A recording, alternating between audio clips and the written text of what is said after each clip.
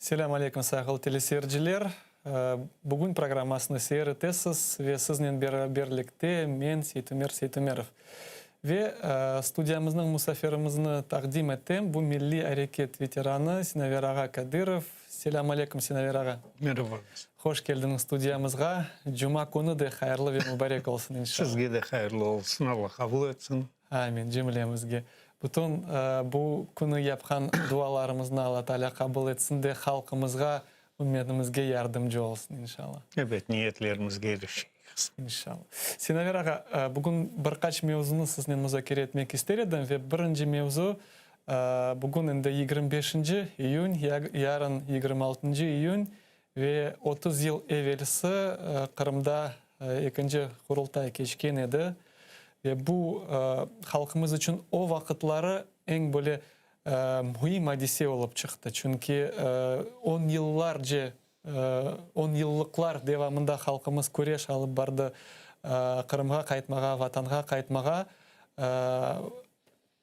muradına nail oldu, kayıttı ve 26 iyun 1991 senesi Kırım'da ikinci kurultay geçkendi. Birinci sualım, demek o kurultayını geçirmege hareketçilerden kimden fikir peyda olgan edi ve nasıl siz onu görediniz o vakit? Doğrusunu aytқанда bu endi sonra bu informasiyaların arasında çeşit fikirler var edi. Ama o devrin közüne alacak olsak, bu aslında özü bilesiz, bu teşebbüsçü bir gruppa teşkil olungan edi ve bu fikrini başladılar sürmege oğuya.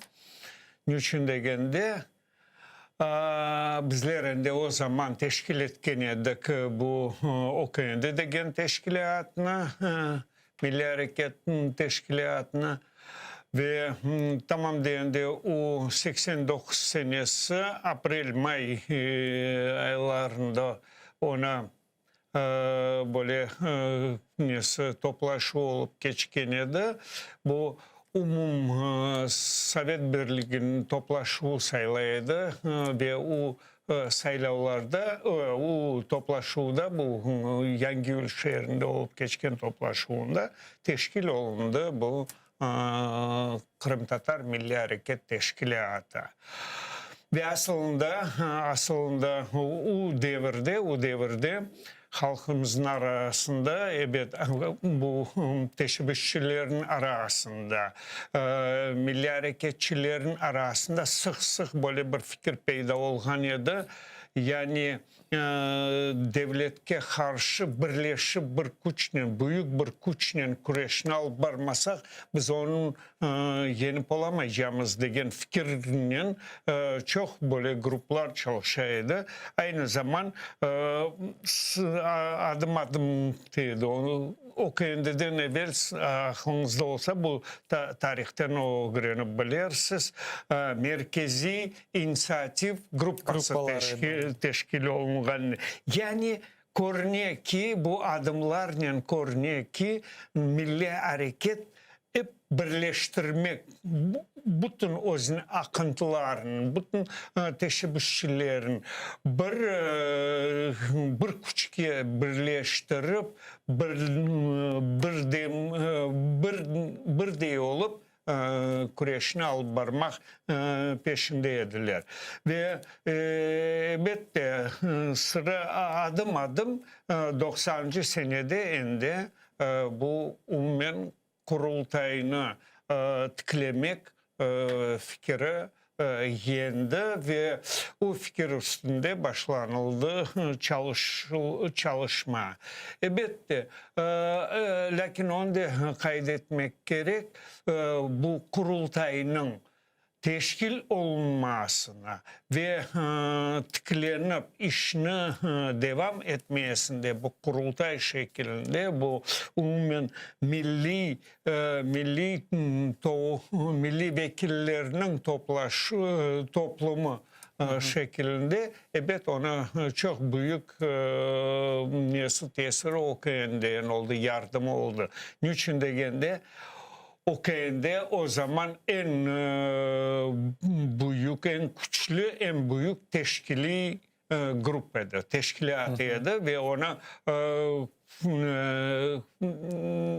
yerde olan regionlarda bilmeyeyim Sovet hükümetinin kaysı bir yerlerinde Kırım Tatarlar yaşayan yerlerinde ona yaçeykaları var idi ve evet onlarga esaslanıp durup bu saylavlarını geçirmekinin aslında mümkün olganını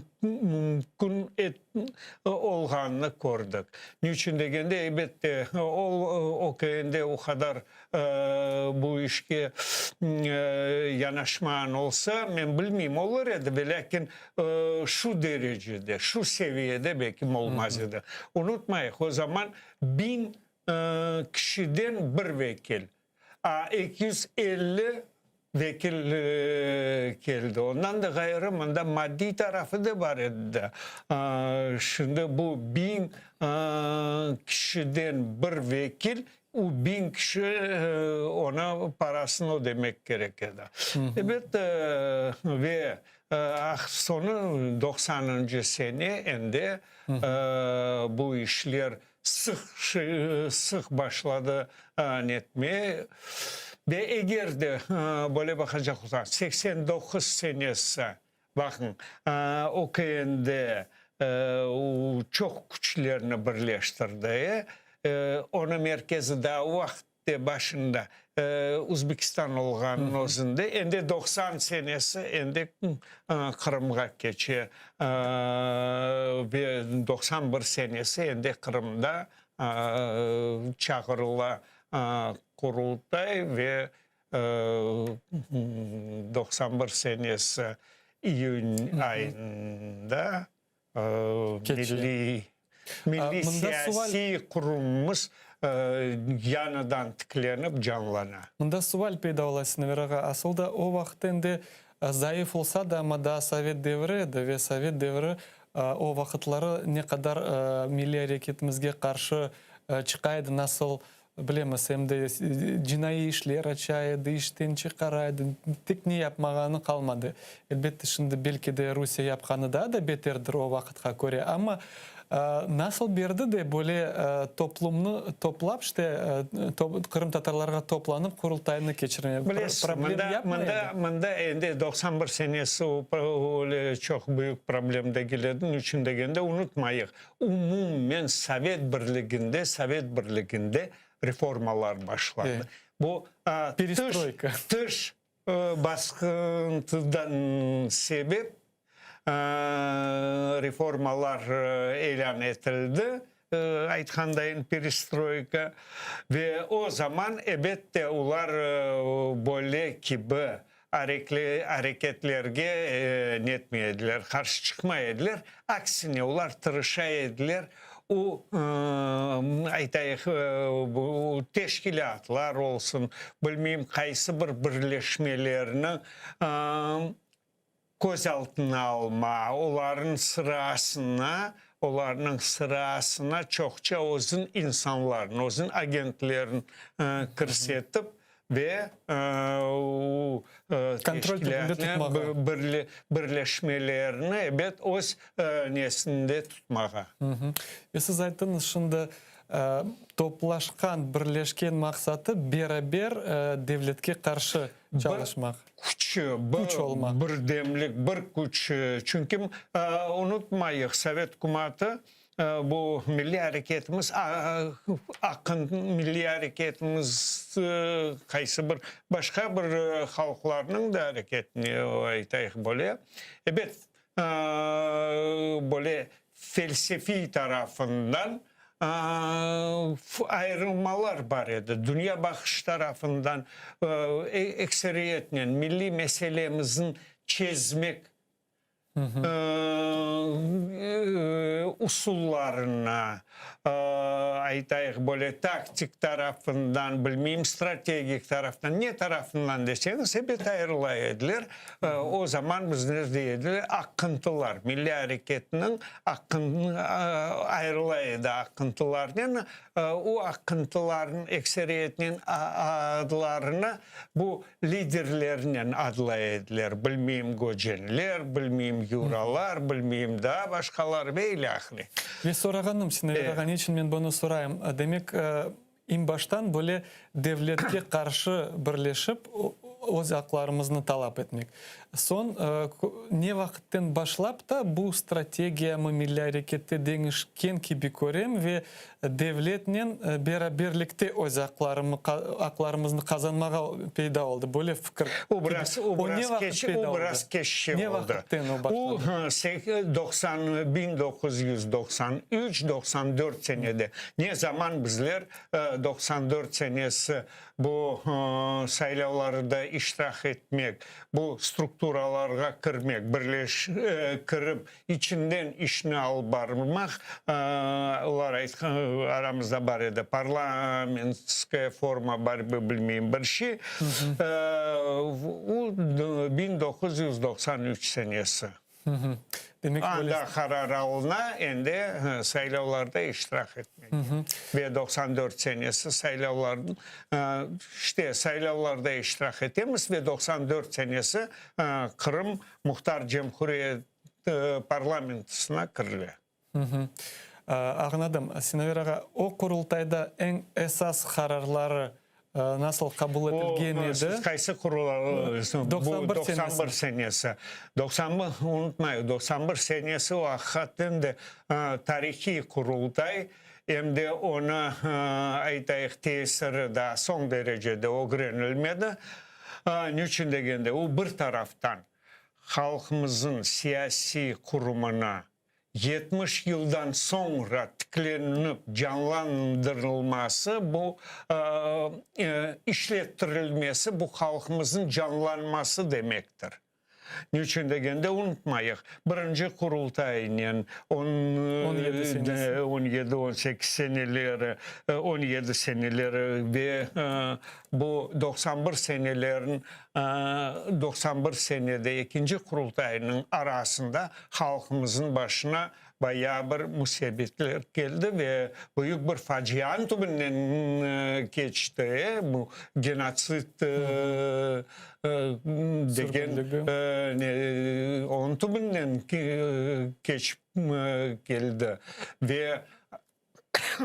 ve aytam da ona bu milli kurumunun tıklanıp işlettirilmesi bu halkının yanıdan canlanması, yanıdan asıl canlanması dünyaya bildirilgen bir adım edi.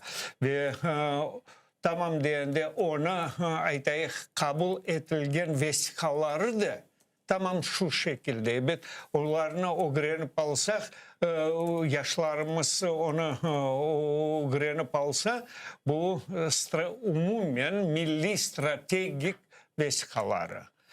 Bizim o vesikalarda aytıla kaysı aklarımızın biz talep etemiz nisbetten ve milli yurtumuzun ne şekilde ve biz tamır halkı olarak ve toprağımızın arasında olan bağ ve umumen ileride ne şekilde biz görüyoruz halkımızın ilerlemek yollarını. Ve Sinaverağa, çok böyle bizim Milli Hareket iştirakçılarımızın, liderlerini dinlesek, şimdi Ukrayna'nın çeşitli türlü matbuat vasıtalarına intervyu böyle bergende, her vakit jurnalistler sorağanda milli gaye böyle en esas, en mühim neden ibaret eder. Herkes aytaydı Kırım'a kaytmağa, bu reabilitasiya bizden alınğanı kaytarmağa ve devletçiligimizni kurmağa. Şimdi demek bu en esas milli hareket böyle ғайелерінден мүлкін айтмақ тек бір данесі еріне кетірілді. Бұл Қырымға қайттық. Бұл екі более мұйым шейден возгечтік мы, яда насыл дилер в дальнюю полку отложили. Насыл... Мында білесім, doğrusunu айтқанда, мында біраз башқа бір тарафтан біз огірілмек керекміз. Асылында реабилитация деген fikir мен бұтын нелерін қаплапала. У қаплапала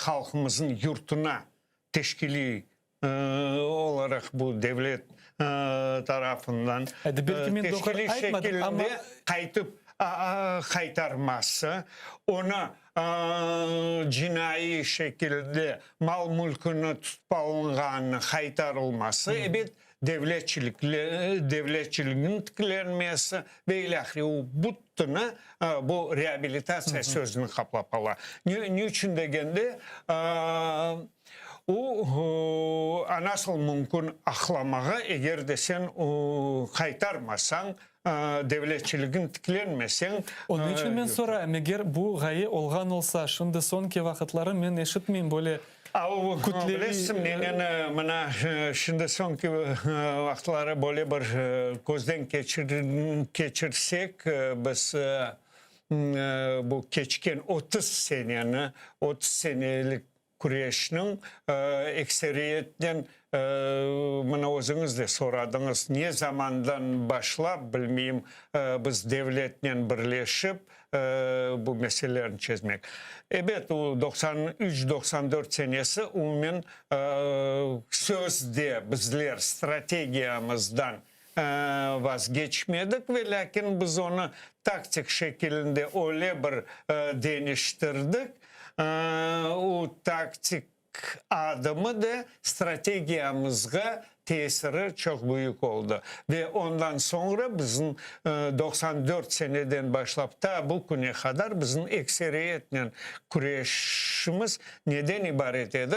Parlamentoda kaç yer kazanacağımız ve oğa göre iş tutaydık. Parlamentoda bilmeyeyim Kabmin'de, işte mında o Kabmin ama Kırım'da olganda o Sovmin bilmeyeyim bir şey. Biz onunla uğraşaydık ekseriyetle. Ama böyle halkına bakacak olsan maddi tarafından yani bu ev kurmak meselesi olsun bilmeyeyim başka bir şey. O tek halkın özüne biz bilesem halkımızda böyle bir söz var. Öz yağımızga özümüz kavrulduk da bu güne kadar ne de bu maddi tarafından ne de kazangan olsak o tamam deyende o bizim özümüzün fayda, o özümüzün hareketimizin neticesinde işte devlet tarafından hiçbir yardım olmazdan şekilde bu biz taptık. Biz ben istemeyeyim bu birkaç bilmeyeyim birkaç ev kurulgan Kırım'da öz vaktinde unutmayıq biz yaşap durup yurtumuzda yaşap durup vergi tolaydık ve ilahiri ama госпрограмма gene de şu bizim vergimizin tamam deyende daha son derecede bile ona bizge kaytarmaydı. Aksine biz devletin bakaydık. Men de aytmayayım. Biz yurtumuzga kaytıp gelgende de boş kaytıp gelmedik. Getirgen paramız da mında kaldı. Mında yandı. Onun faydasını mındakiler gördü. İşte halkımız görmedi. Onun için bu meselede bilesem ben aslında tülüm çişlemi aytmağım var. Devlet tarafından halkımız hiçbir yardım görmedi. Aksine hep ayak çalmaya tırışaydı. Qaysı bir sahne almasak, mektep olsun, bilmeyeyim. Nasıl kavgalar, ne o mektepler açılaydı. Bol böyle bir kimse yol vermedi. Bir yanı mektep kurulmayanıydı. Eski uların binalarını alıp, bilmeyeyim, tamirlep ve ilahiri. İşte böyle gerekli şekilde. Unutmayık, Ukrayna mektebine gelgende o vaktinde Ahmetçik'te nasıl mektep kuruldu bu Privoz'un karşısında. Ama şu şekilde değil, ondan biraz zayıfça bile biz öyle bir mektep kurulmadı. Bütün Kırım için gözde tutsak bile bir yerde öyle mektep kurmadık biz. Naveraga, şimdi devlet tarafından size aytkanız gibi aklarımız kaytarılmağını kaydettiniz. Geçken sene men bir milyari keçimizden adını aytmak istemeyim. Ayıp etmesiz. Öyle meraklı bir şey işittim. Ana o 89 senesinde devlet kararı çıkkan son Kırım'a kaytıp başladılar. Nasıl böyle karar? Kütlevi Deklaratsiya. Deklaratsiya. Ve Bu anda karar değil. ve anda böyle bir ondan çıkan kanunu mine mağa ayttılar. Barada Sovet devleti böyle bir proporsional şekilde Kırım Tatarları kayıtsın deyip para harcamak gerek ediler. Ve bir devlet bütün 15'ten o paraların vermege talap etken bu Tacikistan. Aklımda yok 3-4 milyon ruble o vakit. Ama meni haber olganım anda Kırım'da Graç edim yolbaşçı Bagrov. Balagur. O vakti Balagur ve o akçılar gelgende Kırım'a o kaytargan. O biraz başka. Ular onu işletip olamağından sebep. O biraz başkaydı. Gelin biz hiç işletmeyik böyle bir fikrini devlet tarafından alınan kararının neticesinde halkımız kayta başladı. Yok öyle şey yok. Siz bir karar gösterip olamazsınız kayda ayıtla Kırım Tatarlarına kayıtmak mümkün olan kararına. Aksine o ende fakt olarak ende unutmayın o 89 senesi kabul edilen deklarasya o ende fakt olarak. Post fakt. Ve Kennedy o halkın kayıtı meselesinden bağlı değil. O eserinin özünü aklamak neticesinde. Niçin degende bu mesele de o tek biz Kırım Tatarlarıyla bağlı değildi. Bayağı halklarını o sürgün etti. Ama tek 3 halk ende ondan çoktur. Niçin degende Kareçlerge de aytayık böyle kayıtmak meselesi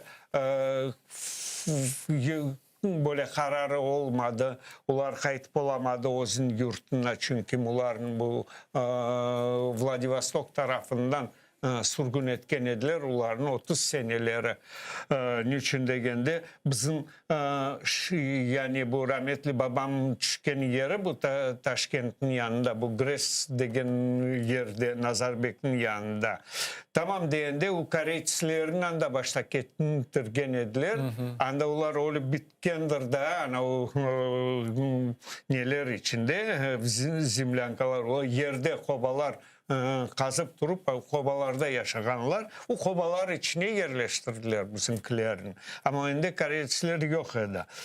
Aytacağım bu bizim halk bu Türk mesketleri mesket Türkleri ve bu Volga boyunda yaşayan Almanlar, Nemci Povolжья. Aytayık mına uların arasında tek bizler ve bu Nemci Povolжья uların bizim muhtar cemhuriyetimiz var edi.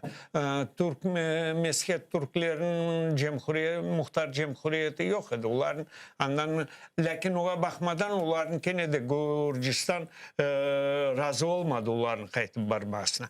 Onun için ben istemeyeyim bizler böyle bir işletkenimizin devlet tarafı sanki dersin devlet tarafından razılık algan son halk kayıtıp geldi. Yok halk kayıtaydı ama öyle bir vaxtlar var idi. Pek sıxıyın kirmeye Kırım'a o zaman eksiliydi. Ama şimdi 87 seneden sonra bu aksiyalardan sonra şimdi halk ekseriyetine bu tamam de birinci bu TAS elanı o aydınlattı. Ondan o gün halkımızın aldanması bu milli hareketimizin içinde olan bazı insanların da bağlıydı. Niçin degende ular halkını biraz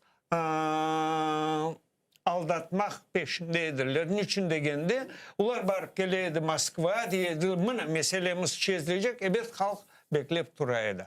Böylelikle yıllar devamında böyle bir alıp barıldı. İş alıp barıldı halkımızın. Ama 80'i bu TAS'nın elanından sonra ende mesele belli oldu. Aslında devlet bizim meselemizin çözmeye işte gözde de yok.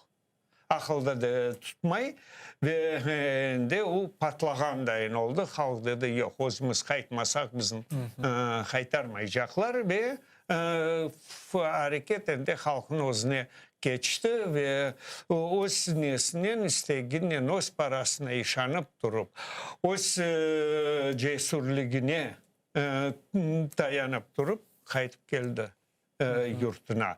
Onun için bunda öyle bir karar yok idi ve siz aytqandayın bu her bir respublikalar o bizler öyle anlaydı. Halbuki öyle şey yok idi. Ama doğrusunu aytqanda onu hükümet öyle yapabilirdi istegen olsa ama öyle olmadı. Bu Yanayev komissiyaları var idi bilmem neler. Onların için evet onların arasında da bizim vekillerimiz var idi. Onlar tırışaydılar o fikrin de o size bu milli hareketinin koruşuğunu anda ularga bildirtip geçirmege. Ama işte ne kadar onların tesiri var idi. Ve ama siz aytkan bu Tacikistan tek Tacikistan demege olmayın için degende Tacikistan'da bu mesele böyle oldu. Milli hareketçilerimiz Tacikistan'da yaşayan milli hareketçilerimiz öz Tacikistan rehberlerini havale edip Tacikistan o zaman 5 milyon para ayırgan edi. Bu kayıtıp yurtuna kayıtıp bargan Kırım Tatarlarına evler kurulmasına da PMK'da yönetilgen edi. Ama это целевое было. Onu bu apkom o zamanda apkom, Kırımski apkom o paranı başka şeylerge işletip olamağından sebep açulanıp bu paranı kaytarıp yiberdi. Ular bellediler, o para gelecek, ular onu stendayın paylaşacaklar o zara, ana o Tatarlarga diyecek, demeyecek mi aslında. İşte kıyanetlik yaptılar. Başka aytıp olamıyor. Aytam da bu o geçken 30 seneni göz önüne alacak olsak devlet tarafından nispeten bizim halkımıza karşı hıyanetlikten gayrı başka bir şey görmüyordu. Sinaver ağa, siz kaydettiniz 94 senesi böyle taktik tarafından demek devletke karşılıktan 93 senesi kurultayda kabul edildi. Yani bu sayılarga iştirak edip kirmege. Ve soracağım, demek o 94 senesinden başlap Kırım Yukarı Şurası'na savmin dediniz. Anda adamlarımız kirip başladı. Bilmem, belki de men yanlışlasam.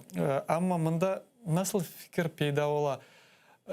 Aselet her bir devletke baksan, parlament olsun, neyer olsun, eğer de sende anda çoklığın olmasa, 1, 2, 3, 4 vekilin olsa, umumen böyle bakkanda o insanlar çözüp olamay meseleni. Misal olarak yaxşı, bizim şimdi muhtariyetimiz olsa ve anda şimdi böyle koruşlarga göre 30% ve karar algan sesler olsa bir mesele. Ama o vakitlari bizim milli hareketimizni böyle halktan sanki dersin ayırıp kırmızı anda faaliyet yapacaksınız, problemleriniz olsa andan çözüp başlarsınız. Bu nasıl diyeyim, kapkan gibi olmadı mı? Bakın, gelin ben şimdi başka bir faizlerini ne diyeyim. 33 değil 45% olsun misal oran olarak. 45% bizimki olsun. Bunu Ukrayna'nın alayıq. 45% Ukrayna halkı olup 55% ecnebi bu Rus tilinde laf etken olsun diye ki devlet tiline kelgende ne kararını kabul eder misal olarak işte kabul etmezlere Ukrayna tili olsun deyip. Bu da 45 olsun. Bizler 33 deyik, o tamam deyende ne de olsa. Yok, fikrimi anlagan olsanız o yanlış değil bu karar. Çünkü hareket olgan vakit ve misal bir problem var, halkımız bir piketçi çıka, bir demonstratsiya çıka. Siz bilesiniz. Son problemler kanday taylar barınız, öz deputatınızga barınız, öz memberge. Barınız öz deputatınızga degen deliller de o aytayıq böyle milletimizin milletvekillerinin özünü nasıl alıp barganından bağlı. Niçin degende aslında onun nasıl güzel niyeti olsa bile, nasıl istegi olsa bile, misal Kırım yukarı şurası. 100'ge yakın ne kadar anda? 100 deputat. Misal iki tane bizim ne kadar isteseler bile olar повестка dňaga kun cedvelini çıkaralar, buna bu gerek. Değişiklik ama özümüzün yapacağımız yaptık öyle oldu da. Bu meseleni kotergende buna bonen farklaşa bu Avrupa demokratiya degene ve mındağı. Sovetler demokratiya sözünü çok işletirler ve lakin это один из принципов демократического, но руководствуется ленинской формулировкой. Это называется один из принципов демократического централизма. Меньшинство подчиняется большинству. Oldu. Eğer de Avrupa'da меньшинство не только имеет право иметь мнение, но и имеет право реализовать это мнение, то есть предусмотрены механизмы. Мында уши yoxtur da. Onun için mında men sizge aytdım 45% olganın özünde kene de eksiksin, 55'ge bakanda. 49'ge bile. Sen o zaman bir şeyin geçirip olamayacaksın. И все вроде бы демократичное, çokluk napsan da. Onun için mında sayının işte iş tutma gerekmiyor. Mında ahını göz önüne alıp durup. Şimdi çok Meni sorağanım, böyle eski şekilde kalgan olsa hal, demek bu milli hareket halkımızın temsilcisi gibi problemler var. O çıka, bizge bu gerek. Eğer yapmasanız halk çıkacak. Demek ondan sonra... Bu da yeterli de geledi. Niçin degende 93 senesi biz özara anda tartışmalar değiller. Şahsen men ve men fikirdaşlarım biz deydik böyle. Biz şimdi bu muhtar cemhuriyetine kirgenin özünde biz onu tanıyacağımız. Onu tasdıklayacağımız. Girişimizle onu tasdıklayacağımız, onu resmileştireceğimiz. Ama kirmegenin özünde bu kurultayını inkişaf etmek usullarını baksak, onu tırışsak inkişaf etmeye, o zaman bizler yutacağımız niçin degende ertekeç bizim meselemizin biraz başkaca koyar edik devletin önüne. Niçin degende devlet mecburi alında kalır edi bizim aklarımızın yerine getirmege. Ama bizler o muhtar cumhuriyetine, biz onu bileydik de, o teritorial muhtar cumhuriyeti. Bizim aklarımızın böyle bilesim dünya bildirip durup Kırım hakkı diyerek. Onu yani bizim aklarımızın alıp özleri işlettiler. O aklarının da bu muhtar cumhuriyetini kurdular ve biz o muhtar cumhuriyetine girerek onu tasdikladık. Biz onu resmileştirdik ve dünyaya tanıttırdık. Biz girmegenin özünde biz her daim bildirtirdik dünyaya bu muhtar cumhuriyeti yani sunni ve aksine bizim aklarımızın alıp durup işlettirilgen bu aytayık böyle devlet tarafından cinayi işletilgen taktikanı biz gösterebilirdik. Ama halbuki biz anda kirgen son o biraz başka ende şekildeydi. Ondan sebep de gene de o ne kadar sürdü hüküm. 4 yıldan sonra biz bir mandat bile kazanıp bizge anda ende ayrılmadı. Bana biz onun neticesi. Meraklı ki 2004 senesi Ющенко vakitinde o Hansaray'a kelgen edi, görüşüp olgan edi, siz de onu kaydet edersiz ve o anda aytkan edi Kırım Tatarlarının meselesinde suverenitet fikirlerden ve devletçilik fikirlerden vazgeçmek gerek. Yok, anda o biraz başka şey. Nasıl formülировкадaydı? O aytkan edi böyle. Bizler elbette bu mesele, özümüzün milli meselelerimiz vakti evet biz bu toprak meselesi dedik ve ilahri. O dedi sizler, ben de sizden bir teklif olacak. Bu sizin milli bağımsızlık deklarasyona biraz yanıdan baksanız, niçin degende ma halgan yani Kırım ihalisinin suhbetleşkende mahiyin ola siz hakkında aytmagan için degende ular bu deklarasyonu bizge götürürler deyler, mana uların deklarasyası böyle ahire. Bu şekilde olgan edi. İşte aytman edi o anda. İşte evet o da yeterli edi. Bizlerge niçin degende herkes anladı ne hakkında laf gitkenini.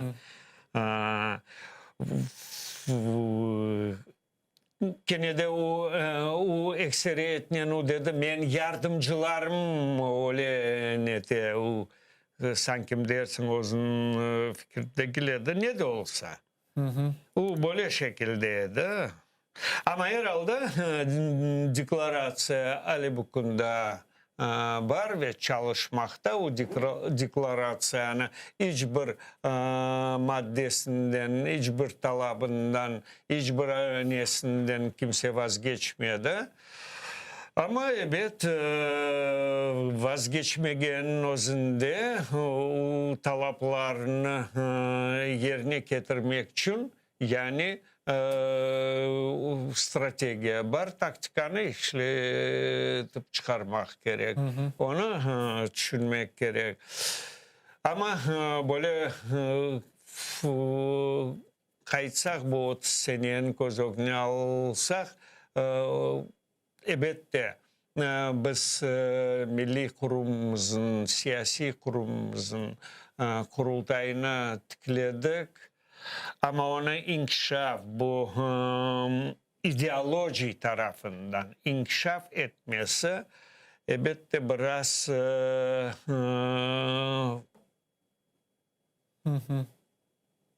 güç değil, ben bilmeyeyim ne desem, vakit de olmadı. Halkın o günde ve aynı zaman kurultayının o günde pek çok meseleler turaydı. En büyük mesele halk kayıtıp geldi ve lakin daha yerleşmedi. Onda da bu krizis, bu para değişmesi, halk maddi taraftan da yıkıldı, zayıflaştı. Olgan parası kayıp oldu. Hayatını yanıdan başlamak gerekirdi. Evet, o alda, o vaziyette halkın çaresi yok idi. Kurultayının öz albargan siyasetine, onu ideolojik tarafından inkişaf olmasını gözetmek, tenkit yapmak ve doğrulatmak ve ilahiri o şeye gücü yetmeyedi. Niçin degende onu çok başka problemleri var idi. Ondan sebep biraz gözden çıktı ve elbette neticesi biraz kıyın oldu. Kurultay zayıflaştı ondan sonra. Sinaveraga bu hafta içerisinde bilemiz Avrupa Şurası'nın Parlament Asambleyası'nda yaz sesiyası geçti ve anda növbetteki rezolüsiya kabul edildi. Böyle mütehaslar aytqаны gibi Rusya'ya karşıdan da biraz şiddetli oldu. Ve sizden ne soracak edim? Bu rezolüsiyanı biz çok müzakere ettik bu haftada içerisinde ama sizge böyle sualım. O vakitleri Sovet devrinde. Şimdi biz göremiz Avrupa, OON olsun, diğerleri, Birleşken Milletler ve ilahiri çok şeyler kabul ettiler. Kırım Tatarlar baskı tıbında, Rusya cinayetçi ve ilahiri. O vakitleri, milli hareket olan vakitleri halkara devletler olsun, OON tarafından böyle şeyler kabul edildi mi? Öyle rezolüsiyalar çıkaydı mı ya da yok?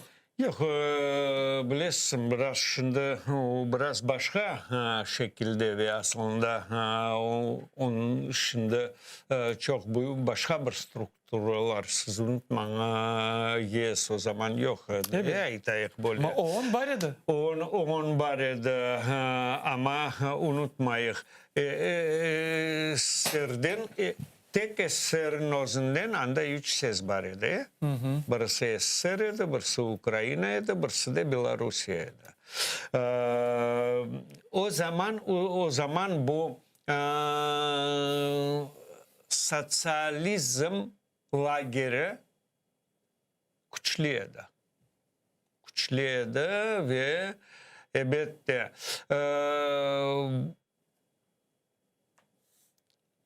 aytayık böyle çıkışlarda bu gibi meseleler koteriliydi ve lakin kararlar almaydı. Siz ne rast getirmedim böyle bir Birleşmiş Milletler Teşkilatı'nın tarafından kabul edilgen böyle bir kararlar elbette yok. Kaysı bir anlaşmaların, konvensiyalar var idi. O konvensiyalarını işletmeye mümkün idi ve lakin bilirsin o zaman aytam da Sovet Birliği çok güçlü ve demek lobbileri pek güçlüydü. Lobbiden de gayrı aslında uşunda Rusya tek birkaç Rusya, Belarusya bilmem okumadım kaç tane Rusya'ya kol tutkan soyları. O zaman elbette o başkacıydı. O zaman bayağı bir çok büyük tesiriydi. Elbette. Ondan sebep böyle şekilde değildi ve lakin aytam da Kenne'de ama Kenne'de o aytayık böyle Rusya'nın tesirinden kabul edilgen çok konvensiyalar var. Komünikeler, bilmem anlaşmalar ve ilahiri. Ve lakin Rusya onu bu propaganda şeklinde işletmek maksadının lobby etken konvensiyalara karşı çalışmaya başlaydı ayrı meselelerde eğer de çalıştırtayım degende. Niçin degende bizim meselemizin alsak, milli meselemizini ona çok konvensiyaların közü kötersin, ularını işletmeye mümkün. Niçin degende bizim aklarımız kaysı taraftan yanaşmasan, her bir taraftan aksızlık. Nisbetten halkımızga olgan aksızlığın göremiz ve ularını işletebiliriz. Ve lakin aytam da manda instrumentari meselesine geçkende bu devletinin ben bilmeyeyim özünün istegi olmak gerek ya da artkaçından pek güçlü baskı olmak gerek ve o baskının neticesinde bazı bir değişmeler olabilir. Келіңіз, аз вақытымыз қала, Қырымның вазиетіне кечейік. Білеміз ки асырлар девамында 1783 башлап Русия Қырым ханлығыны йоқ етіп, Қырым ярымадасыны ишғал еткенден сон, япқан усулларындан бірісі бұл тарихымызны фальсифике yapmaға. Олғанны деңіштірмеге, қалғанны йоқ етмеге ve bu stratejiya aynı günge kadar kullanırlar ve şimdi bilemiz ki bu işgalciler Han Sarayı'nın çok böyle arkeolojik tarafından kazmalar yaparlar andamında ve günlerinden birisi böyle haber çıktı sanki devlet gerayının mezarını tapkanlar ve onu şimdi bir yerge çıkarmaylar ama bizim faallerimiz bunu kaydeteler. Keliniz bu kısa video levhanı seyrettik ve son devam ederimiz. Işgalciler Moskvаны yakkan devlet Gerayxanның қабрины тапқанын açıklamağa istemiyor. Buna Kurultay delegаты ve faal Edem Dudakov ATR yayınında haber etti. Onun sözlerine göre işgalciler geçirgen kazma işleri devamında evvel belli olmagan kabır tapılgan. Bu kabır aynı devlet Gerayxanға ait olabilir. O 1571 senesi Moskvаны yakkan edi. Dudakov'un sözlerine göre Ruslar yarımadаны ilk sefer işgal etkeni vakit devlet Gerayını bir şey hatırlatmaması ve mezarlığını gayip etmek için baş taşını yıkıp mezarını köme bilgendirler. 1571 senesi Moskova'yı yakkan devlet Gerayxan'ın o camiye yakın dörbesinde onun haberi çıktı. Ben bilesem bu haberini yok ettiler. Kırım'a 1782 yılda bildiler de kim olduğunu. Onun için işgalciler o zaman o plitalarını düşürüp gömdüler. Şimdi bir haberi çıktı. Tarih boyunca bu şimali tarafta olan dörbede devlet Gerayxan'ın mezarı olmak gerek. Lakin o mezar biz görmedik. Emineceğimiz ki bu Bekim devlet Gerayxan'ın mezarlığı. Lakin bunu toxtatlar birisine bir şey aytmaylar. Ben fikrimce belli bu devlet Gerayxan'ın dörbesi. Şükrü Bey bu Han Sarayı'da çalışkan çok bizim işte bu işgalciler gelen sonra işten çıkıp gitti. Onun fikri de bu düşünüyor biz ikisimiz şimdi Bekim odur. Onun için bilesiniz mi? Bizim tarihçiler buna bir türlü bakıyor. Bana bu yaramıyor. İşte dinledik ve daha böyle faallerimizden haber var Kırım'dan. Bunu bilip özünü muftiyat sayganları da anda barganlar ve bazı tartışmalar aytmam ama böyle bir disputlerge kirgenler işte galiba o kazganlarının. Ama onlar da açıklamalar çıkarmaylar bu meseleni topeki hakikaten anda ne var ne yok ama bilemiz onlar işte vaziyetin ama bunda başka sual peyda ola asırlar devamında bizni bu işgalci Rusya hükümeti halk olarak tarihimizni, medeniyetimizni, tilimizni her şeyini yok etmeye istey. Çoğusunu yok etti endi hakikaten ama kalganı biz nasıl saklayabiliriz? Birinciden kelin bölek bir meseleni netecek olsak, o benim fikrimce bunda o biraz çalışmay. Öyle delil. Niçin degende? Elbette ben belirlesem onu gerek araştırmalar yapmağa bu kabristanın planı olmak gerek. Niyededir? Ben bilmeyeyim niyerde. Belki onu... Yok, ben şimdi bu meselenin inceliklerine girmeyi istemeyeyim. Aslında. Umumen Yok, böyle. Bilesem, umumen saklanıp kalmak o meselesi iki taraflama var. Bir tarafından bu tarihin göz önüne alacak olsak, o ilmi araştırmalar, ilmi işleri yazılması, ilmi araştırmalar yapılması ve ikinci taraftan da kalgan bu güne kadar çok olmasa da kalganını nasıldır tamirleyip saklap kalmak ve gene de o materyal şeklinden de gayrı onun tarihi var. Eğer bir bina olsun bilmeyeyim bir şey. Onu da gene de o grenip durup o canlandırmaya tırışmak gerekir. Tarihçiler olsun, bilmeyeyim gidlerini hazırlamak böyle. Bizler özümüz yapmasak ular yapmayacak. Ular özün gidlerini özleri hazırlay. Evet, değersiz nasıl yapayık? İşte onu yapmak... Bunda bilesmi meni meraklandıra, Sineveraga. Ruslarda galiba bu Kırım Hanlık devrine karşı böyle nasıl derler kompleks неполноценности.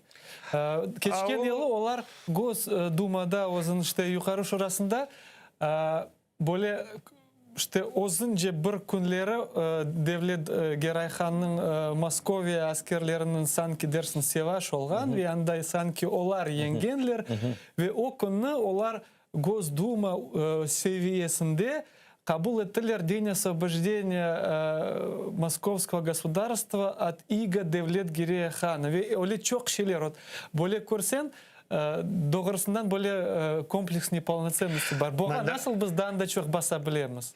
Misal olarak aksiya geçti Kiev'de yıllıkta bağışlanan Moskva'nın yakkanı. Biz bu şeye kene de men haytacak olam. 3 dakikamız kaldı. Bu Duma olsun ne olsun biz eğer de ilmi araştırmalar alıp barıp o ilmi araştırmalar kaysı bir kitap şeklinde, ilmi işler şeklinde dünya çıkıp cayramasa, bildirilmese biz yenip olamayacağımız olarına ayrı bir performanslar şeklinde biz ona netip olamamız. Ama aytam da biz özümüz düşünmek gerekmiz. Ularda kompleks çok, tek ularda değil, mındaklarda da kompleks. Uğa bakacak olsan, Kırım'ın tarihin mında da çok istemeyediler terenden öğrenmesinin için degende aslında Ali yurtlarını alacak olsak bugünkü Ukrayna'nın topraklarında en eski Ali yurtlarının kaysı birini deseniz gene de zincirli medrese olup çıkacak. Ama zincirli medrese birinci değil de ondan o güne daha eski Kırım'daki medreseler var idi. Doğru mu? Yani bu taraftan ular şimdi Rus dünyanın bu sivilizasyonlu proses degen fikirde ne işletecek olalar ve lakin bizim tarihimiz biraz vermiyorlar. Bizim tarihimiz, bizim bugünkü alımız ve o alının sebepçisi kim olganını Ruslar degende ularına aslında ne kim olganını dünyaya belli oluna. Biz bu taraftan çalışıp durup ularına kim olganını böylelikle göstersek ben belirlesem ni za какие скрепы они не зацепят. İnşallah. Çok sağ olun Sineveraga. Vaktimiz uçup ketdi. Yazıklar olsun. Efirimiz sonuna gelmekte. Allah Teala bizni halkımızını korçalap ватанымызда топлап инкишаф етме насип ейлесін. Смет. Сайғыл телесерджилер, бұл программамыз соңына келмекте. Біздің студиямыздың мұсафиры Милли әрекет ветераны Синавера Кадыров бұлынды. Біз есе 5 дақалық тенефуске кетеміз. 5 дақадан соң келечек бүгін программасында көрішерміз.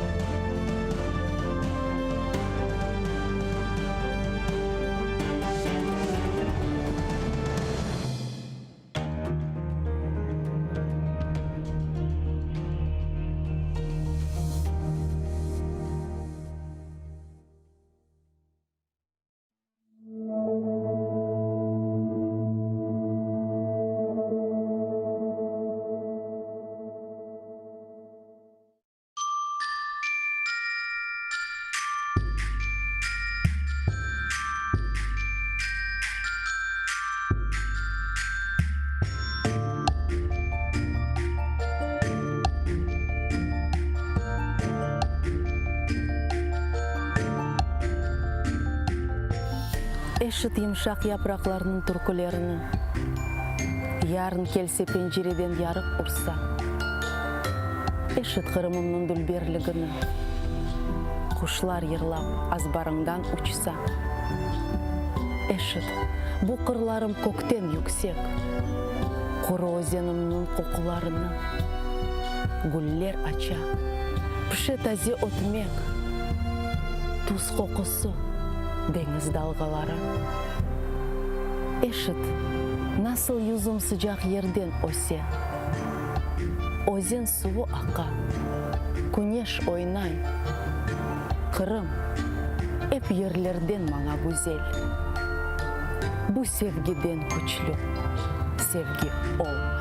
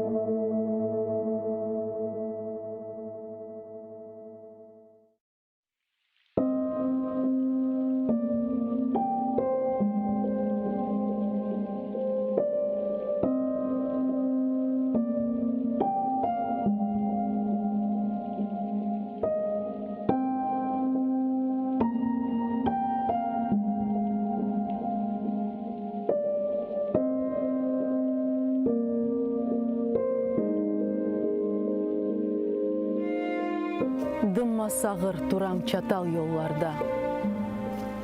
Құш тұтам деп, бақаларны тұтқаным. Көзлерімні жойғаныммен тарлада. Женет суы беллеп, көз яш ютқаным. Чызма кебі баса мені бір қая. Юрегімні кімдір тепе соқақта. Аяқларым жам үстінде эптая. Дүл-дүл кібі турам епта сырықта. Тікі клебінің еплеріні кесмейіп, ерттыларда. Сачақланды дудақлар. Көкте ұчқан рухлар. Қабыр ташлары. Омызыма қона. Еңлей аяқлар.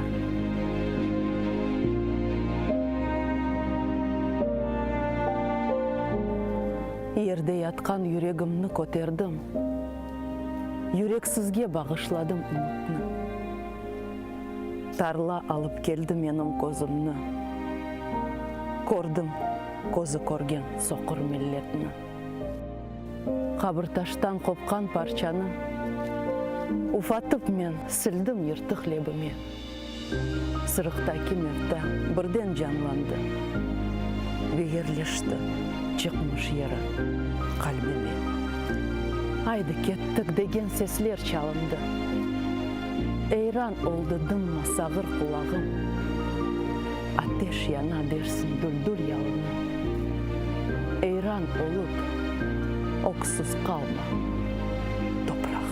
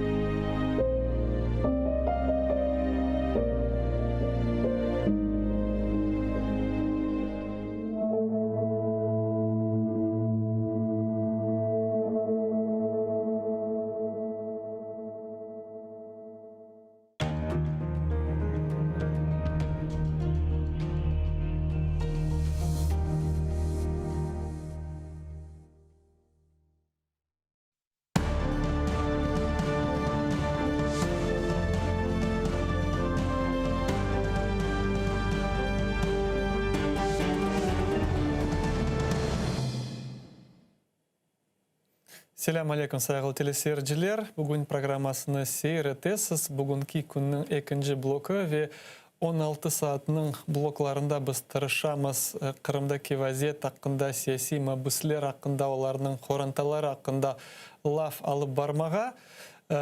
Endi 2 hafta civarında biz birkaç vatandaşlarımızın davalarının tanış olduk. Bugün ise sizni davet etem birinci Ahmedjit grupasının davasının bir mabusunun tanış olmağa işte deyim. Biz bu mabusunu yaxşı bilemiz çünkü geçken yılları sağlık meselesinin bağlı çok problemleri var idi ve onun meselesi böyle çok yayınlarda yayılan idi.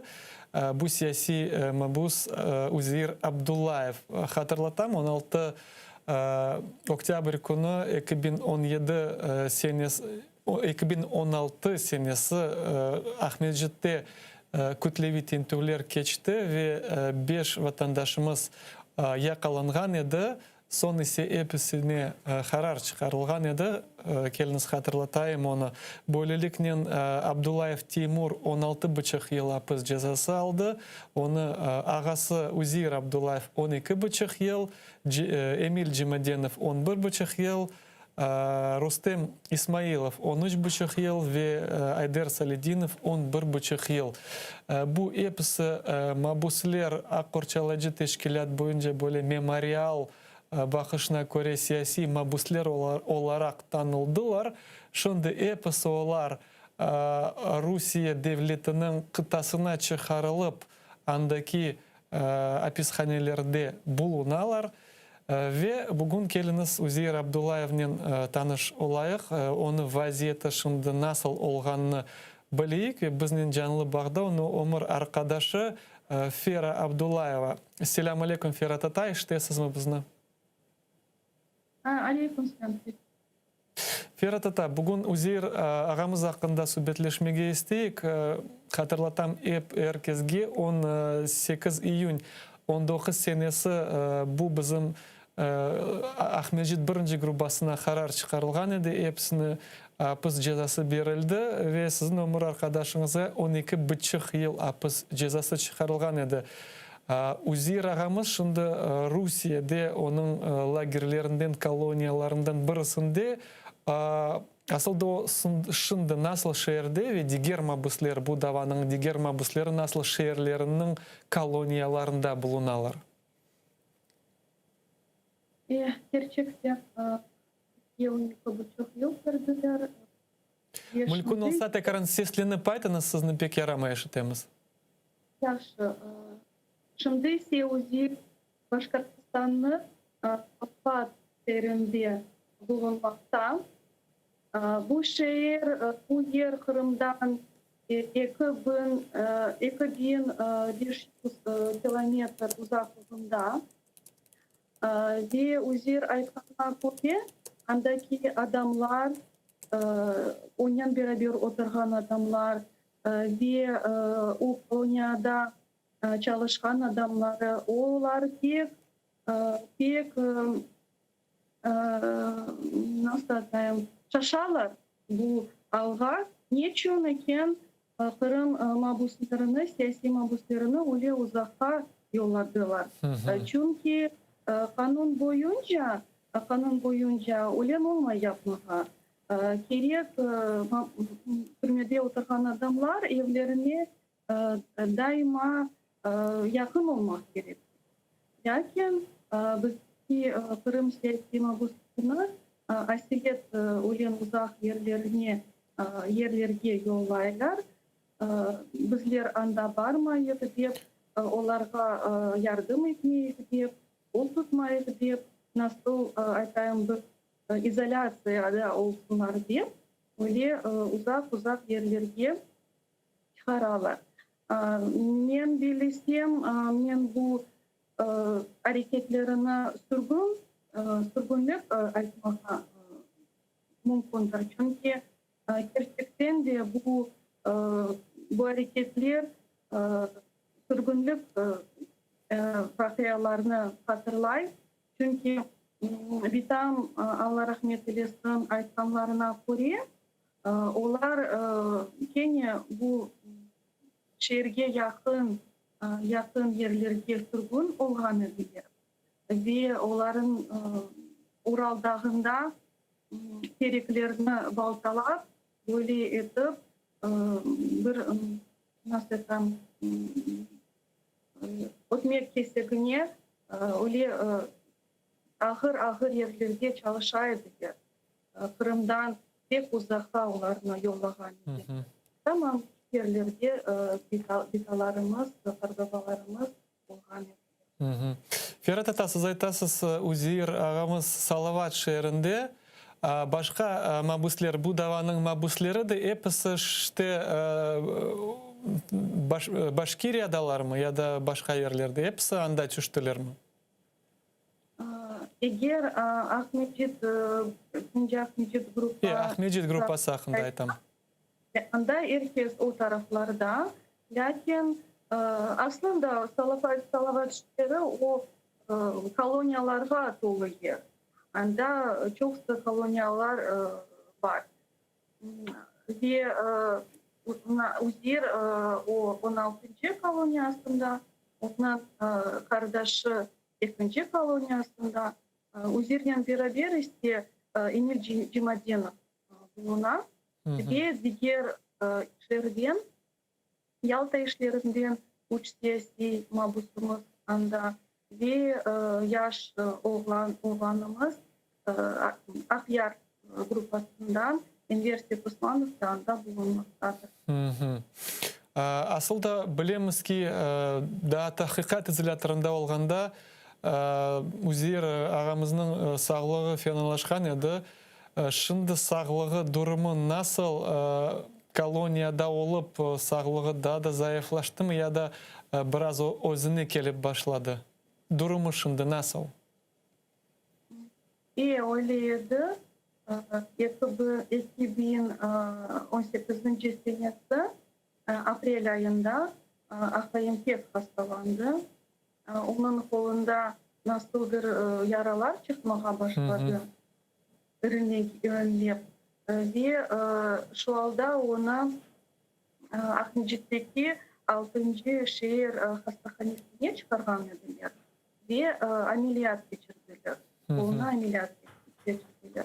Son ise bir iki aydan son bu hastalığı residif oldu ve aynı böyle yaralar ayağından çıkardı. Ve ayağı pek ayağın topuğu pek şişkenedi. Sıcaklık koterilgeninde birkaç gün sıcaklık süraydı 40'a yakın. Ve biz çok hareketler yapmadık o zaman. Узир'in yaxşı bir hastahaneye çıkarsınlar deyip, lakin olmadı. Şu aydan başlar Узир'ine sanchast'a koydular ve yarım yıl o anda bulungan edi. Dekabr ayında onlarını mahkemelerge Rostov şehrinde çıkardılar ve o vakitten beri ayağı ağıra. Onun ayağı tık ağıra, namaz kılganda da şu ağrısını duya ve toplumda böyle bir şişik, böyle bir haltma. Allah şifa bersin. Asıl da başka mabusler, bizim mabuslerimizin korup hakikaten böyle işte hapishanelerde hakiki böyle çoksa hakiki cinayetçiler oturalar. Elbette ki onlar bizim balalarımızın körgende onlar hepsi bilgenimi soraşalar. Sen ne için oturasın, sen ne için oturasın? Onlar bileler. Herkes kim ne yapkanını. Bizimkiler işte bir şey yapmagan insanlar böyle iftira ile terörist olarak kabatlı tanıp işte onlarını böyle bırakalar. Onlar nasıl davranalar? Bizim mabuslerimizge fikirleri nasıl, bizim mabuslerimizin vaziyeti hakkında neler aytalar? Elbette bizim siyasi mabuslarımız, hatta barıp hürmet kazandılar. Böyle de aytmak mümkün. Çünkü kameralara kirgende onlar hakkında hepsi biliyor. Kim olganı, ne olganı, ne için oturganı. Ve herkes bir sesle aytar ki biz bilemiz sizler tek siyaset için mındasız. Ve bilemiz siz din için mında oturasız. Bilemiz ki siz öz fikirleriniz için mında oturasız. Ve ahrim aytkanına göre onlar her vakit bizim mabuslarımız hakkında aytarlar ki pek meraklı insanlarsınız, pek okumuşlu insanlar ekensiniz. Sizlerle türlü mevzularga oturup bahsetmeye mümkün. Ve bu mevzular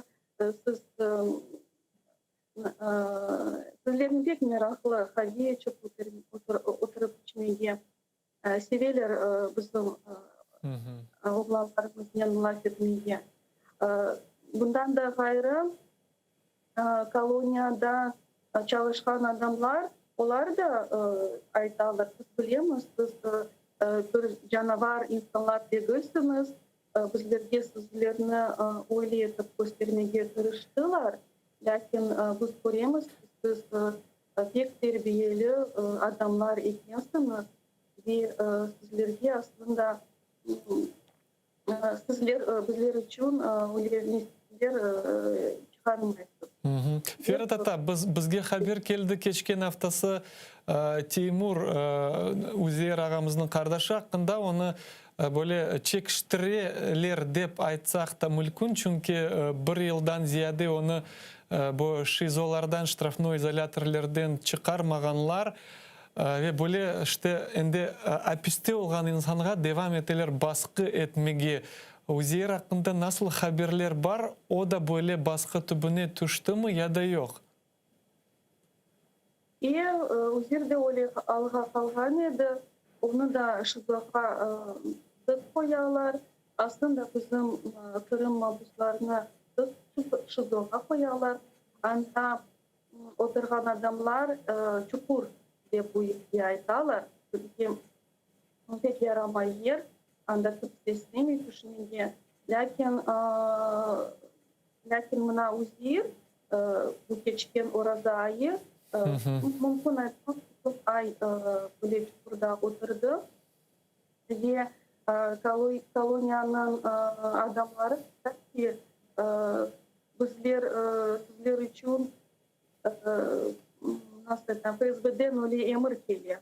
Sizlerini çukurlarda tutmak için, sizlerden böyle işler aldırmak için FSB tarafından bizler için böyle emir geliyor deyip açarlar.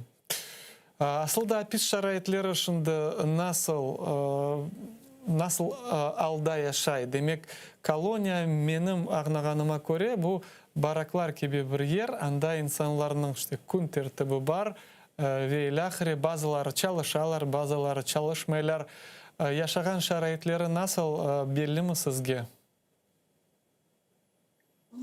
Aslında güzel sevmeyi yaşanan şarayları hakkında laf yürütmeye. Eğer ben sorasam aslında desem ayta ki Türkiye'de nasıl olacak? Türkiye'de oturamız hep ayta.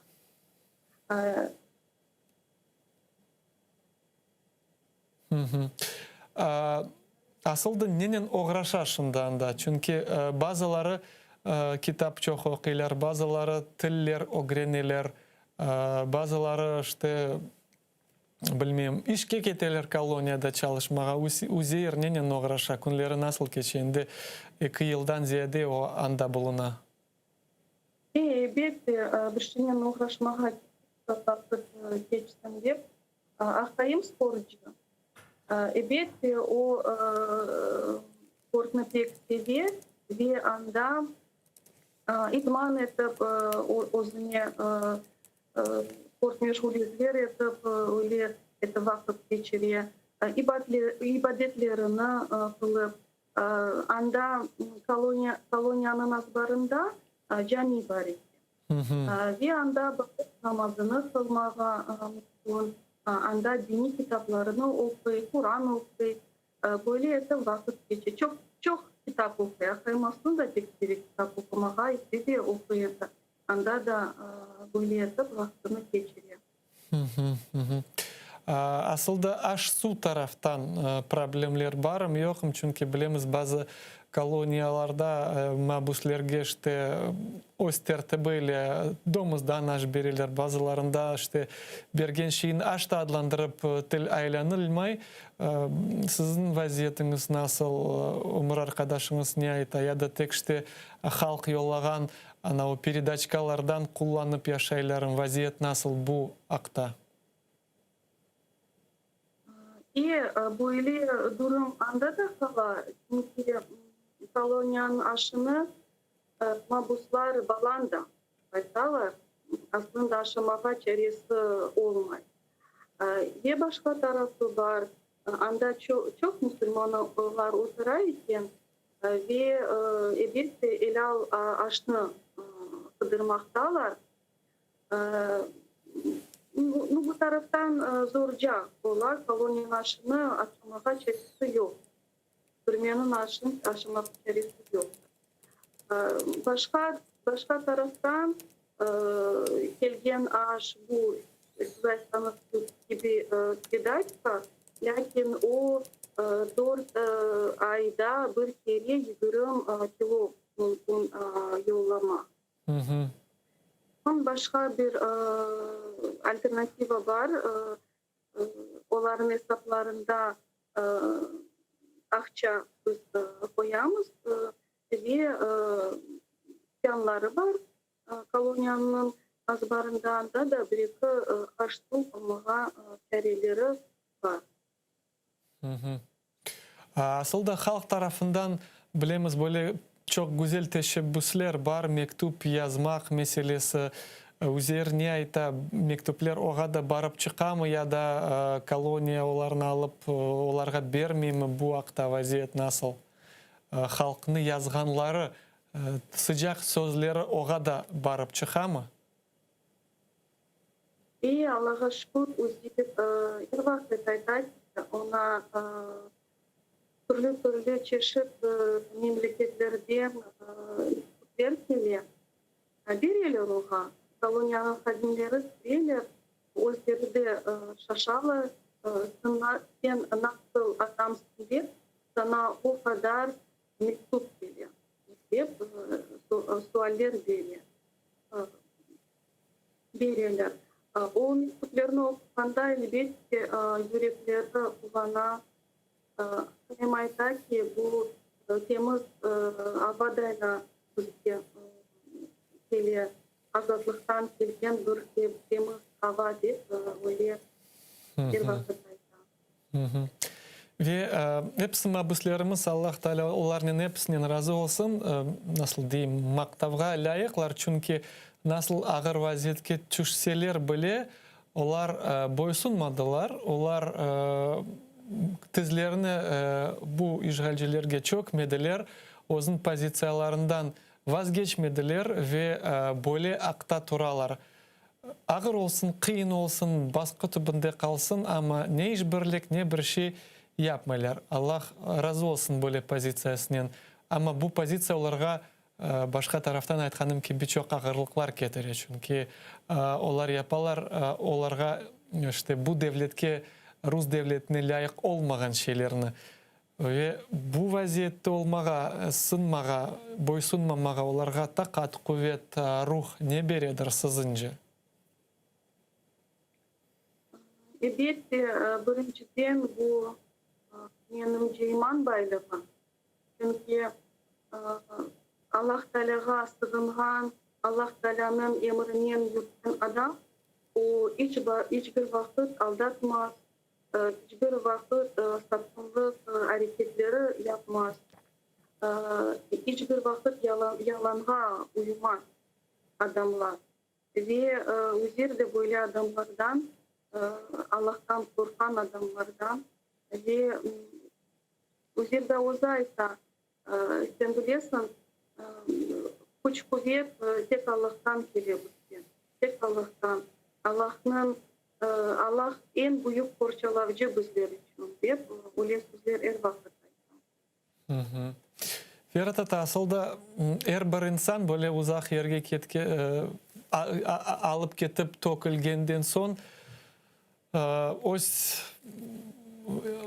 evine işte, öz xorantalarına, öz yakınlarına asret olaşındı. Böyle asret duyguları bizde de ki mecburi Kırımlı Yarımadasını terk etip işte misal Kiev'de olsun ya da başka şehirlerde yaşaganlar asretimiz var. Uzir ağamız nege en çok asret eti? En çok neni ana sizce? Elbette en asret çeken şeyler bu ailesi, bu balları, çünkü balları babasız olsa çok şeylerini öğreniyor. Uzir aslında pek acayip babaydı. Yaşım içinde de öyle o ballarga mektuplar, o nasihatlarının mektuplar çok yapsa. Onlar sevip okuyorlar o mektuplarına. Elbette Kur'an'da bu birinciden sonra aslında bizim cemaatimiz pek acayip cemaatimizdi. Onların dostlarını da sağına, yakınlarını da sağına, herkesin sağınmakta. Şimdi böyle baksak 6 yıl devamında bulunan bu bütün baskılar, zorluklar, tintuvlar, hapishaneler, mahkemeler ya da birinci yılları halk öyle çok desteklegen vaktinde, her yerge, her şeyge katnagan vaktinde belki de öyle fikirler var edi, biz bunu yapsak bu tohtar dep. Ama bu tohtamadı da aseletdan da çoklaştı bu baskılar. Yıl yılga statistikanı bile baksan hapisке düşkenlerinin sayısı tek arta, mahkemelerin sayısı tek arta, babasız kalgan balalarının sayısı tek arta ve ilahire. Sizce halkımız savunmadı mı bu yıllar devamında işte ne yapsak da bir şey fayda etmiyor, mahkemelerge de barsak bir şey fayda etmiyor, böyle şey yapsak bir şey fayda etmiyor. Nasıl duyasız? Savunmadı mı halk bu kureşten, bu davadan aslında umumen böyle baksak? Bilirsiniz mi? Nasıl 16. semestr tabi ayında evimizde geçken vakitten beri evimizin kapısı açılgandan beri öyle de hava olmayı. Her zaman bizim vatandaşlarımız, bizim cemaatimiz her vakit yanımızda. Her vakit bütün evde olan balalarının olan şeylerge kol tutarlar. Bizim balalarımızı bizim babalar diye sayarlar. Ben onlarını bileyim, bazılarını bilmiyorum aslında. Lakin bizni birleştirgen bizim dinimiz, біздің пікірлеріміз onun немінше біздің nasıl atayım böyle siyasi kuruşumuz devam etti ve aslında toplama galibiyetler kazanmadan için toplama inşallah. Çok sağ olun Ferhat ата біздің бағланғаныңыз үшін. Аллах тағала тез вақытта сіздің хорантаңызны ведігер хоранталарымызны қуандырсын. Біздің бағда Узир Абдуллаевның өмір арқадашы Фера Абдуллаева болынды. Біз есе яйнымызны девам етеміз. Ве шынды нәвбеттікі бағымыз бар. Бұл Украина халық депутаты Соломія Бобровська. Вітаю вас, пані Соломія. Чи чуєте ви мене? Чую, доброго дня. Доброго дня. Пані Соломія, наскільки мені відомо, Кримсько-татарський ресурсний центр разом з Liberate Crimea організували таку дуже, на мій погляд, гарну акцію. Ця акція направлена на підтримку кримських політв'язнів.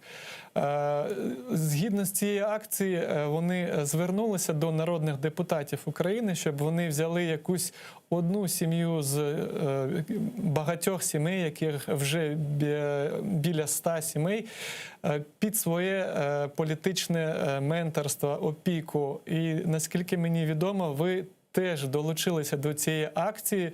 Скажіть, будь ласка, кого взяли під свою опіку ви? Хто вони?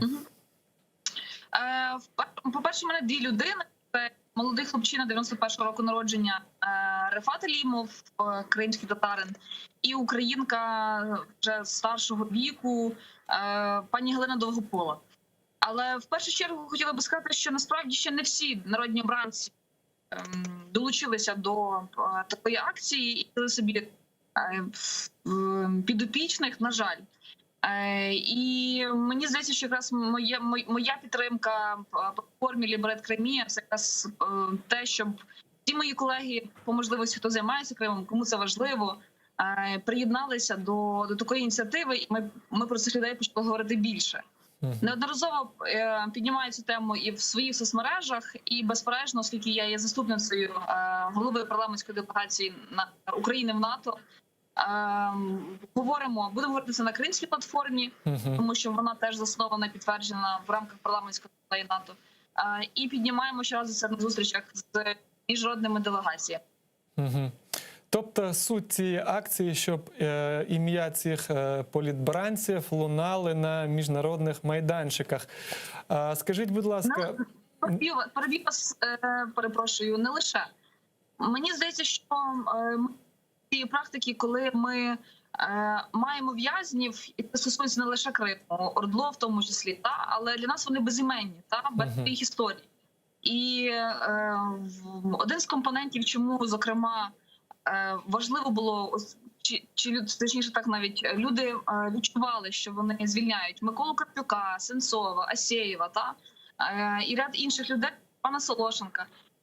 Це те, що ми знали їхні історії, їхні прізвища. Це не безіменна кількість людей. Це люди своїми історіями, які важливі кожен і цінний для України. На жаль, ми за 2 роки від цього відійшли, і це одна з спроб більше навіть говорити не лише назовні, але й українцям в тому числі. Тому що ті речі, в першу чергу, важливі нам, домашнім, що ці люди є, вони сидять, вони чекають визволення, і нам важливо не лише депутатам, але й пресі про них говорити. А скажіть, будь ласка, наскільки мені відомо, ця акція була анонсована ще у кінці минулого року. На цей час пан Ескендер Барієв каже, що до акції залучилися лише 2 народних депутата. Це ви та Володимир Ар'єв. Скажіть, будь ласка, у чому причина, чому усі другі депутати не долучаються до цієї акції? Бо вони не чули, що треба зробити, щоб вони теж долучилися до цієї акції? Я думаю, що така робота наша має бути з паном Володимиром. Він своєю фракцією, колегами, мені з моєю, хоча вже пропонувала в рамках своєї фракції. Обов'язково до цього повернуся. Я надію, що це більш від незнання, але не від розуміння з того, наскільки це важливо. І переконана, що до вересня місяця ми доберемо колектив депутатів, які приєднаються і зможе взяти під свій опікун. Угу. І скажіть, будь ласка, які плани по висвітлюванню цих бранців, що вже зроблене та що ще плануєте зробити?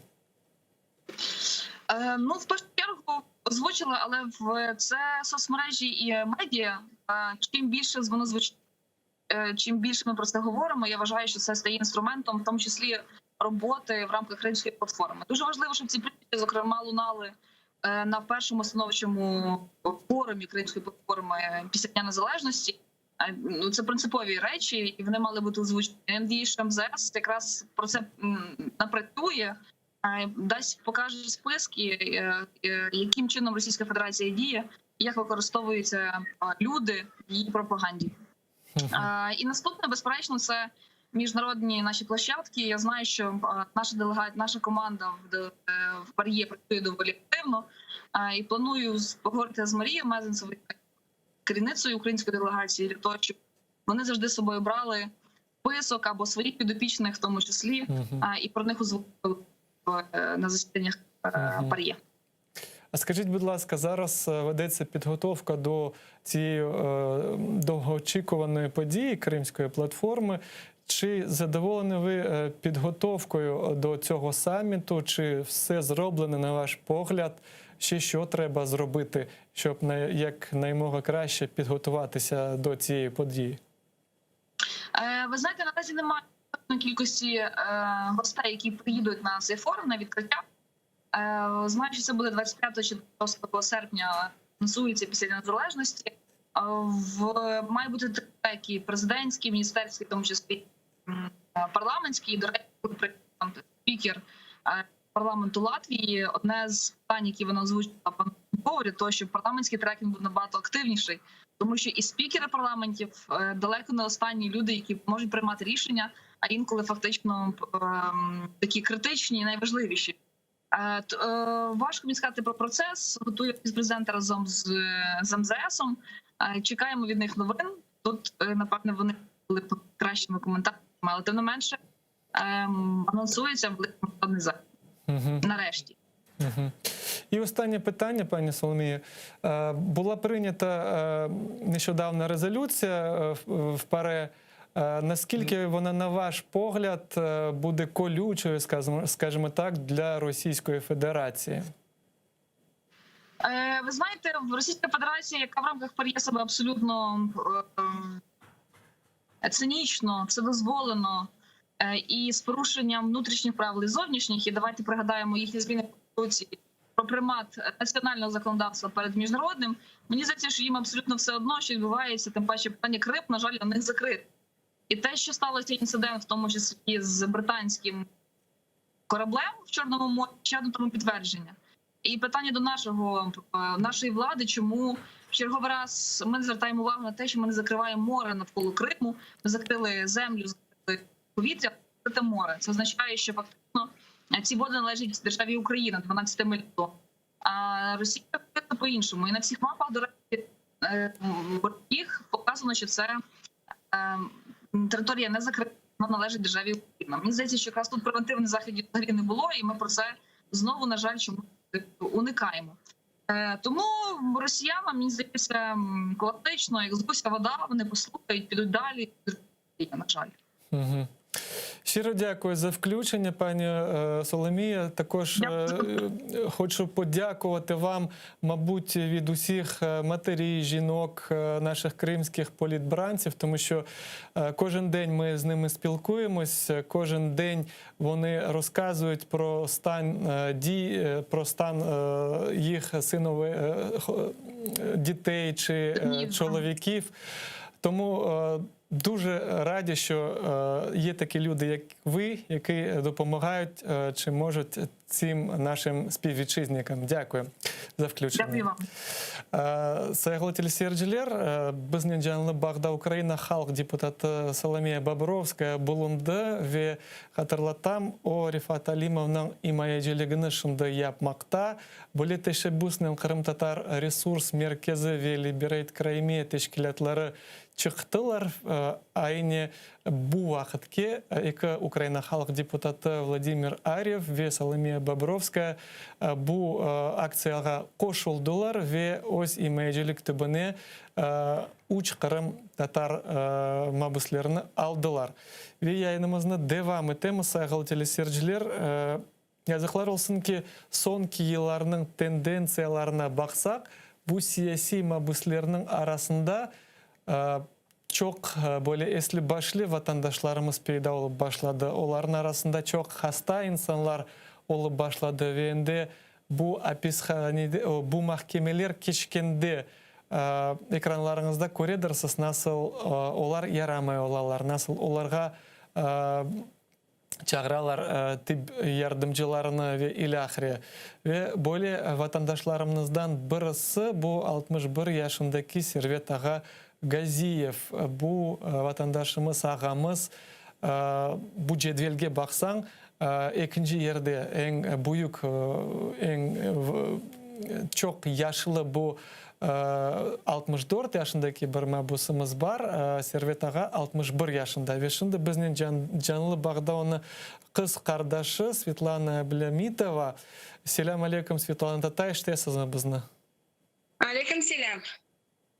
Selam aleyküm vatandaşlar. Mesut Merağa sizde selam aleyküm. Aleyküm selam. Çok sağ olunuz. Siz Servet ağamızın kız kardeşi olasınız. Yazıklar olsun bağımız joyuldu galiba. Şimdi bağını tiziltmege injenerlerimiz talep edecekler. Men ise hatırlatam. Şimdi biz Servet Ağa Gaziev'nin kardeşinin bağlanmağa tırışamız. Servet ağamız bu Kırım'ın en büyük siyasi davasının mabıslerinden birisi. Bu ikinci Akmejit grupasının mabusu ve ende 2 yıldan ziyade 61 yaşındaki Servet ağamız hasta olup cigeri hasta, diğer organları hasta, bazı vakitleri mahkemelerinin 5. katında olup geçken salonlarına köterilip olamağan insan. Ama yazıklar olsun ki bu Rus işgalcilerin galiba insaniyetlik degen şeyleri yok. Ve şimdi mağa aytalar bağımız düzeldi. Eştesiz mi bizni Svetlana tada da bir kere selamlayım sizni? Da, iştem sizni Sütemer Bey. Айтыңыз, lütfen 27 Mart 2019 senesi Ahmetjit'te böyle kutlevi tintuvlar geçti. O sabahı çok korantalar için böyle acı bir sabah oldu. Servet Ağa'nın evinde tintuv nasıl olup geçti? Bunu siz nasıl bildiniz? Ne yerden? Evet, pek acınaklı şey oldu. O konu...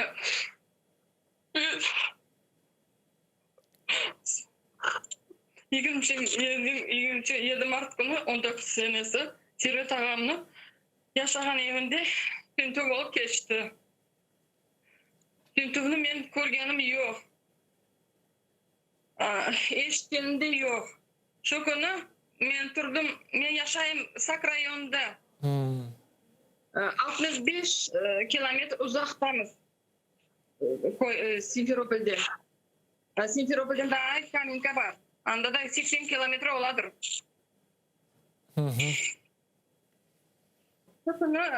Yukarıdan men turdum, pek yüreğim çok sıkıldı. Ağamı sırası oyladım. Telefonu açtım. Telefonunu buraya götürmedi. Şu günü 30 kere, naverное, yapkanmandır telefon, açkanmandır oğa.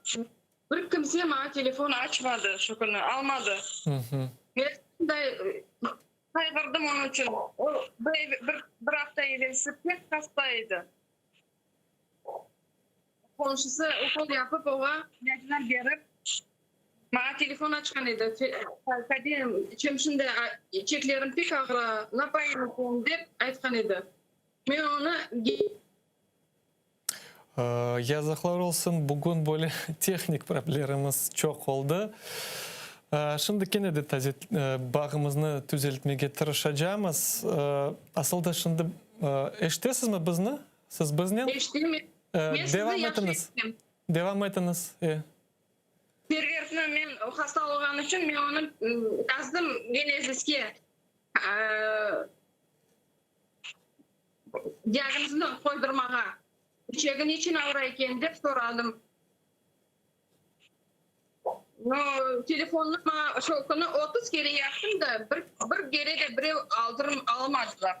Men onu pek şu konu kaygırdım da son akşama endi postum atayırdı. Televizyonu koştum da atayırını karab oturaydım.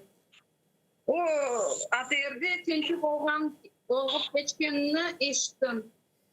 Yerde 25 adam evinde tinçik geçken etkendir. Ayttılar. Jerry'nin eşittim familiyasını. Şaştım kaldım. Ne o ya dedim. Ne diyeyim endi, ne diyeyim, kayda barayım, kimge telefon açayım dep oylanıp kalgan edim. Son şaşılacak oldu şu konu. 23-25 adamın evinde Bilesiz, men şimdi böyle fikir başıma geldi. Buyurun. Alo. Eşitemiz. Sabahsı Emil Kurbidinov'un telefonu var. Alo. Buyurun, Sabahsı Emil eşitemiz. Kurbidinov'un telefonu takıp onu telefon açıp ondan doğru soradım. Doğru mu servetini apiske aldılar dep soradım. Emil Kurbidinov aytdı, doğru dep cevap verdim ağa. Bilesiz, tata, şimdi böyle fikrim keli.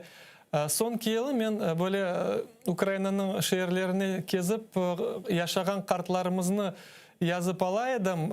Onların sürgünlükünü hatırlaganlarını ve her vakit onlardan soraydım. Suallerimden birisi edi, nasıl siz o sabahını hatırlaysız? Ve şimdi aklıma geldi, bu Kırım'da olup geçken şimdiki hadiseler o da öyle sürgünlük gibi bir cinayetlik. Bir horantadan şimdi sorayım, o sabahını nasıl hatırlaysız? Ve böyle paralel gibi duydum. Cinayetçiler her vakit sabah gelip bir şeyler yaparlar, karanlık vaktinde. Siz de öyle duyasınız şimdi bu meseleni? Duyam.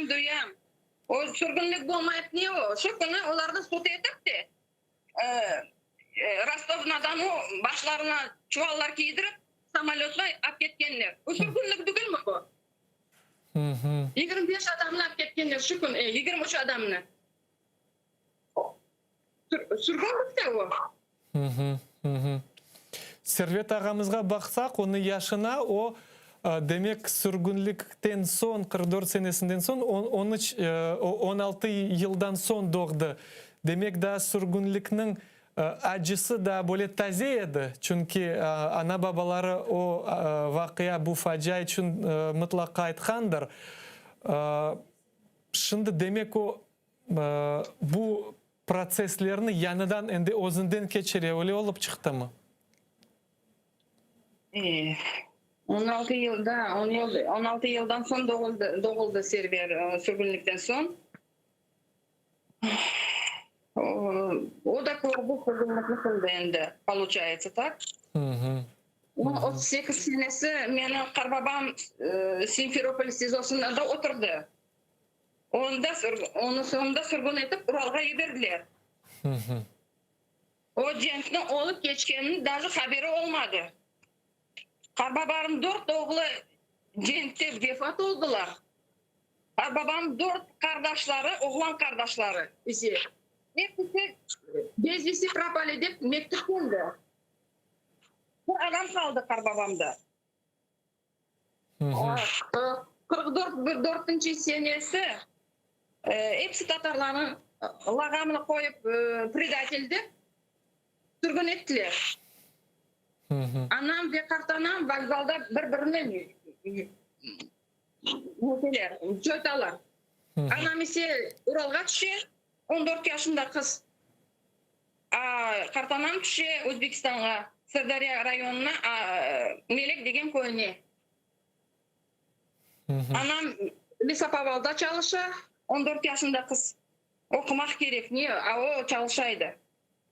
Kartanam ise kollarından arık kazdırdılar Özbeklerde. Özbeklerde çok çekiştirdi bizlerin halkımızını.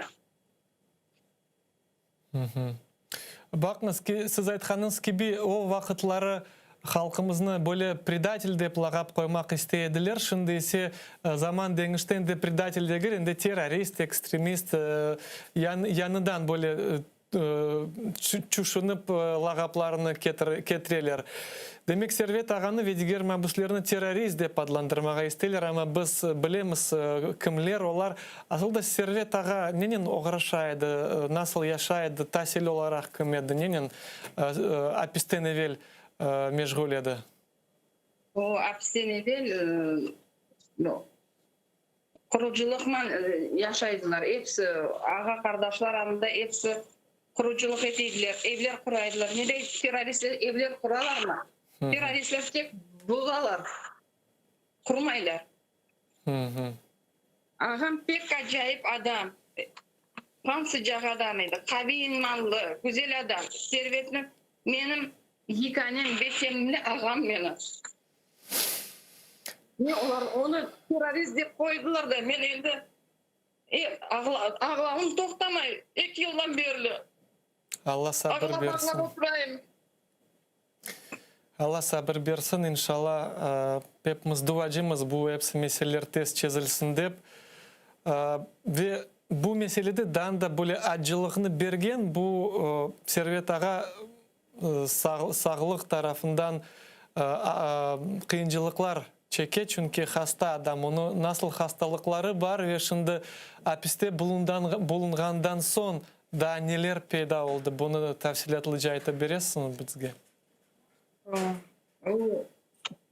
Hapisten evvelsi ona içeri avraydı. Ayttım da sizge o evvelsi. Şimdi bilgenimizge göre cigeri de başladı.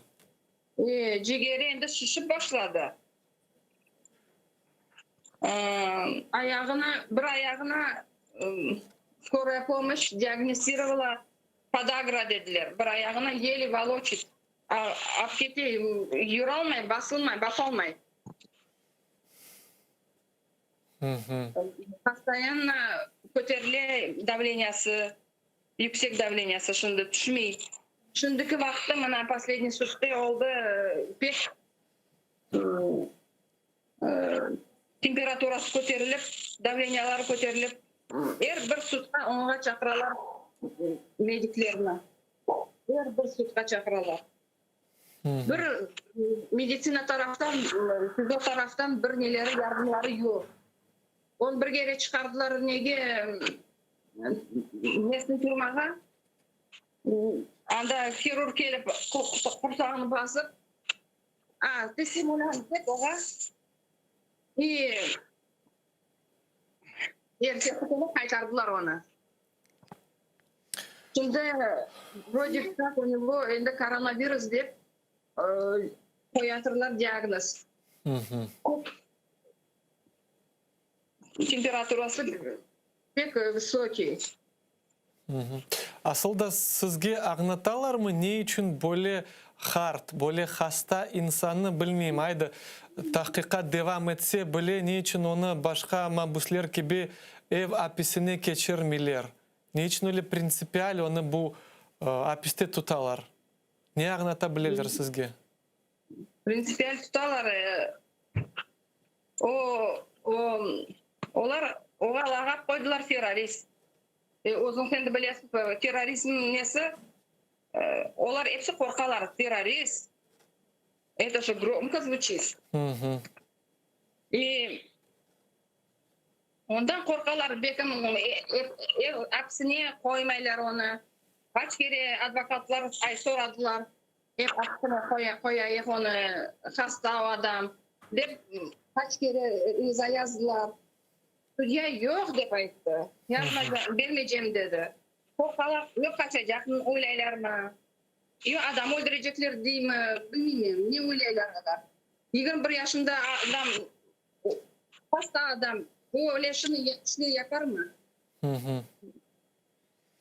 Aslında siz hepsi mahkemelerge katnayısız. Bu kadılarga baksak, mahkeme hadimlerge baksak, onların közlerine baksak siz ne anda göresiz? Olar hakiki inanalar mı bu insan terörist olarak ya da işte çaresizlikten nasıl diler выполняют свою работу? Nasıl duyasız siz? Bu Facebook adamları elde onların işi o. Onlarını almağa, onlar zvanya neteler özlerine, gözçikalar alalar. Onların elde bu işleri akça alalar, premiyanını alalar. Bizler adamlar bargan adamlarga baran komşularımız hepsi inanmaylar, hepsi bileydi onlarını. Pek hürmetli adam, pek kızgın neler Kan sıcak adam. kan sıcak hadisler pek yaxşı hadisler aytıp bereydi adamlarga, anlataydı. Allah yolunda yürümek gerekmez, Allah rızasını kazanmak gerekmez dep her vakit aytaydı. Tata, aslında keçken hafta da bir meraklı şey oldu. Bilgenime göre Servet Ağa mahkemede olganda Kırım Tatar tilinde laf etkende onu mahkemeden kuvdular ve ayttılar sen bunda ecnebi tilde laf etesin. Иностранный язык. Aslında anlap olamayım. Resmi şekilde, то есть официально, şimdi Kırım'da 3 devlet dili var. Rus, Kırım Tatar ve Ukrayn. Nasıl öyle olup da Kırım Tatar dili ecnebiyinde oldu, иностранный. Siz onu anlap olasın, bu ne, nasıl onu adlandırmak mümkün? Niçin insanға o'zun ana tilinde laf etmeye bermeler mahkemede? Onlar просто isteyler Kırım Tatarlarını yok etmeye, Ukraynalarını yok etmeye. Tek yaşayacak mında Ruslar. Ben şunday anlayayım. Başka anlayacak şey nesi yok. O suval beri Servet aytdı. Men mağa 20 yıl verecekler adem değil. Men için onlar bana Rusça laf edeceğim bu. Men Tatar tilimini almasınlar, perevod versinler. Ne vermeyler diye. Men mağa Rusça tilini almayayım men diye. Olarga gerek perevodçuk değil. Perevodçuk aytsınlar al. Olar просто istemeyler bizlerini bu sonda yaşaganımızı. Ayda ne kadar istemeseler de biz yaşadık, yaşayık ve inşallah yaşamaya devam edeceğimiz. Aselet, bizim başka topraklarımız, başka yurtımız yok. Bu bizim yarım adamımız. İsterler mi onlar, istemeler mi bunun yaşayacaklar. Aslında nasıl düşünесіз mantık, logika kayda? Şimdi Rus devleti bizim halkımızını hatırlasak dünyaya böyle cinayetçi, prestupnik gibi göstermeyi isterler. Dindar söyler işte terörist. Böyle siyasi halk liderleri ekstremist. Bazı gruplar var da hartlarımızın böyle подстава yapıp işte sanki dilsin para talep etken daha bir şeyler böyle cinayetçi gibi göstermeyi isterler. Bunun mantığı, logikası nedir? Niçin öyle yaparlar? Özlerini aklamak isterler mi? Özlerini aklamak isterler mi? То есть обелить себя. Da, özlerini aklamak isterler. O bu memleket özü geldi mında. Onu buraya çakırgadı yok mında. Özü gelip bizlerini okupasiya etip istemeyler, Tatarlarını istemeyler. İstemediler, istemeyler. İstemeseler de bizler bunda yaşayacakmız. Bizim vatanımız bu, bizim yerimiz o. İnşallah aytkanыңыз gibi olur ve sonki sualim aslında şimdi хорантаңыз böyle ağır vaziyette ağanız hapishanede halk tarafından yardım destek duyasınız mı ve o yardım destek yeterli mi siz için? Allah sağlıklarını versin. Ben görüşecek, ben görüşem. Cemaatimde men beraber koşulup görüşeler. Men bir özüm gülmem. Bizler çoxmuz. İnşallah. Akaylarımızı, ağalarımızı, babalarımızı alıp kettiler.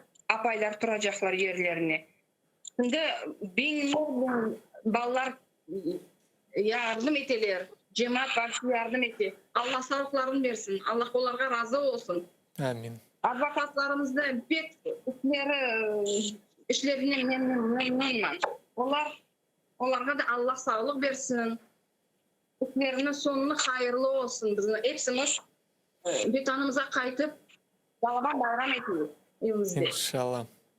Ve bilesiniz mi Svetlana Tata, asıl da böyle Servet ağa gibi ağaların көріп, оларын қатты sıtmаған позициясын көріп, мен білесем, біздің ақымыз yok bile başka düşünmege. Allah Teala onlara sağlık, takat, kuvvet, sabır bersin de beraberlikte bu kurešte iştirak etip galibe kazanayık da vatanımızda hepimiz kavuşup bayramlarını geçireyik. Çok sağ olun bizden bağlanğanыңız için. Saygılı teleseyirciler, hatırlatan bizden canlı bağda siyasi mabus Servet Газиевнің kız kardeşi Svetlana Ablemitova bulundu ve Servet ağamızın vaziyeti hakkında bizge tarif etti. Bu saatinin yayını ise sonuna gelmekte. Men sizden sağlıklaşam. Gelecek hafta inşallah görüşürüz. 5 dakikadan programımızını Gülsüm Halilova devam edecek. Sağlıkla kalınız.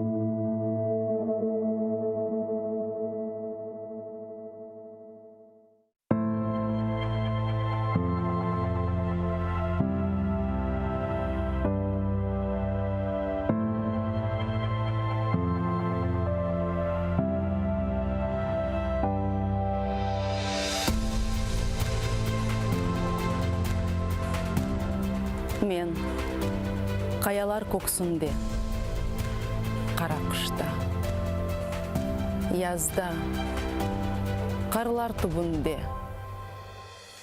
бурчақ яққанда, яшын яшынлағанда, уылдап боранлар сызғырғанда, оскен қая япрағы кебе, dayanırım. Uykusuz, peyasız öserim. Gerek olsa ateşlerde yanar. Başımны egmem kılsege. Aksızlıktan küserim. Barsın kemerde ayak astında taptasınlar düşmanlar. Men kenede kol көтермем. Dayanırım. Kaya yaprağı gibi kayaga dayanırım. Vakti gelir. Taş kayalarını teşerim. Eşerim. Çatırlarga көтерілерім. Andan eşittirsiz benim sesim.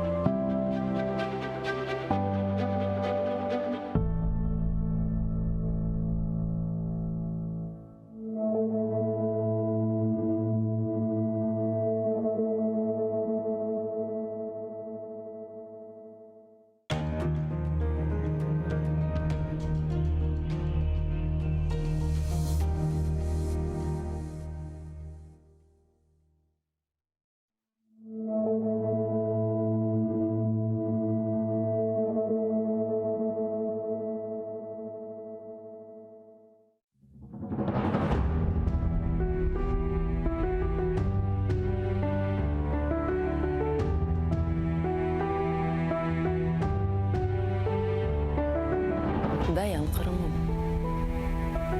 Biraz daha sabır eyle. İraden büyük. Kar tübünde algul olup açasın. Sel olup Уфақ түфек ташыны елдан ювас.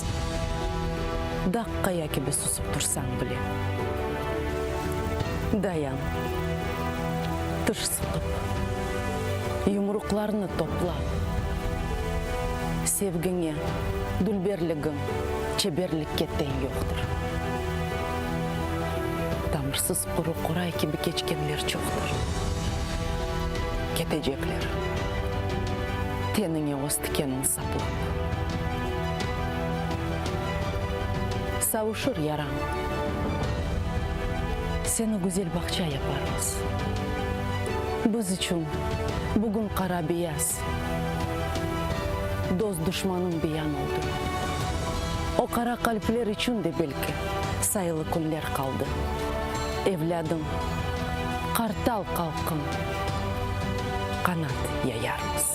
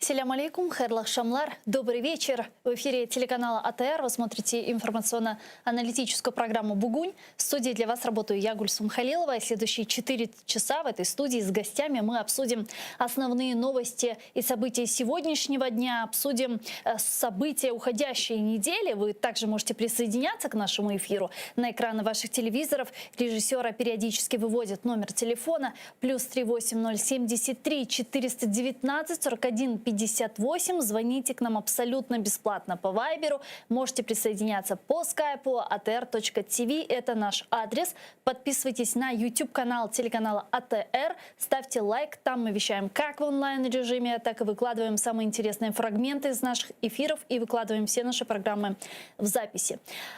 Я рада представити гості нашої студії. Це Олександр Мусієнко, політичний аналітик, керівник Центру військово-правових досліджень. Вітаю вас, пане Олександре, селям алейкум. Навзаим витаю вас, алейкум ассалам. Наш эфир я начну с такого сообщения. Глава Меджлиса крымско-татарского народа Рифат Чубаров назвал оправданным принятие резолюции в Парламентской ассамблее Совета Европы о правах крымских татар на территории временно оккупированного полуострова. Я предлагаю послушать вместе его цитату. Росія ще раз показує, що вона не буде виконувати те, що їй не подобається, але саме по собі прийняття резолюції дуже виправдано. Кожна цеглинка формує стіну, за якою буде Росія.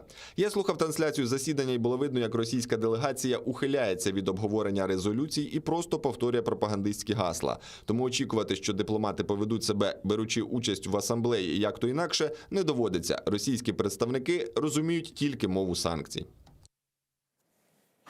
Я напомню, что в резолюции ПАСЕ призывает российские власти освободить всех тех, кто были незаконно задержаны и заключены через жесткое применение российского законодательства, прекратить принудительный призыв жителей Крыма в армию РФ, положить конец практике перевода заключенных из Крыма к местам лишения свободы на территории России и не только.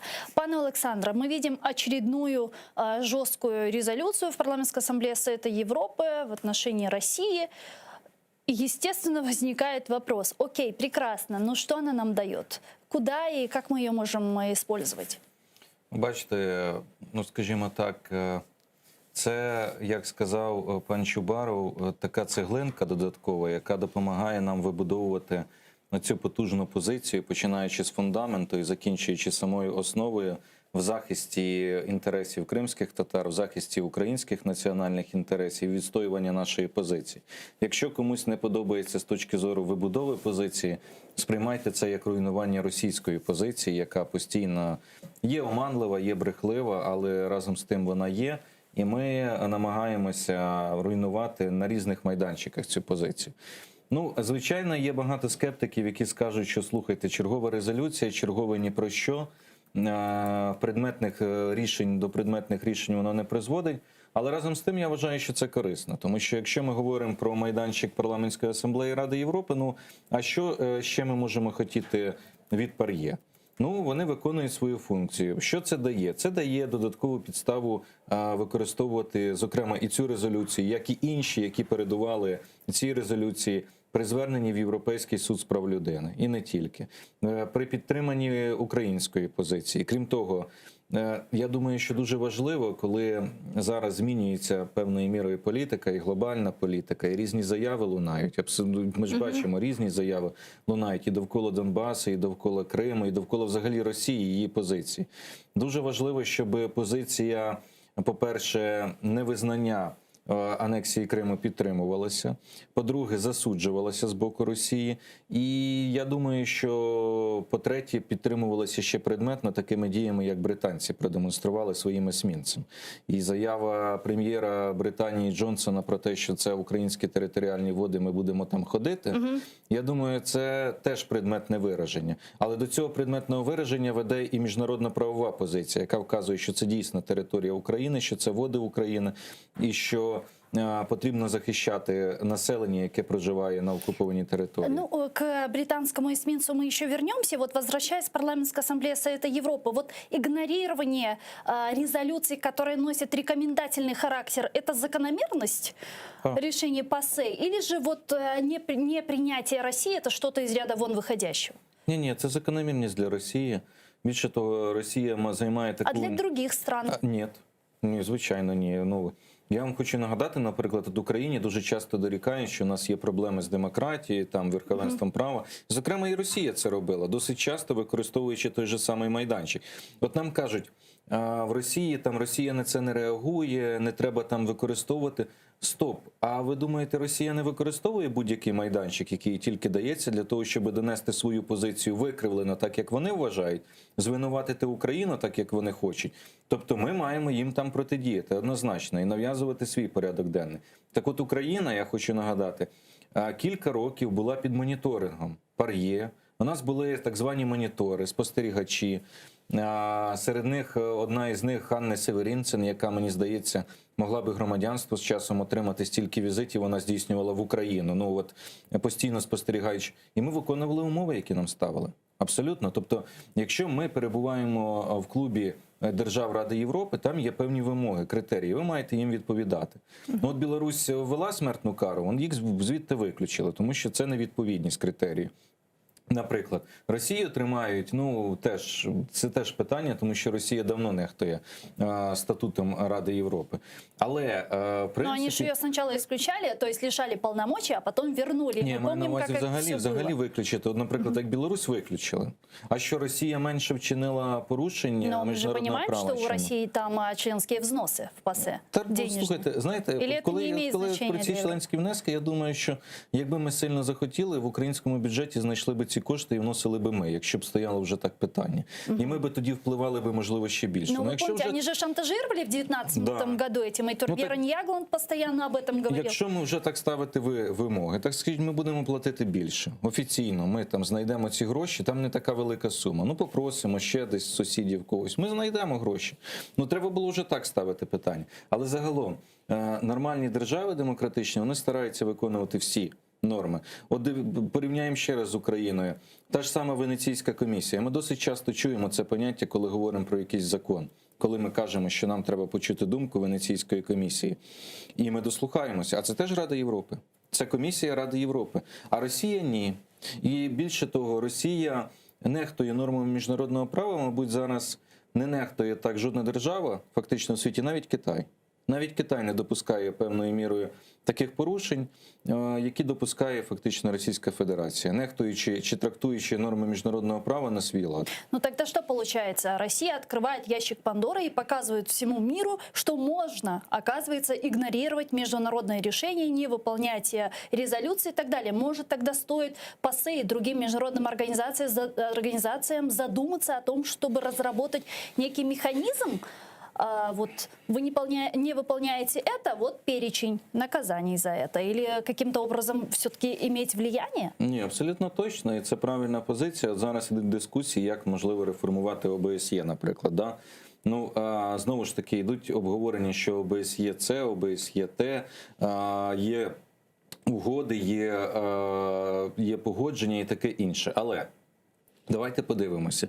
Весь комплекс фактично угод ОБСЄ з 1975 року, починаючи з заключного акту НБСЄ, який гарантує суверенність держав і недоторканність їх кордонів, і невтручання у внутрішні справи держави, це все знехтовано Росією. Значить, цей принцип знехтований. Наступний принцип – договір про контроль над звичайними силами і озброєннями. Знехтований, тому що Росія вийшла. Наступний момент – комплекс угод, що стосується військових навчань. Росія дотримується, не дотримується систематично. І таких дуже багато. Відкрите небо. Росія вийшла з угоди. Тобто, я веду до того, що якщо ці угоди вони не працюють, якщо фактично те, що було з 75-го року напрацьовувалось там по 91-й чи по 92-й, коли ці договори були, воно себе вичерпує, отже, потрібно знаходити інші механізми. Через ОБСЄ, через Раду Європи, укладаючи нові угоди, пропонуючи щось нове. Тобто ми бачимо, що існуюче, воно не справляється. У нас досить часто проходять засідання в Відні, де фактично є представництво ОБСЄ українське. І представник при міжнародних організаціях досить часто доводить українську позицію і доволі таки непогано, пояснюючи, що є порушення в Криму, є порушення Росією при проведенні навчань, є збільшення військ на кордоні з Україною, аргументуючи, що саме, який саме акт ОБСЄ порушує Російська Федерація. Але що від цього? Тобто ми це констатуємо, ми на цьому робимо акцент. Це, звичайно, правильно, бо не можна сидіти, нічого не робити.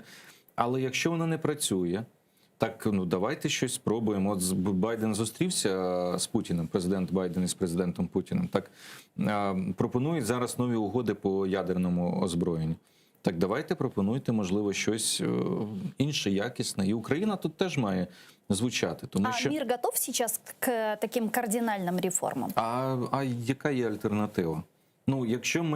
Якщо ми готові еволюціонувати... Мы же с вами понимаем, даже если взять Европейский Союз, то, к сожалению, во многих вопросах, которые пересекаются с гуманитарными ценностями и экономическими выгодами, выбирают экономические выгоды, к сожалению.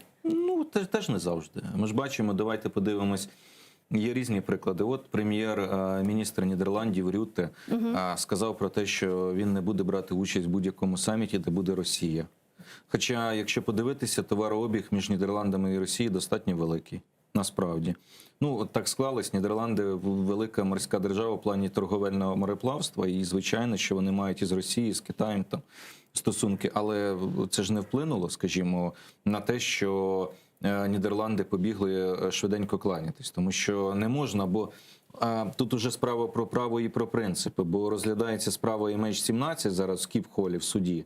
І яким чином, коли звинувачується Російська Федерація в вчиненні цього жахливого злочину, яким чином можна зараз проводити якісь там миротворчий дискурс і тому подібне. Тобто, насправді, економіка важлива, так. Вона грає роль, тому що на Заході багато хто розслабився, громадяни звикли, що немає війни, що все начебто більш-менш стабільно, що треба давати більше на пенсії, соціальні видатки, а не на армію. І, звичайно, для них це сприймати важко. Але там теж не все втрачено. Просто чому я кажу, що немає альтернативи? Тому що якщо на це закривати очі і постійно говорити, що воно працює, а насправді воно не працює, то може ж бути таке, що хвиля накриє всіх. І тоді уже ніякі взагалі міжнародні угоди, нічого не буде потрібно. Тому знайти якийсь спосіб, який би дійсно гарантував, от ми там чуємо іноді, президент, каже міністр закордонних справ з України, якусь угоду, на кшталт Будапештського меморандуму чи щось. Ну, ми завжди ж думаємо довкола своїх інтересів. А це мало ефективно чому? Тому що якщо ми не залучимо велике коло держав, які будуть, в принципі, підтримувати нас в цьому, які будуть розділяти нашу позицію, нам буде важко. Нам треба думати трошки глобальніше, розуміючи, що у нас є сусіди, є країни, для яких теж є певні загрози, як від Росії, так і з іншого боку. Ну, тобто, треба розуміти і в цьому контексті пропонувати. Ну, то зараз поки що я не бачу якихось пропозицій. Вот сейчас планируется проведение Крымского саммита в августе месяце 23 числа. Что вы думаете по поводу Крымского саммита? Потому что многие эксперты относятся к этому саммиту скептически. А вот как вы? Ну, я розумієте, я не можу сказати, що я відношусь скептично. Я думаю, що будь-яке обговорення і будь-яка зустріч, і чим більше представників держав буде на цьому саміті, і вкотре фактично, і я підтримую, що саме кримській проблематиці, тому що, ну, давайте визнаємо, не так часто таке відбувається. Та взагалі не відбувалося за останні роки. Ну так, якщо подивимось, да. Ми так, ну тобто, ну звичайно, на міжнародних зустрічах десь це питання порушується, але масштабно, щоб такому, то це звичайно, і це добре. Але питання в чому? Питання в тому, що ми повинні на це вийти, по-перше, формуючи коло держав, які дійсно можуть бути нашими союзниками. Ну, ми розуміємо прекрасно, починаючи від Туреччини. А давайте вот представим потенциальные участники Крымской платформы. Кто это? А от дивіться, ми зараз починаємо говорити, ну, в принципі, я думаю, що ота доктрина національної безпеки, яка є в нас, де виписані наші союзники, партнери, вона десь відповідає. Давайте подивимося, стратегічна.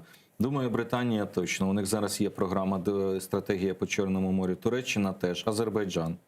Звичайно, Грузія, однозначно, тому що той же зараз вже створюється ініціатива нова Україна, Грузія, Молдова, трикутник так званий для Чорного моря. Це теж, я думаю, що важливо. І мені видається, що є скандинавські країни, наприклад, Швеція, Данія, які зацікавлені в підтримці Україні, і вони демонструють, Данія теж хоче катери поступово Україні постачати. Тобто є клуб держав, ну і, звичайно, Сполучені Штати. Ну, я би ризикнув трошечки, можливо, десь, якби я, скажімо так, ухвалював рішення чи радив фактично тим, хто ухвалює ці рішення, поступово підтягувати під це і Китай, тому що... Ну, интересно, такого я еще не слышала. Тому що, розумієте, чому? Ми не можемо... Я слышала Японию, понятно, с Курилами, они нас хорошо поймут. Вони зрозуміють, у Китаї теж є, до речі, суперечки територіальні певні, і щодо моря теж стосуються там, і вони в судах. Ну, до речі, Китай не дозволяє собі діяти настільки гостро, як Росія, і нахабно, заявляючи, що вони обстрілюють катери. Китай каже про те, що американці проходять близько, але ніколи собі не дозволяє такого відвертого хамства. Це теж. Хоча Китай дуже гостро і різко іноді реагує, і зовсім не дипломатично на певні прояви. Але чому? Ну, тому що я думаю, що ми не можемо ігнорувати фактор такої великої держави. Я тут підтримую, до речі, прем'єр-міністра Великої Британії Джонсона, який каже, розумієте, нам з цим жити. Ми не можемо сказати, що немає такої держави, як Китай, і не зважати взагалі на що там відбувається. А треба якось знаходити точки взаємодії. От я вам наведу один приклад.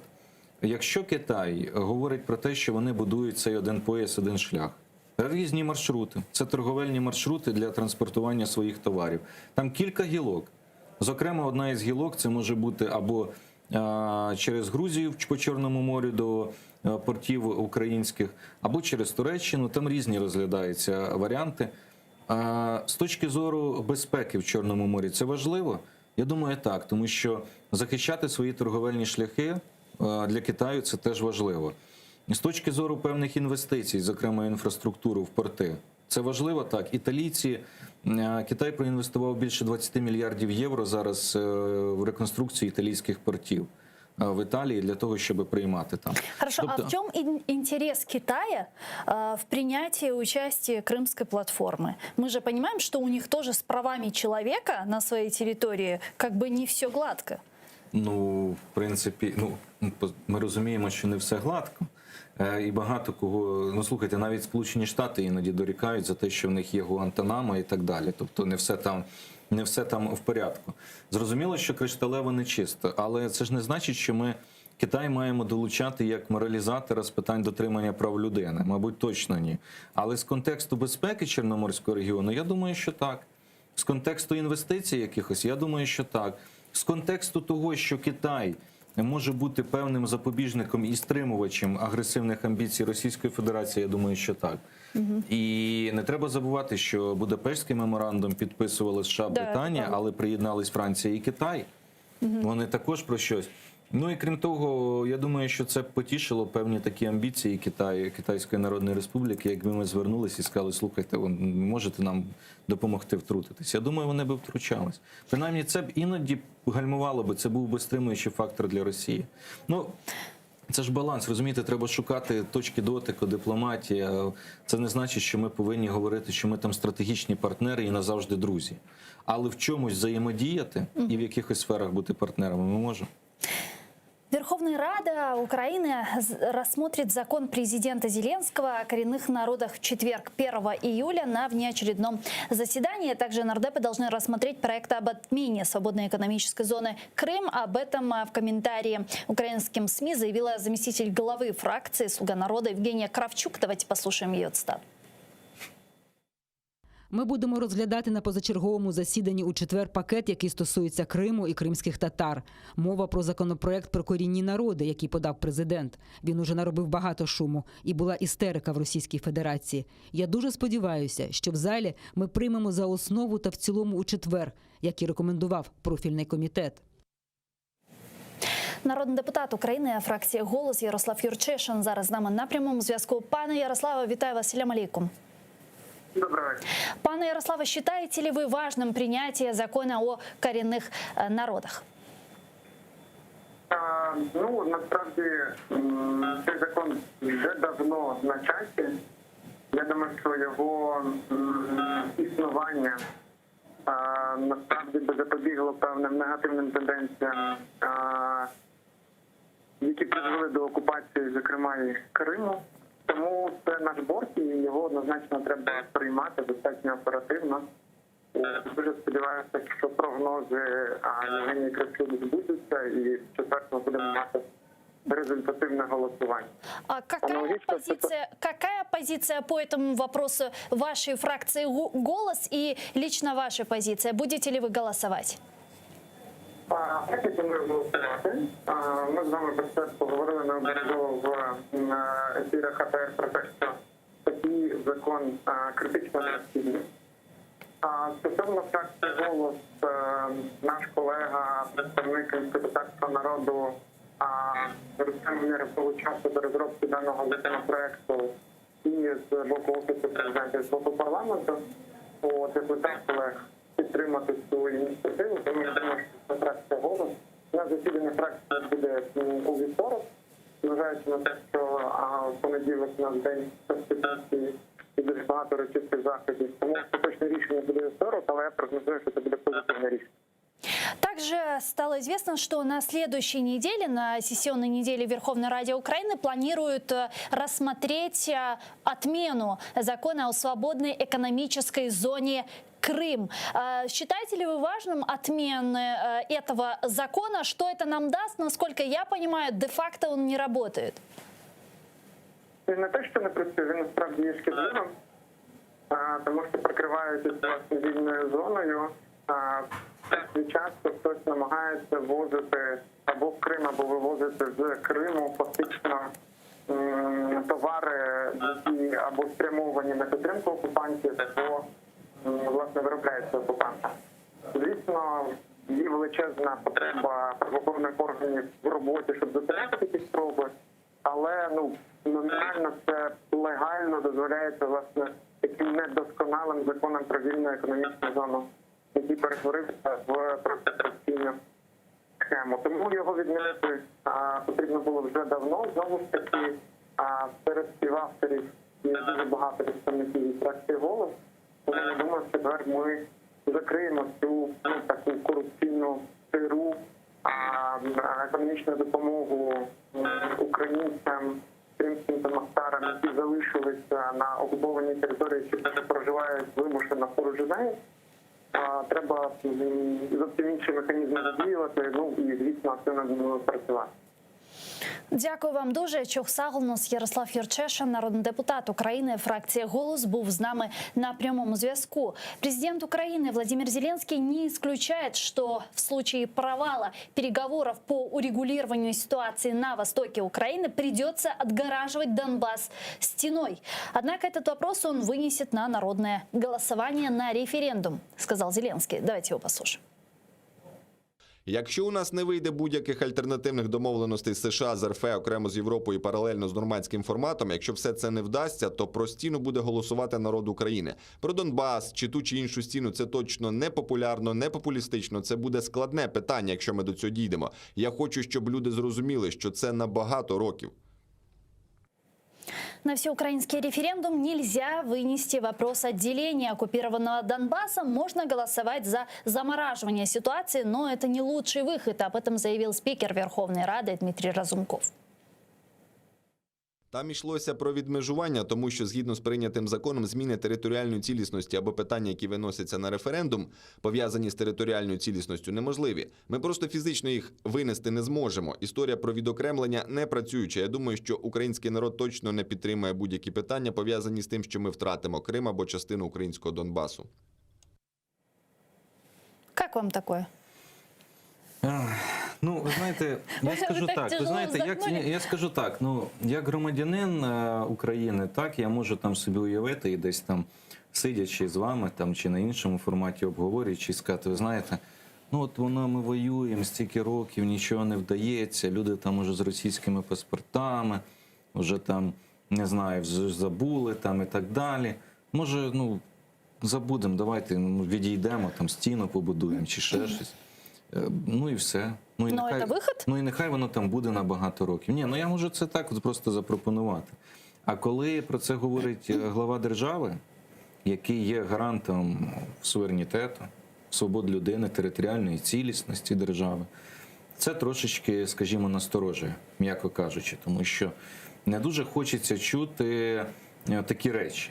Ну, я розумію прекрасно, що зараз ми ж прекрасно розуміємо, ніхто не буде Мінські угоди виконувати.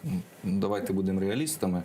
І якщо раніше хоча б здавалося, що так вдавали, що йде обговорення, там мінські зустрічі, там Нормандія, ніхто не робив дуже гучних заяв, то зараз все гучніше, що ну, воно не підходить, воно подождите, Минские соглашения не выполнять именно так, как они прописаны, либо не выполнять по той последовательности, которую требует Россия? Я думаю, или ніяк. это вообще не имеет значения ніяк сейчас? Ніхто не буде їх виконувати.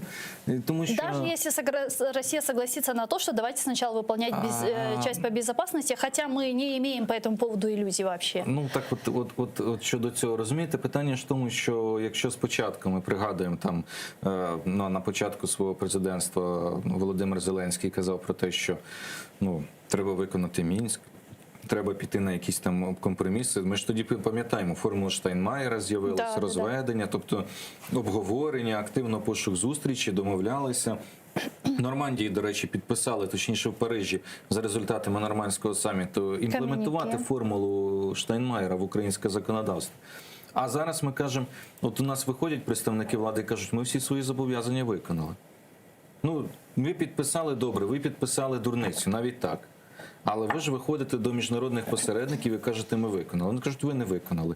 І це безкінечно. А далі що ми чуємо? А далі ми бачимо, що Мінськ мертвонароджений, він поганий, він не підходить. І, ну, власне кажучи, все. Але альтернативи ж якоїсь не запропоновано. Тільки говориться про те, що є альтернатива, вона буде презентована. План Б.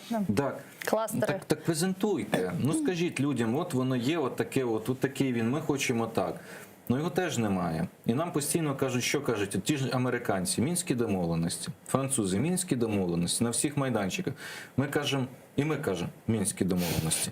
І всі розуміють, що це так. Ну воно нікуди не зрушить, воно буде стояти на місці. Ну, воно би, можливо, і добре, якби не гинули люди, і якби в нас не було тієї ситуації, яка є на лінії розмежування, коли снайпери обстрілюють українців. А может, вот минский процесс, который есть, мы все понимаем, что это затягивание процесса. Мы затягиваем. Может, у нас есть какой-то план Б, может, мы чего-то ждем вот во время затягивания этого всего, что потом мы имплементируем. Я Или боюсь, що враховуючи, на жаль, горизонти і планування і стратегічні задуми деяких представників діючої влади, що це і є план Б, і план С, і план далі за алфавітом. Чому стратегія в тому, що стратегії нет, ні, ми чекаємо, це ж стратегія. Ми ж знаєте, як чекаємо, от у нас є стратегія, ми чекаємо, от в Росії пройдуть якісь зміни. Може, Путін піде.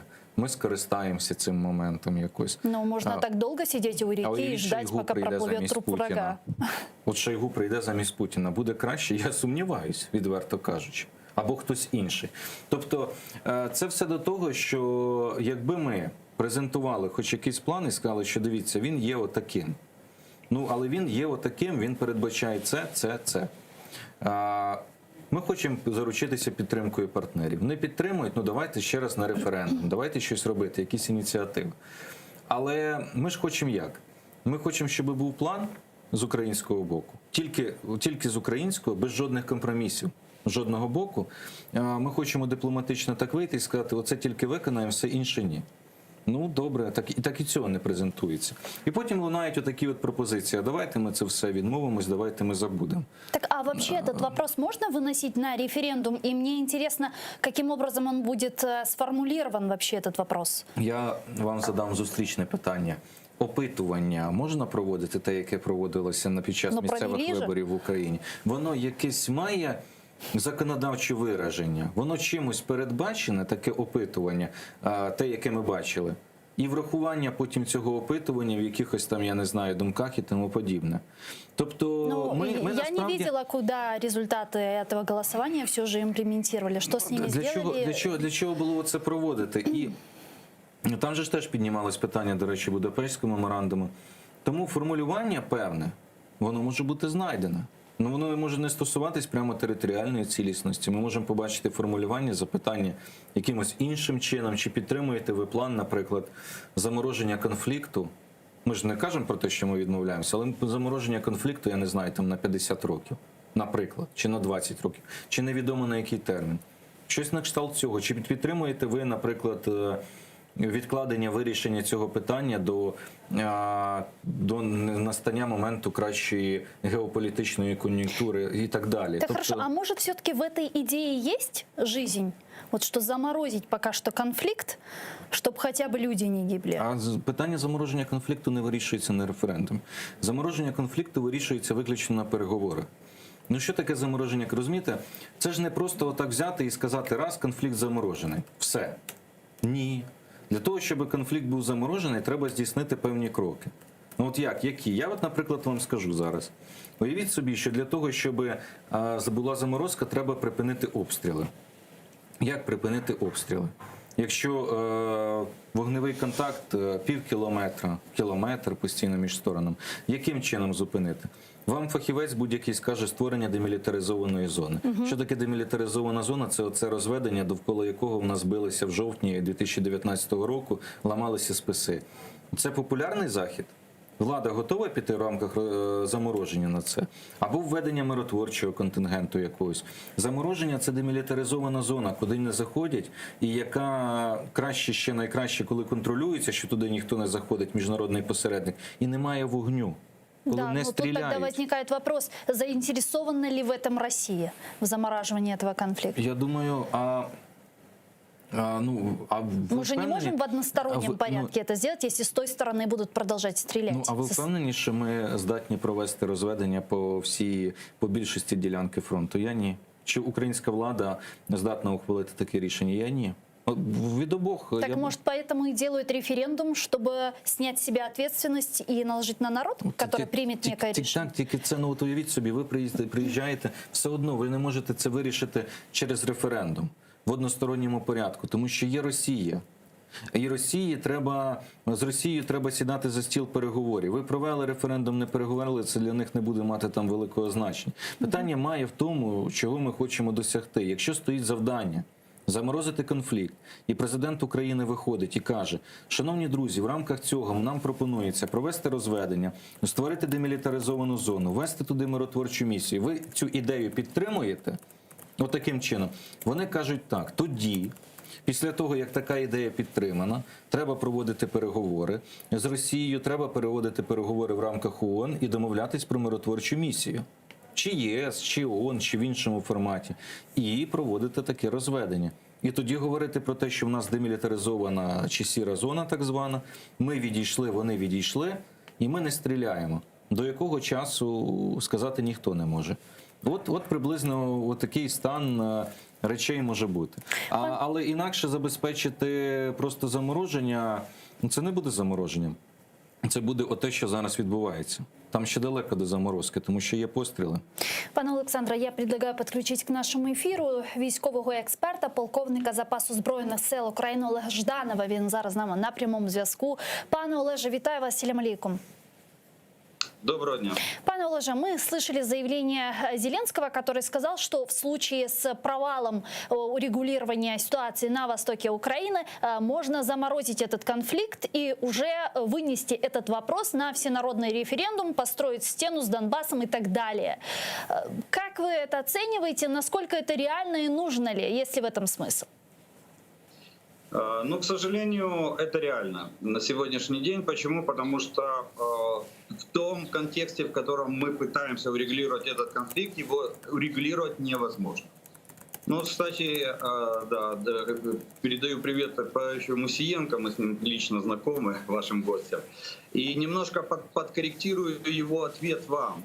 Дело в том, что миссия ООН в виде миротворческой миссии, а именно войска, голубые шлемы, каски, как мы их называем, они могут быть предоставлены только в случае, если это война. Если будет определено точно, что это есть элементы, соответствующие понятию война. Какая, неважно, этническая, межконфессиональная, там, религиозная, или между государствами, или гражданская, неважно. Но если факт войны есть, мы можем рассчитывать на миротворцев. Если факта войны нет, значит, ни о каких миротворцах речи вообще быть не может. Ну и теперь к ответу на вопрос. Пока мы находимся вот в этом контексте, что мы соглашаемся с Российской Федерацией, что их там нет, что мы якобы воюем с некими боевиками, как говорит Владимир Александрович Зеленский, не признавая Россию стороной конфликта, мы никогда не решим этот вот конфликт дипломатическим путем. Никогда он не имеет решения. Окей, если мы даже предположим, что замораживаем конфликт, строим стену с Донбассом и так далее, а что это даст и до каких пор будет заморожен этот конфликт? В принципе, это нам даст некие гарантии безопасности, и в том числе мы можем как бы отвязаться от этого конфликта и двигаться дальше, проводить реформы и так далее. Ну, смотрите, Кипр. Сколько лет существует Северный Кипр? Да, вот за счет того, что у них война, они получили миротворческий контингент, но обе стороны согласились только на размещение войск ООН на линии разграничения, поэтому там никто не стреляет. Но Кипр же развивается дальше. Он стал членом Евросоюза, он является членом НАТО. Никаких проблем у Кипра нет с дальнейшим развитием. Ну, киприоты, может быть, сами еще не инициируют такое там разрешение, их устраивает статус-кво, когда между двумя противоборствующими сторонами стоит солдат ООН. Пане Олеже, еще один вопрос, который я хочу с вами проговорить. Это инцидент, который произошел буквально несколько дней назад в акватории Черного моря. Премьер-министр Британии Борис Джонсон заявил, что экипаж эсминца Defender действовал у побережья оккупированного Россией Крыма законно, ведь это территориальные воды Украины. Я предлагаю нам вместе послушать цитату и продолжить наш эфир. Це води України, і абсолютно правильно було використовувати їх для пересування з пункту А в пункт Б по найкоротшій траєкторії. Вот как вы оцениваете этот инцидент? Все же, что это было и кто выиграл от этого всего? Ну, выиграли все мы, в том числе и Украина. Я скажу, что это не инцидент, это тщательно спланированная спецоперация для того, чтобы определить намерения Российской Федерации. Именно в контексте вооруженного противостояния. Способна ли Россия на решительные шаги?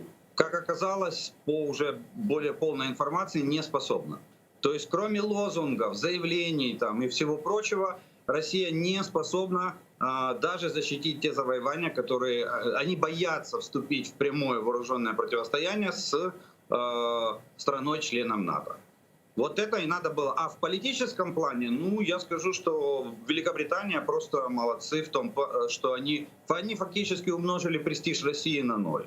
Они политически просто ее уничтожили, подтвердив, что Крым — это Украина, что они находились в территориальных водах Украины, и показав всему миру, что Россия даже боится открыть огонь там, где считает это границами территории Российской Федерации.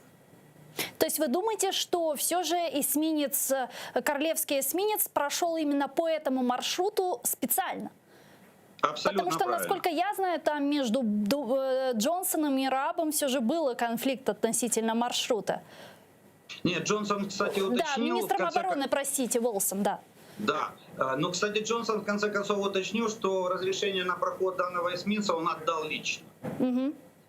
Так что я думаю, что эта спецоперация была, и я думаю, что высшее руководство НАТО знало именно об этой операции. Почему? Потому что именно в это время, когда шел эсминец вот, в пределах 12-мильной морской зоны, с Крита был поднят самолет-разведчик американский, который все это время висел над ними. Там все зафиксировано, все сфотографировано, все отснято. Поэтому это была четко спланированная операция. Дякую вам Причем дуже. самолет-разведчик отслеживал не только ход самого эсминца, он еще и успевал доходить до Новороссийска и наблюдать за действиями остального состава Чорноморського флота Росії. Дякую вам дуже, пане Олеже. Олег Жданов, військовий експерт, полковник запасу Збройных сил України. Пане Олександре, а Да. вы как считаете, это действительно была спецоперация Британии? Ну, я, по-перше, скажу все-таки щодо миротворців, тому що я з Олегом тут не погоджуюсь, я думаю, він знає. Тому що, по-перше, факт війни, він зрозумілий. А по-друге, Російська Федерація вносила в Раду безпеки ООН проєкт про розміщення миротворчої місії на Донбасі. Це ж їхня пропозиція була в тому числі. Ніхто не заперечив в своєму вигляді, в своєму варіанті. Вони це робили. Тобто вони допустили можливість, що це може бути. Ось що важливо. Так, і цей проєкт, він є, до речі, там він презентувався, і Росія, як член Радбезу, постійно про це говорила. Що стосується британського есмінця, ну так, я погоджуюсь певною мірою дійсно, що, по-перше, треба ж звернути увагу на те, що це не просто якесь отак от щось сталося, що цей корабель йшов з українського порту в грузинський. Ну, треба сказати, що цьому передувало ряд дій. По-перше, з Британією розвивається військово-технічне співробітництво активно в Україні. По-друге, ми бачимо, що підписуються меморандуми відповідні, які передбачають, що ми спільно будемо виробляти військові катери. Це теж важливо. А по-третє, я хочу нагадати, що Британія збільшила кількість заходу своїх кораблів в порти українські в Чорному морі якраз для того, щоб здійснювати безпекову стабілізуючу функцію. Тому що вони, патрулюючи спільно з українськими військово-морськими силами, забезпечують безпеку, ну, в першу чергу, мабуть, наших торговельно-економічних шляхів в Чорному морі. Це важливо. Тобто, те, що есмінець з'явився, це, ну, така, скажімо так, спрямована, комплексна політика, реалізується певна стратегія британська. А так, з військово-безпекової точки зору вони зайшли, по-перше, для чого? Для того, щоб показати, що вони не бояться. Це перший момент. По-друге, продемонструвати Росії, що не все так просто, що те, що вони хочуть бути гегемоном і єдиним лідером в Чорному морі, ну, воно може похитнутися. І є країни, які готові цьому кинути виклик. Вони це продемонстрували. Тому, і по-третє, вони фактично заяву, яку зробив Джонсон, він сказав про те, що ми там будемо ходити все одно в цьому. Він сказав і підтвердив оцю якраз комплексність стратегії, про яку я кажу, що Британія має намір допомагати Україні. Нам головне що? щоб ми коригували свої плани, стратегічну безпеку Чорноморського регіону разом з партнерами, а це Британія, це Туреччина, це зараз Румунія все активніше, для того, щоб ми діяли злагоджено і для того, щоб ми не відлякували британців чи будь-які інші країни можливими корупційними зловживаннями, що, на жаль, у нас іноді відбувається. Я маю на увазі в спільному виробництві, я маю на увазі в поставках і так далі. Тобто тут має бути чіткий контроль. Якщо вже хтось має стратегічне бачення, то давайте його підтримувати. Якщо вже у нас, ну скажімо так, певною мірою воно відсутнє в силу того, що відсутні можливості, інструменти і так далі. Тому загалом для нас, я думаю, все складається непогано, як для держави.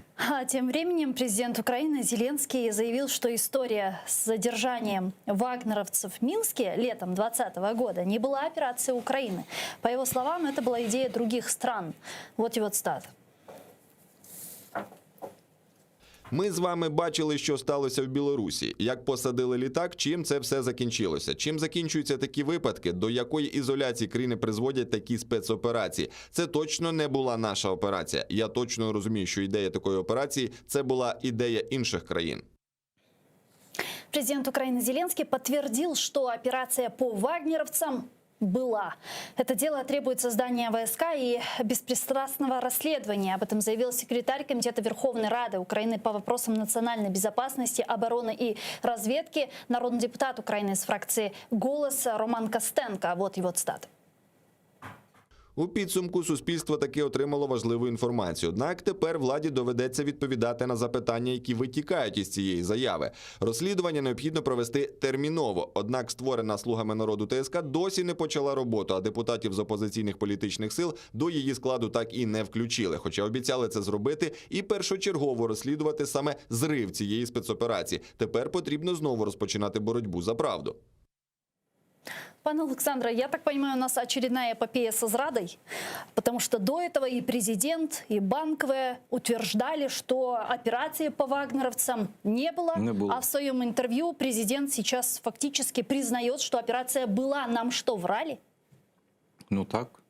Ну, загалом політики іноді обманюють. Просто, розумієте, коли питання стосується таких чутливих речей, як національна безпека, як захист держави, як покарання людей, які можуть бути причетні до вчинення воєнних злочинів і злочинів проти людяності, людей, які прийшли з війною на нашу землю і почали агресивні дії на Донбасі, то, звичайно, я думаю, справедливо було б, якщо дійсно така операція планувалася і були такі можливості, затримати цих осіб і судити їх. Це би було справедливо. Але ми побачили, що в силу певних причин цього не відбулося. Ну і крім того, якщо вже йде така відвертість, постфактум, до речі. Кстати, зачем? Вопрос. Так. Президент постфактум заявив, ну, я думаю, що, можливо, фільм має вийти вже нарешті, можливо, вони знають. Або, можливо, ну так, готуються. І, хоча, знову ж таки, до цього нам казали, що там нічого не покажуть, там нічого немає, взагалі це все вигадано, це все фейки. Ну, але ж подивіться, все більше... Спочатку там опозиція презентувала копії навіть з матеріалів справи кримінальних, де фіксувалося це все Службою безпеки, де агентура цих всіх вела вагнерівців. Потім ці записи розмов. Потім підтвердження 5-го президента, який сказав, що він санкціонував цю операцію. Ну це теж свідчення, людина про це свідчить, як верховний головнокомандувач колишній. І взагалі, ну тобто це свідчить про те, що ця операція, факт, він був. Питання в іншому у мене тепер. А які це треті держави іноземні, про які говорить президент, які планували? І невже ці іноземні держави, вони, ну скажімо так, діяли без згоди України? Ну як ми собі це уявляємо, так? От давайте уявімо, що будь-якої спецслужби операція на території України, де садять літак в українському аеропорту, вони все затримують. Як це без санкціонування чи повідомлення України? Яким чином це зробити? Елементарно, яким чином ви літак посадите, якщо диспетчерські служби не будуть знати, прикордонна служба і так далі. Ну це ж не просто так все робиться. Тобто, а українські спецслужби записи розмов, якщо вірити, що вони правдиві, вони ж там теж не збоку, вибачте. Тобто, я думаю, що та версія про те, що, ну є версія про те, що дотичні були американські і турецькі спецслужби до цього. Так. І тому, якщо з ними ми не взаємодіємо, і ми з ними хочемо посваритися, враховуючи, що ми з ними маємо взаємодіяти по лінії розвідки і так далі з нашими партнерами, це є проблема. І ще проблема. Вот к еще одной проблеме, пане Олександре, я просто хочу подключить по этой теме к нашему эфиру сейчас по телефону Дмитро Снегирьова, співголови громадської ініціативи «Права справа», громадського активіста та воєнного експерта. Він з нами на прямому зв'язку. Пане Дмитро, вітаю вас, салям алейкум. Добрый день. Пане Дмитро, мы видим, что президент Украины Зеленский публично подтвердил факт проведения операции с вагнеровцами. Почему вдруг такие сейчас откровения и что это значит? Ну, по-перше, давайте він підтвердив сам факт затримання вагнерівців КДБ Білорусі. Але тут є декілька моментів, власне, до української правоохоронної системи. Перше за все, ГПУ. Власне, чому документи щодо екстрадиції затриманих членів ПВК Вагнерів направляли Російську Федерацію, а власне не Республіку Білорусь? Це одне. І друге питання, чому, власне, перші документи про екстрадицію носили, ну, відверто, скажімо так, технічні помилки, які дозволили російській стороні повернути ці документи, і, відповідно, лише за деякий час були виправлені документи. Але це дало можливість фактично люфту часу приблизно 10-12 днів.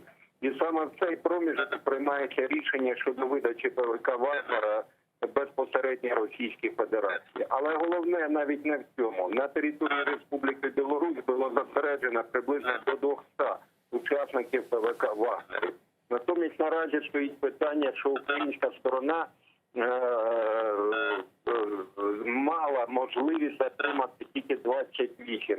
І тут питання, власне, вже і до ГПУ, і до всіх інших правоохоронних органів України. Чи готувалися документи щодо екстрадиції, власне, на всіх членів ПВК Вагнера? Я ще раз наголошую, цифра їх була не 32 і, відповідно, не 28, про які говорять, власне, в спеціальних правоохоронних органах України, а близько 200 осіб.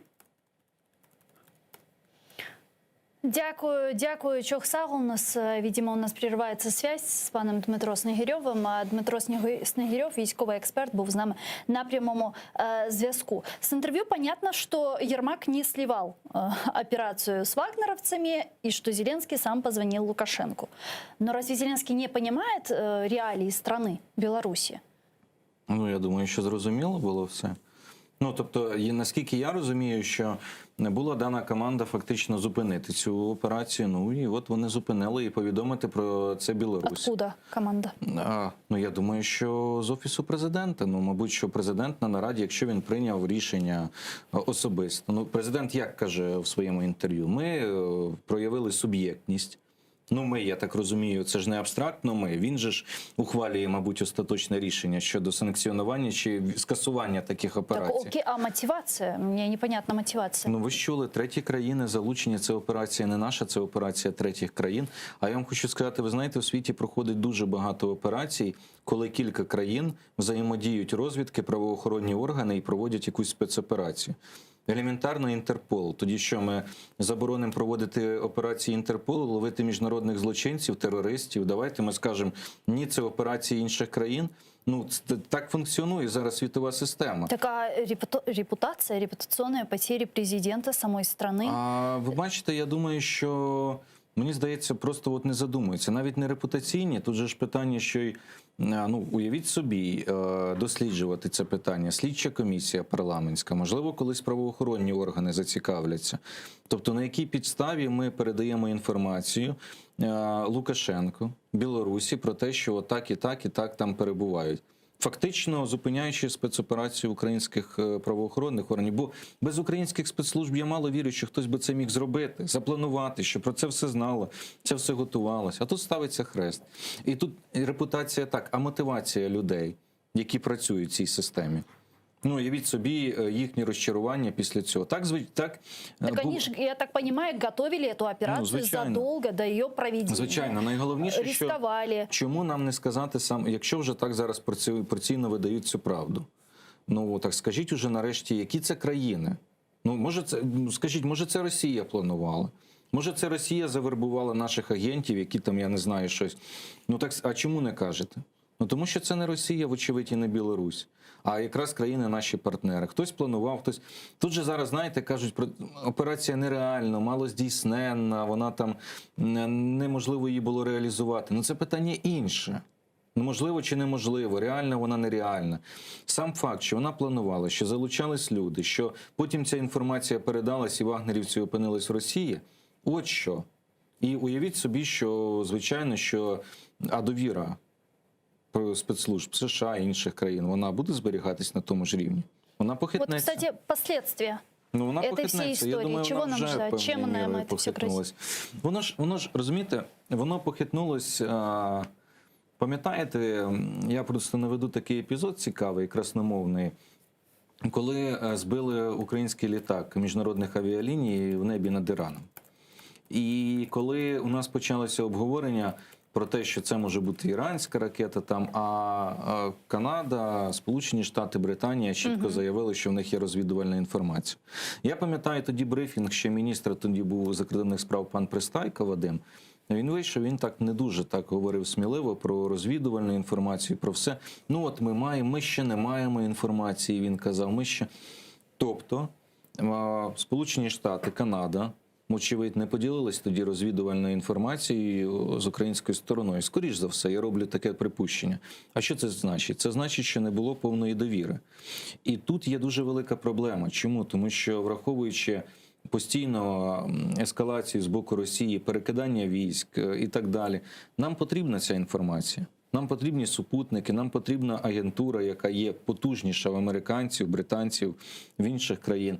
Ну, не можна, скажімо так, блокувати щось і говорити, що воно погано, що наші партнери, десь там хтось чи не партнери запланував і не вдалося реалізувати. От, ну, це дуже важливі питання для держави. І я думаю, що взагалі в блоці розвідка, контррозвідка мають бути видатні професіонали, які дуже серйозно в цій галузі спеціалізуються і які іноді навіть мають наполягати на чомусь, пояснюючи і главі держави, і посадовим особам, що так потрібно. Політики – це політики, вони діють, знаєте, вони іноді ухвалюють рішення, які військовим не сподобаються. І так буде завжди.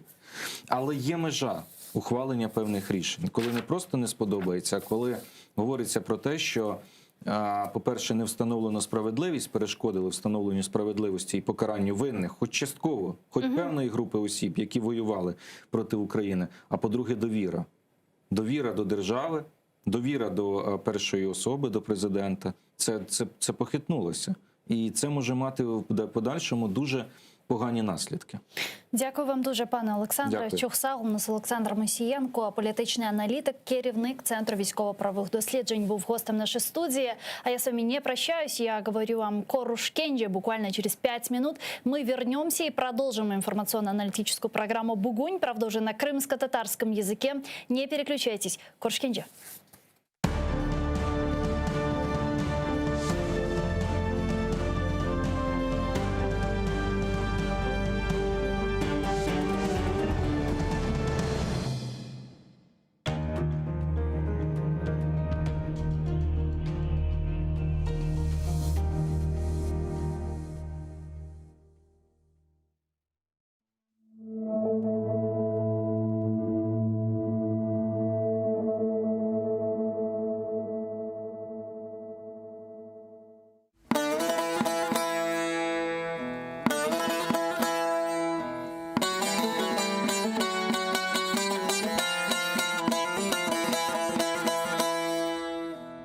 Sazın teli söylesin kendi derdini, inlegen yüreğimnin hasevetini, keçmişler ruhlarını, göz yaşlarını, halkımızın sonu yok kaygılarını.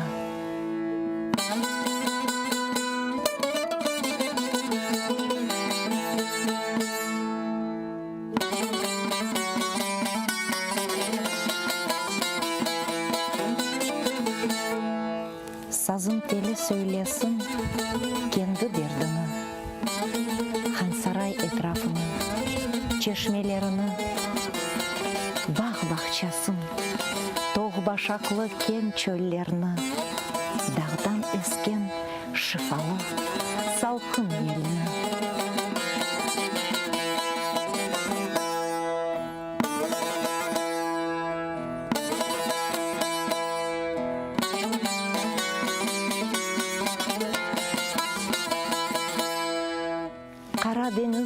ырғасыны сөйлесін сазым. Ағармыш efsanesini söylesin sazım. Camiler minaresini söylesin sazım. Aşık Ömer Kerimlerini söylesin sazım.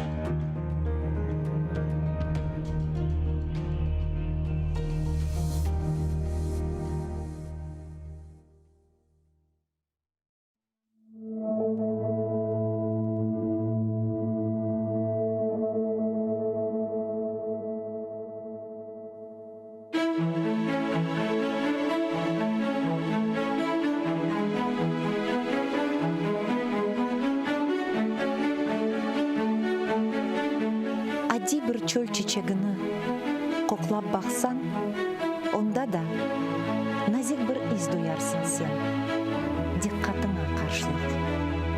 Жүрегіңні аңлап олсан, ен яман деп белеген кішімде де, илле бардыр, аз олса да, яқшылық.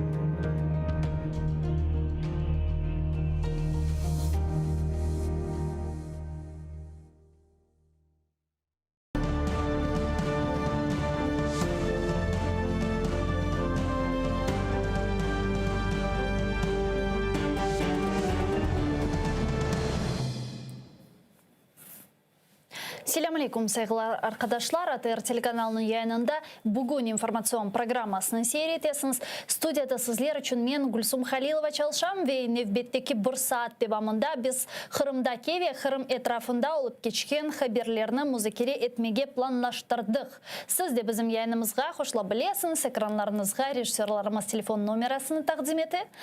073 419 41 58 Viber vasıtasıyla stüdyamızga telefon açmağa imkanınız var ya da Skype adresimizni kullana bilesiniz. atr.tv bizim adresimiz. Buyurunuz, telefon açınız, seslerinizni eşiteyik, fikirlerinizni, gayelerinizni seslendiriniz. Sizin sesiniz bizler için pek mühim. Biz bugünkü Kırım Tatar bölüklerinde hafta devamında olup geçken hadiselerinin böyle bir neticelerini, hulasalarını çıkarmağa planlaştırdık ve hususan işgal etilgen Kırım'da alıp geçken mahkemeler ketişatı ile bağlı da meselelerini, suallerini kötermege isteyimiz.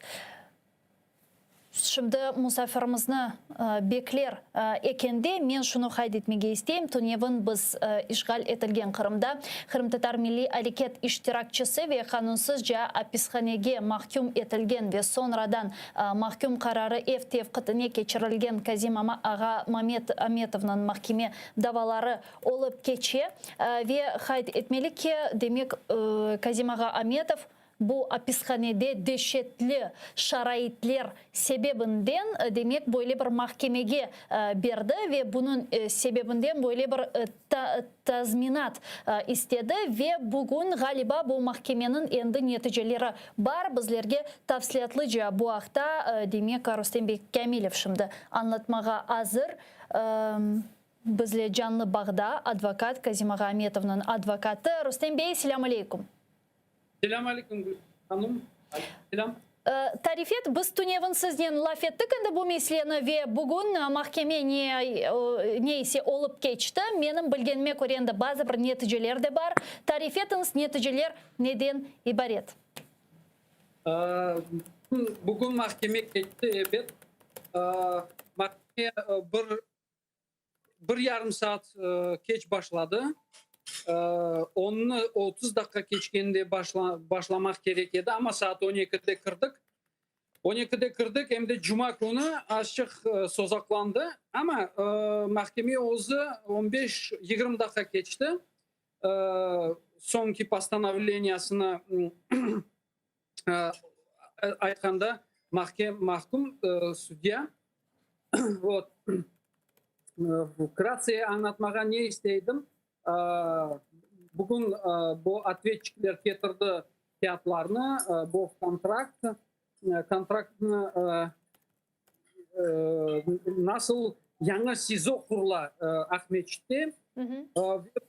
Bu kontraktını men bakmaga istemedim çünkü bu SIZO'da kayerde Kazim Ağa Ahmetov bulunganda o SIZO'da onun hakları anda böyle terk edildi. Не соблюдались degeni. Ana o meselelerini çözdük mahkemede. Ve ayttık, bakınız, bütün getirgen, sizlerin getirgen fiyatlarınız, bütün sizin getirgen ispatlarınız tek bizim bakımımızın, bizim bilgen şeylerimizden подтверждение berdiler Rusça aytkanda. Ana o şeyi mahkemede böyle akcent yaptık ve ayttık полное исковых требований, компенсации в размере 521 тысячи. Однако суд ушел в совещательную комнату и через некоторое время, выйдя, удовлетворил частично, назначив сумму 180 или 190 тысяч. Вот таким образом. Yani siz talap etken 521 bin rubleden yarısı bile verilmedi. Yok, yarımsı bile verilmedi. Bilmem ne için ispatlar anda getirildi. Biz bu kararın razı değildik. Elbette bu Avrupa Mahkemesi'ne endi verildi.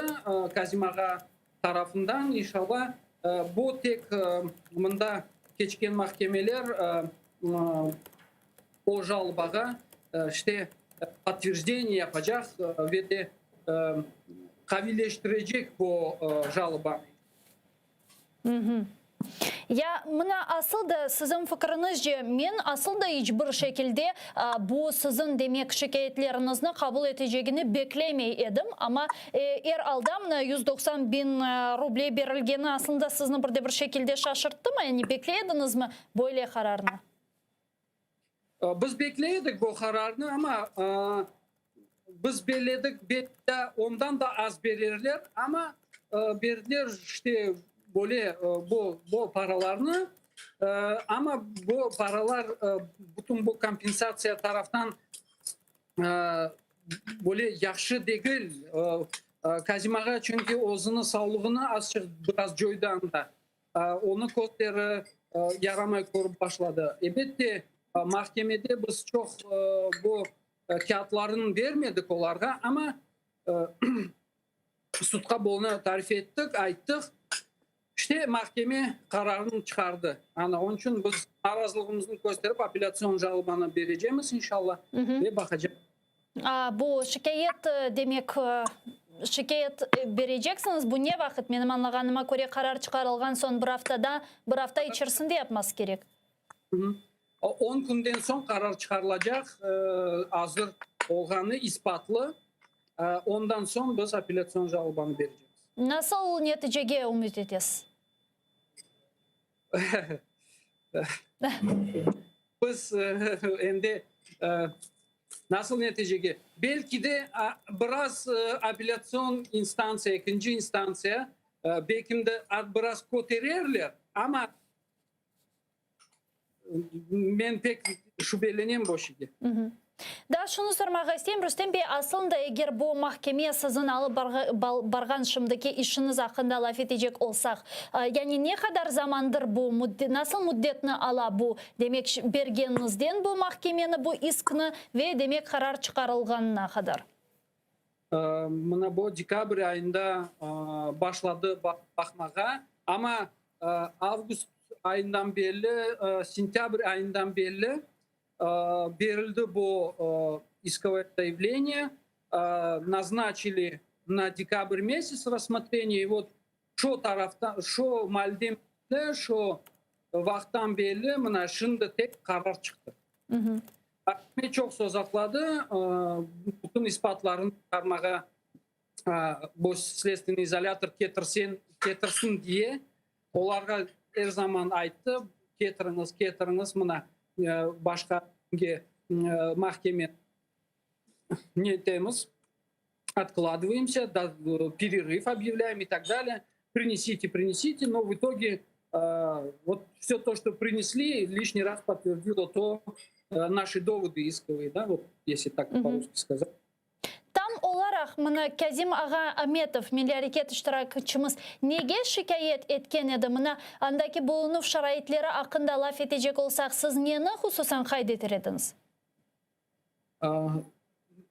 Казим аға неге бесчеловечные условия содержания дегенде, во-первых, это переполненные камеры. Это когда на одно койко-место приходится 3 человека. Они спят поочередно. Во-вторых, в камерах закурено, все курящие и некурящие содержатся в одной камере. Казим ага не курящий человек, для него это было очень сложно.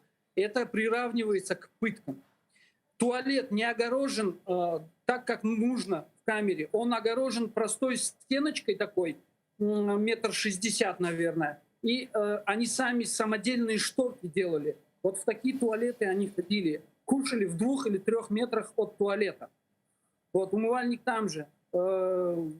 Унитаза такого нет. Бачки, этот бачок сливной не предусматривает, не работал вообще. Как объяснили следственные изоляторы, работники следственного изолятора, они сказали, что предусмотрена только холодная вода. Горячая вода в следственном изоляторе не предусмотрена санпинами, а это нормы, которые на уровне государства принимают.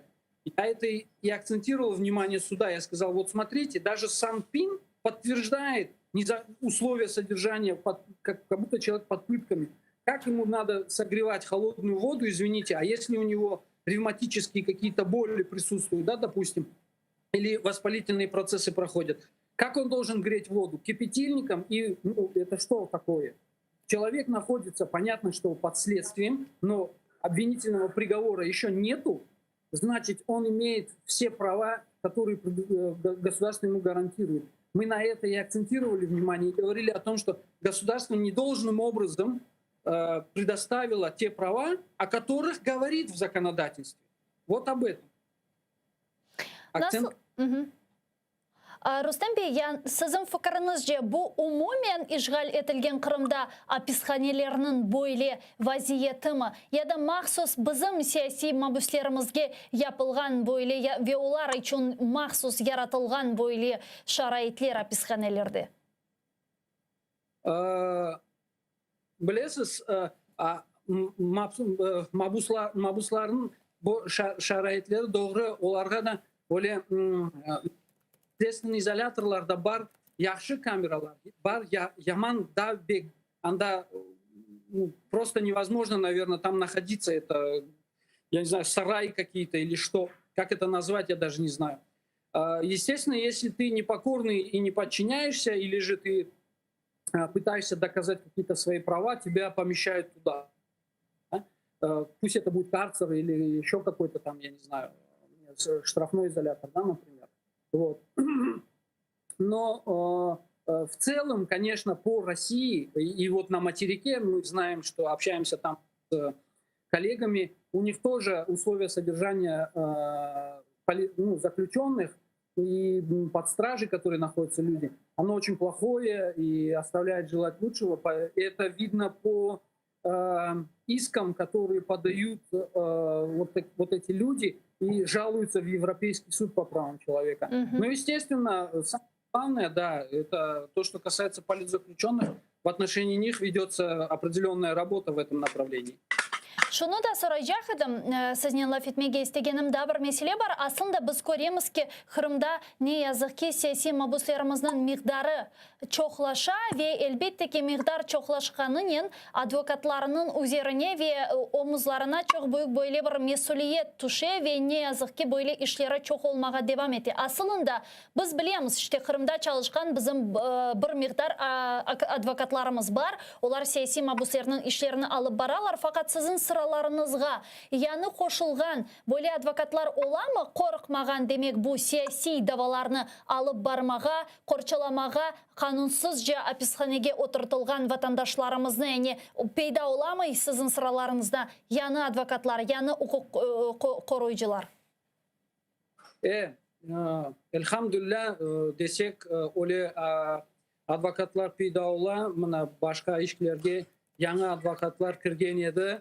Емде боле бір мысал бар, бірдане адвокат өзі келіп бізге офиске айтқан еді, не заман бұл 25 кішіні алғанда бұл ФСБ тарафтан о келіп офиске мұтлақ вақтыны тапып келіп айтты мен мына біреуіні берсеңіз мен иншалла қорчаларым деді. Onun için oğa çok teşekkürler ve başka diğer bu yaş advokatlarımıza Allah onlardan razı olsun.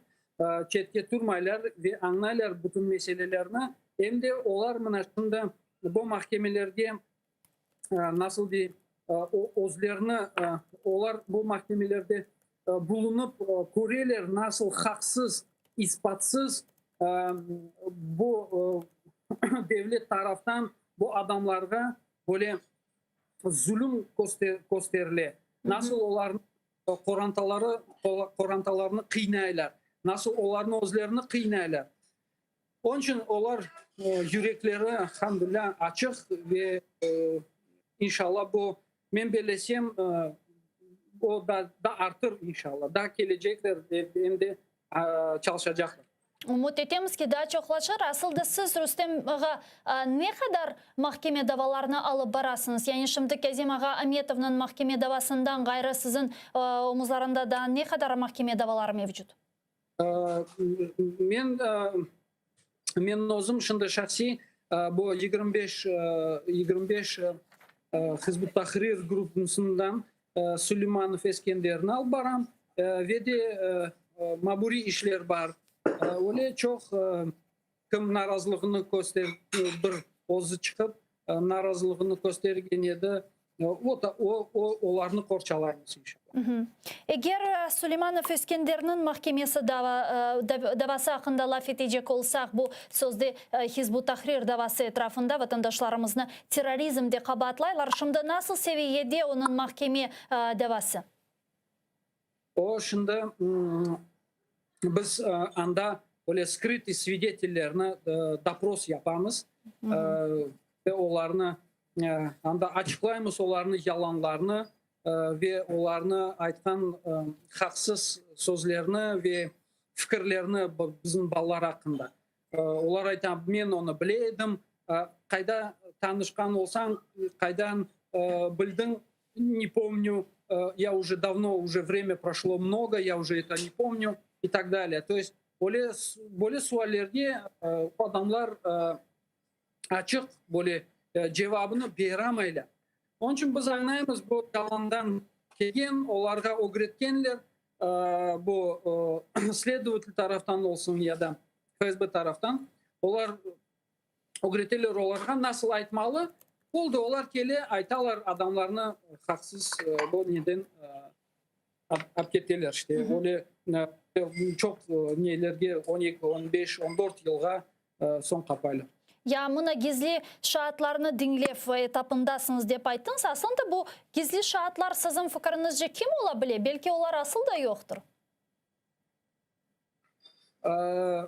Bizge bazı adlar bilen ama bilemiz bazılarını ve onlarını böyle sözlerini değiştirirler mahkemede eşitkende ama onlarını böyle lafları spesifika var reçi. O spesifika reçini biz тыңнеп білеміз ки насыл адам анда отырғанын, ama bazılarını elbet bilmeyimiz. Yani spesifika речи дегенде сіз диалектні айтасыз, яғни швені акцентні айтасыз. Аңлай білесіз ме білмеймін, Русияда Қырым татар олғаны. Onu da айтамыз. Ve de, допустим, картава есть определенное невыговаривание «р» буквы. Или специфическое вытягивание слов есть. То есть, таким образом ты понимаешь, что там сидит этот человек, ну, на которого, так скажем, указывали в процессах ребята, и которых говорили. Мы, в принципе, понимаем, о ком речь идет, но, естественно, из-за того, что его данные не рассекречены, мы не можем ничего говорить и сказать, что уверенно, что да, это вот этот человек. Ya bu gizli şartlar aslında niye tarif ettiler? Yani niye aytalar? Böyle bilmeyeyim, bizim kanunsuz hapishaneye oturtulgan vatandaşlarımızı terörizmde kabatlamak için hangi böyle bir şeylerini aytmağa gerek? Ne olar? Yalan yanlış şeyler aytalar mı? Bir yerde şunu koydu patlattı ve ilahri diye ne? Olar aytalar böyle. Он пропагандировал идеологию Хизбут Тахрир. Вопрос, в чем заключается идеология Хизбут Тахрир? Вот у них воинствующая пропаганда, они должны призвать большую часть населения к своей идеологии, и после этого, когда они это сделают, они призовут, они установят государство, и после этого они пойдут войной на нашу страну. То есть, ну, это как? Вот, как это понять? Вот столько всего сказано для того, чтобы сделано, чтобы вот, ну, человека сказать о том, что он какой-то идеологии придерживается, или у него какие-то другие мысли, например, да? Вот. Ну, здесь самый главный момент — это вот эти показания этих скрытых свидетелей. Именно их берут в основу, и суд, когда выносит решение, он говорит, в совокупности доказательств доказана вина и участие этого человека в террористической организации, которая запрещена на территории. Рустем Бей, ve son olarak da birkaç sualim var. Bu mahkeme davası sizin fikrinizce daha ne kadarga çözülecek? Bu mahkemeler davaları 25 grupsundan inşallah men bilmeyeyim bekim kuzge yakın bitecek. Bekim de kuzde de olacak. Çünkü şimdi çeşitli bu 25 kişini beşerliklerge böldüler. Onun için birinci grupta birinci часть olarda endi prokuror bitirdi o'zini ispatlarını getirmege. İki tane şahittan atkaz etti. Bu gizli şahittan atkaz etti. Aytdım men olarni istemeyim, sual bermege olarga. Endi işte mana сторона защиты будет представлять свои доказательства. Вот. И таким образом это в первой группе, в первой части. А во второй части bazılarında da çoğusunda başlanmadı. Servet Gaziyev olgan, Cemil Ağa Gafarov olgan grupta da yaxşı başlamadı. Çünkü onlar her zaman birisi hastalana. Onu neleri, mahkemeleri daha çözdü. Onun için kuzge yakın, bekim kışka yakın prigovor olacak. Ben öyle de oylayım ama o bir şahsi fikrim. Prokuror sizin fikrinizce ne kadar talep edecek? Allah bile. Endi en azdan 12 yıldan başlar ben bellesem topegi. 20 yılgacha. Çünkü biz göremiz sonu prigovorlarda 14 yıl sonu oldu. Mana bu sitede, prokuror sitede Aluşta grubunda 14 yıl en azı. Onun için ben aytam belki 12 yıl aytacak. Ama ne? Allah bile. Onun için bunda öyle nasıl diyeyim? Evet. Ağır şey çünkü korantalar bu soruklarını eşitip evet apayları, anaları onlara pek ağır ola ve yürekleri parlanacak. Çünkü bu mesele öyle hem çozaklanıp hem мен мысал кетірмеге істедім бірдан екі қысқадан. Бірда қамызды. Тез olur иншалла. Bir advokatımız bu Aluşta grupsunda Rifat Yunus деген advokat. O çıkan yerde prokuror tamam o soroklarını soradı. Ondan sonra çıkkanda aytты, Rustem bilesin men anlam bolamayın bu nasıl şey. Men bir kun evvela birdaniyeni korçalagan edim. O adam öldürdü ve narkotikten uğraşkan edi o adam. Oğa 12 yıl verdiler dedi. Bu adamga mende 15 yıl soraylar, 16 yıl soraylar. Bu benim aklıma sığmay bu dedi.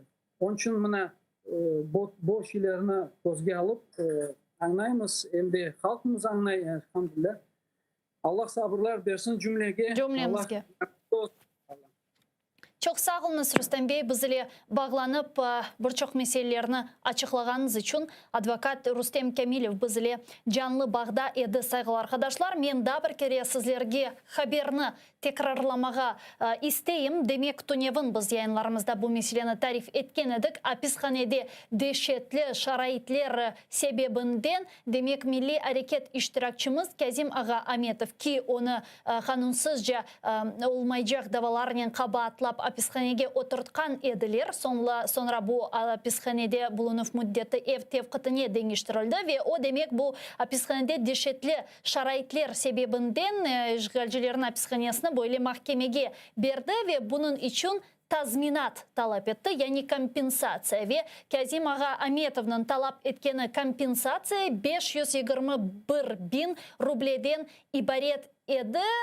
Ama bugün işte bu mahkeme davası sonunki demek etapı olup geçti ve mahkeme işgalci kadı bu 521.000 rubleden tazminatını 190.000'ge azlaştırdı degen böyle bir mahkeme neticesi oldu. Ama Kazim Ağa Ametov'un aytkanına koresiniz, eşittiniz, olar bu kararnen memnun değiller ve Kennedy onu şikayet etmeye planlaştıralar.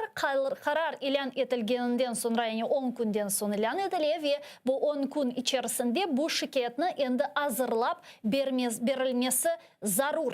Elbette ki Kamil Ağa Ametov'un kayıt etkenine Kore demek olar hiçbir illüziyalarını beslemeyler ve mahkeme özünün kararını değiştireceğini ya da belki de değiştirir ama birkaç işte anda küçük bir miktarda arttırır degen fikirlerini ifade etti bizlerge advokat işgal etilgen Kırım'dan Rustem Kamilov. Bunun ile beraberlikte Hizbut Sözde Hizbut Tahrir davası işgal etilgen Kırım'da devam etti. Bu 25 böyle bir kütlevi tıntıf vaktinde tutulgan 25 vatandaşımız sırasında Süleymanov'un davası demek baka Rustem Bey aytkanına göre şimdi böyle mahkemenin gizli şartlar dinlev etapı keçe eken ve demek bu gizli şartlar bizim hapishanede bulungan semiyetteşlerimizni sanki Hizbut Tahrir teşkilatının teşvikatında bulunganı ayta ekenler ve mahkeme bu demek onların şartlıklarını dinlep bularga esaslanıp sonra ne yazık ki böyle dehşetli hükümler çıkarıla. Advokatның kayıt etkenine göre endi bu mahkeme davaları hususan kuzge kadar devam edecektir ve kuzde bu demek davalarının yekünlenmesi, hususan onun davasının yekünlenmesi beklenili. Aytkanına göre sanki 12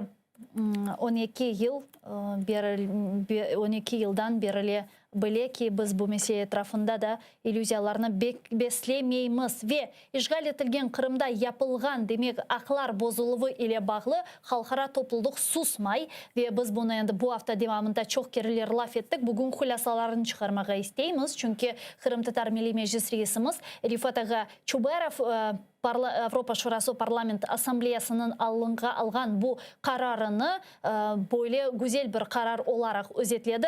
Böyle ayıttı, onu dinleyik. Росія ще раз показує, що вона не буде виконувати те, що їй не подобається, але саме по собі прийняття резолюції дуже виправдано. Кожна цеглинка формує стіну, за якою буде Росія. Я слухав трансляцію засідання і було видно, як російська делегація ухиляється від обговорення резолюцій і просто повторює пропагандистські гасла. Тому очікувати, що дипломати поведуть себе, беручи участь в асамблеї, як-то інакше, не доводиться. Російські представники розуміють тільки мову санкцій.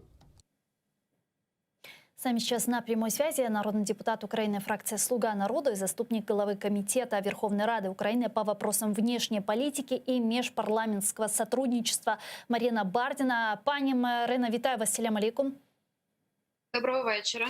Пані Марина, можно ли принятую резолюцию Парламентской ассамблеи Совета Европы считать победой украинской дипломатии? Я думаю, що це не тільки перемога української дипломатії, а це в першу чергу індикатор того, як Україна може єднати навколо себе інші країни у питаннях захисту прав людини, у питаннях Криму і окупації Росією території нашої. Скажите, как долго работали над этой резолюцией и чем она, собственно, отличается от предыдущих принятых? Вона досить жорстка в своїх положеннях. Над резолюцією працювали тривалий час, змінювався доповідач. В кінці кінців цю резолюцію готувала Ісландія, депутатка від Ісландії.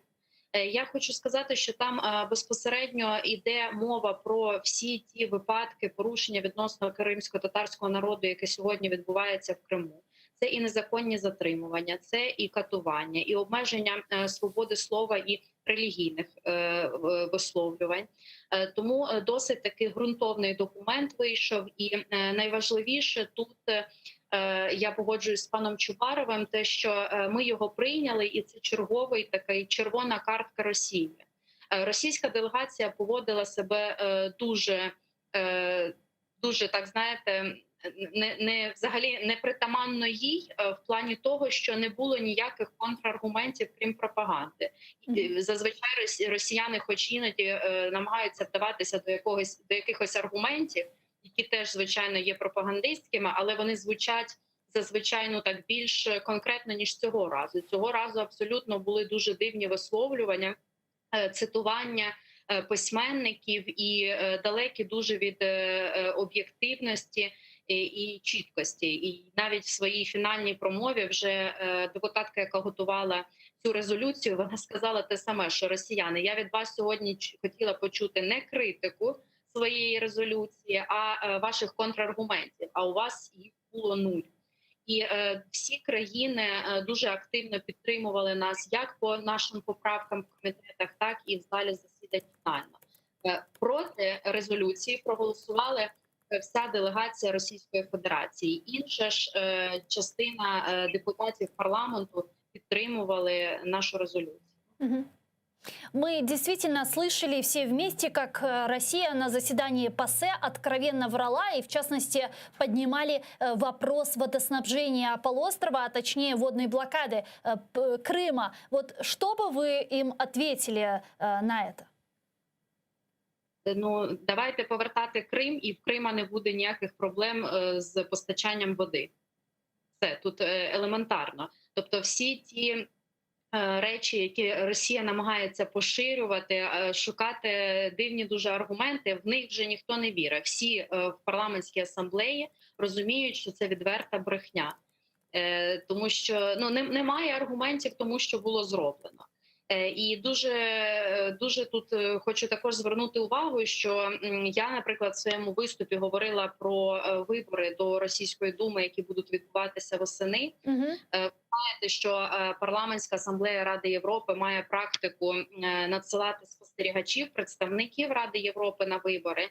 Я звернула увагу колег по парламентській асамблеї, що вони не мають ніяких юридичних законних підстав для того, щоб відвідувати Крим на цих виборах, і намагалася застерегти їх від будь-яких можливих провокацій. А я думаю, що з боку Росії вони можуть бути, щоб за жодних обставин не потрапити в Крим у випадку, якщо вони поїдуть зі спостережувальною місією.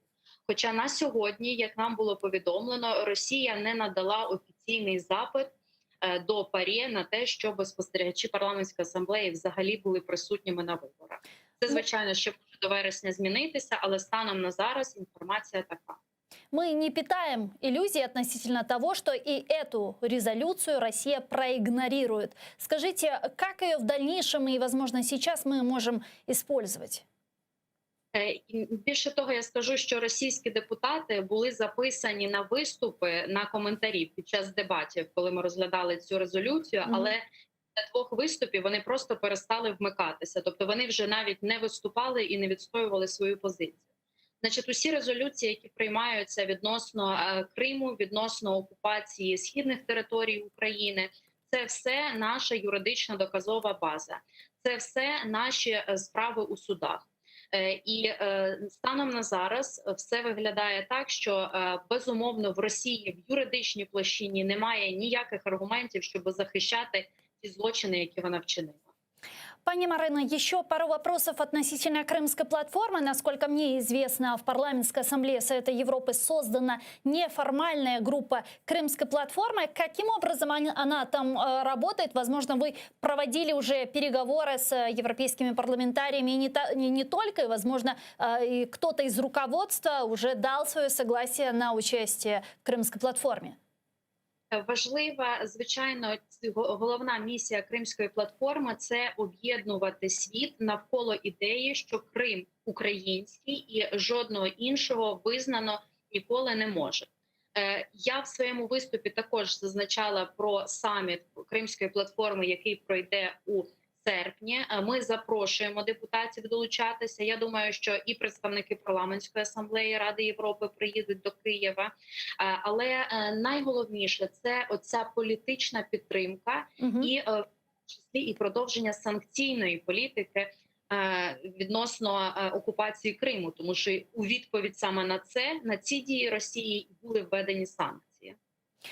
Следующая ваша сессионная неделя, и ваша коллега из «Слуги народа» Евгения Кравчук заявила о том, что на следующей неделе Верховная Рада Украины планирует рассмотреть законопроект о коренных народах, а также законопроект об отмене свободной экономической зоны Крым. Что вы думаете относительно этих законопроектов? Как будете голосовать?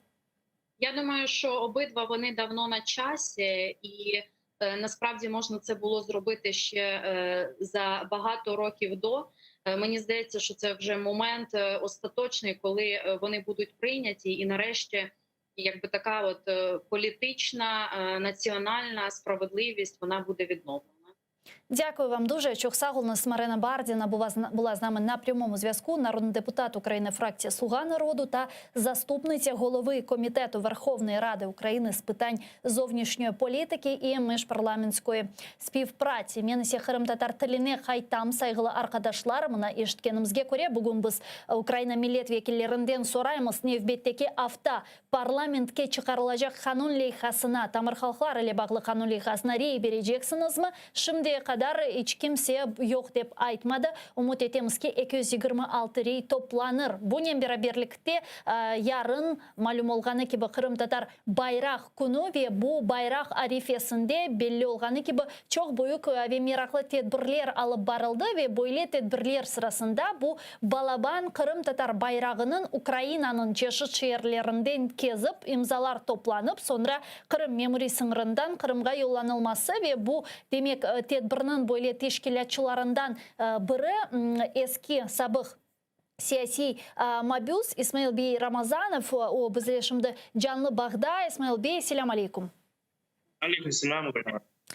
İsmail Bey, tarif etiniz bizlerge endi siz şimdi hususan hayda o'zingiz bulunasınız ve menin bilgenime göre endi yarın bayrakni yollamaga planlaştırasınız Kırımga, doğru mu? Yok, tegaran yanlış. Yarın Allah kısmet etse bizim bayrağımız meydanda olacak. Ve isteyen insanlar o zaman isteyen şeylerden yazmaya da çareleri Allah kısmet etse. Ondan son 27'sinde endi sınırın yanına varacağız. Son 28'inde Allah kısmet etse bu bayrak endi Kırım'da uçacak. Ve pek böyle isteyim bizim milletimiz bunun korusun hep. Çünkü izgalciler şimdi göremiyoruz ya 2-3 günden beri bizim ветандашларымызға бүле бір предостережение берелер. Çünkü bu Kırım Tatar bayrak күнінде иштирак etmeniz, bunu hayırlamanız, bayraklarını көтермеңіз деп yapkan şeyleri var. Onun için benden ve meclisimizden böyle bir merasim, böyle bir dülber merasim. Başta siz doğru ayttınız. Başta bizim bayrağımız çeşit Ukrayna şehirlerine vardı. Bir 10 şehirge vargandır. Ya nasıl şehirler akılınızda mı? Akılımda bu başta bizim bayrağımız Kramatorsk degen şehrinde Oksana Muravlova bir volontör var. Onun yardımıyla bu bayrağımız dikildi. Ondan sonra bu bayrağımız Kiev'e geldi. Kiev'deki birinci o'zining isteklerinin Mustafa ağamız yazdı. Ve iki kıska söz yazdı. Bekleniz biz kaytarız dep yazdı. Kaytacağımız dep yazdı. Sondan Verkhovny Rada'nın yanında bu bayrağımızı açıp şu gününde Lvov'a yolladık. Lvov'dan son Odessa'ga vardı. Odessa'dan Dnepr'ge, Dnepr'den Vinnitsa'ga, Vinnitsa'dan son bu Kırım'a yakınca bir şehirlerge vardı. Genichisk, Novoalexeyevka, Kherson, Zaporojye, Melitopol şehirlerine vardı ve çeşit böyle hepsi faktiski çok adamlar bu merasimlerde iştirak ettiler. Ve şimdi de bugün de dünyada çok adamlar yazarlar. Bizge gelecek mi bayrak dep? Bizim şehrimizge gelecek mi bayrak dep sorarlar. Ama vaktimiz az olgan için böyle istedik. Endi Kiev'den başlap Kiev'ge de kaytsın. Kiev'den son endi Kırım'a uçacak halkımız. Ya Акатенде байрақ көргенімізге көре Украинаның бірчоқ шehirlerini кезіп доlaşып çıktı. Мына esasen insanlar, yani bu aktsiyaga koşulgan insanlar ne akta yazalar, hangi bir tileklerini berelер, belki de bilmeyim nasıl bir tavsiyeleri belki oladır. Esasen mesajlar neden ibaret? Çok Ukraynalılar çeşitli türlü şeyler yazarlar. Birinciden bizge kol tutalar, destek gösterirler. Bu Kırım Tatar suallerinin endi çözmesinin dep yazarlar. Endi мы за крымско-татарскую автономию, мы за звільнення Криму. Такі дуже такі класні меседжі підтримки, да, і менімче bu bizge bu bizim bayrağımız o'zin артından endi birleştirdi biraz Ukrayna'nı. Ben görem ki Allah kısmet etse bu merasimimiz sonki merasim değildi. Allah kısmet etse endi gelecek sene endi daha bir merasim yapıp bayrağımızın Ukrayna'nın her bir şehrine varıp Allah kısmet etse endi sonunki merasim, sonunki şehir Ahmetçi'de olacak Allah. İnşallah güzel böyle bir tilek. Ya İsmail Bey, aslında bu aksiyanın sizin fikrinizce esas gayesi neden ibaret? Yani kimge ne etmeye isteysiniz bu aksiyanın? Birinciden bizim milletimizge bir mesaj, bir haber. Korkmanız, bayraklarınızın asınız. Çünkü işgalciler Koreler bu 26'sını bayrak günümüzge Kırım bizim bayrağımız bir oranda yok. O'zin bayrağının evinin yanında asmagan oranda yok. Onlar onun Koreler ve isteyler bu bayrak günün endi yok etmekte. Endi korkuzdurmağa isteyler insanların. Birinciden bizim vatandaşlarımızga böyle bir mesaj yapınız. Bayraklarınızın asınız. İşgalciler görsün bunun. Пусть они видят, я переведу на русский, пусть они видят, что наш народ никогда не покорится, наш народ никогда не сломится, наш народ никогда не испугается перед лицом страха, перед какими-то оккупантами из России. Они всегда, мой народ всегда будет вывешивать. Никто не указ, даже Российская Федерация, не указ моему народу как чтить память жертв геноцида и как радоваться Дню флага, и как праздновать 30-летие восстановления деятельности Курултая крымско-татарского народа. Исмаил бей, сіздің пікіріңізше, яғни бүгін не yazık ki Қырым işgal etilgeninden endi 7 yıl geçti ve bu 7 yıl içerisinde çok Kırım'da bizim vatandaşlarımızga zulümler yapıla ve hususan siz bu zulümlerge uğragan insanlardan birisiniz. Aynen bu sebepten bugün Ukrayna ana kıtasında bulunasız.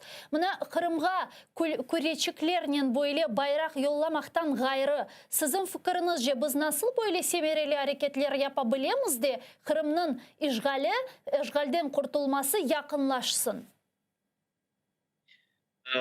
Birinciden endi menimce çokça yaşlarımız böyle merasimlerde iştirak etmesini, böyle Ukrayna Verkhovny Radasına gitmeye, böyle işlerinden uğraşsalar bizim vatandaşlarımız, bizim yaşlarımız bu işgalciler Kırım'dan dan tez getirdiler. Özümüz yapmak gerekmez. Çünkü Lenuraga aytmalı, Kırım'ın anahtarı bizdedir. Anlaysınız mı? Kırım'ın anahtarı bizim yüreğimizdedir. Kırım'ın anahtarı bizim dilimizdedir. Onun için ben isteyim Kur'an'da aytmağa, özünüzün ana dilinizin yüksek derecede tutunuz. Özünüzün bayrağınızın en yüksek yerge asınız. İşgalciler bunun görsünler. Ve bunun görseler, onlar anlarlar. Onlar şimdi de anlayırlar. Onlar anda они там не хозяева. Они никогда не будут хозяевами. Каждый город несет крымско-татарские названия. Каждые реки несут крымско-татарские названия. Каждые горы несут крымско-татарское название. Поэтому они прекрасно это понимают. Прекрасно понимают, и наша активность будет заслугой той деоккупации Крыма, успешной деоккупации Крыма и решения всех наших вопросов касаемо автономии, крымско-татарской автономии в составе Украины, касаемо вот этих вот законов о статусе коренных народов и касаемо ряда других таких элементарных, казалось бы, законов человека, да, прав человека. К сожалению, до сегодняшнего дня вот эти вот законы, они не решались. То есть до сегодняшнего дня, 7-й год войны, 7-й год оккупации, элементарные права человека, то есть они не решались, не выносились законы, законопроекты. К сожалению, это факт. Но сегодня есть такие проблески дипломатии, проблески справедливости, я бы сказал. Но для меня, как для крымского татарина, это исключительно мало. Мне, конечно же, хочется скорейшей деоккупации полуострова Крым.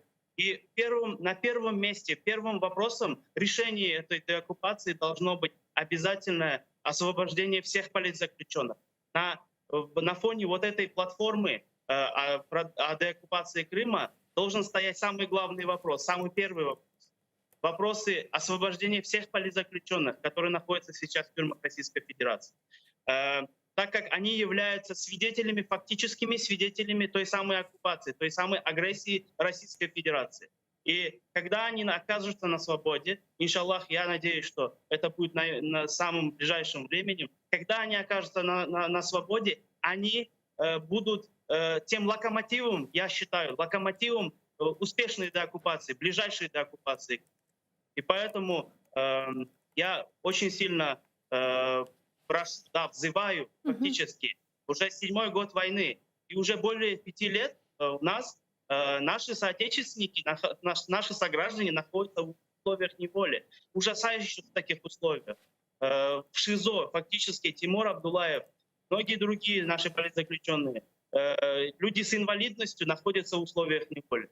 И поэтому у меня душа кричит просто на самом деле. Когда я об этом вспоминаю, когда я об этом думаю, у меня на самом деле слезы наворачиваются, что мы до сегодняшнего дня не сделали самого главного — освобождения всех политзаключенных. И это должно быть приоритетом не только для нас, как для народа, для коренного народа Крыма, а еще и с приоритетным вопросом для сегодняшней власти. Çok sağ olunuz İsmail Bey. Sağ olunuz suallarımızga cevap bergeniz için.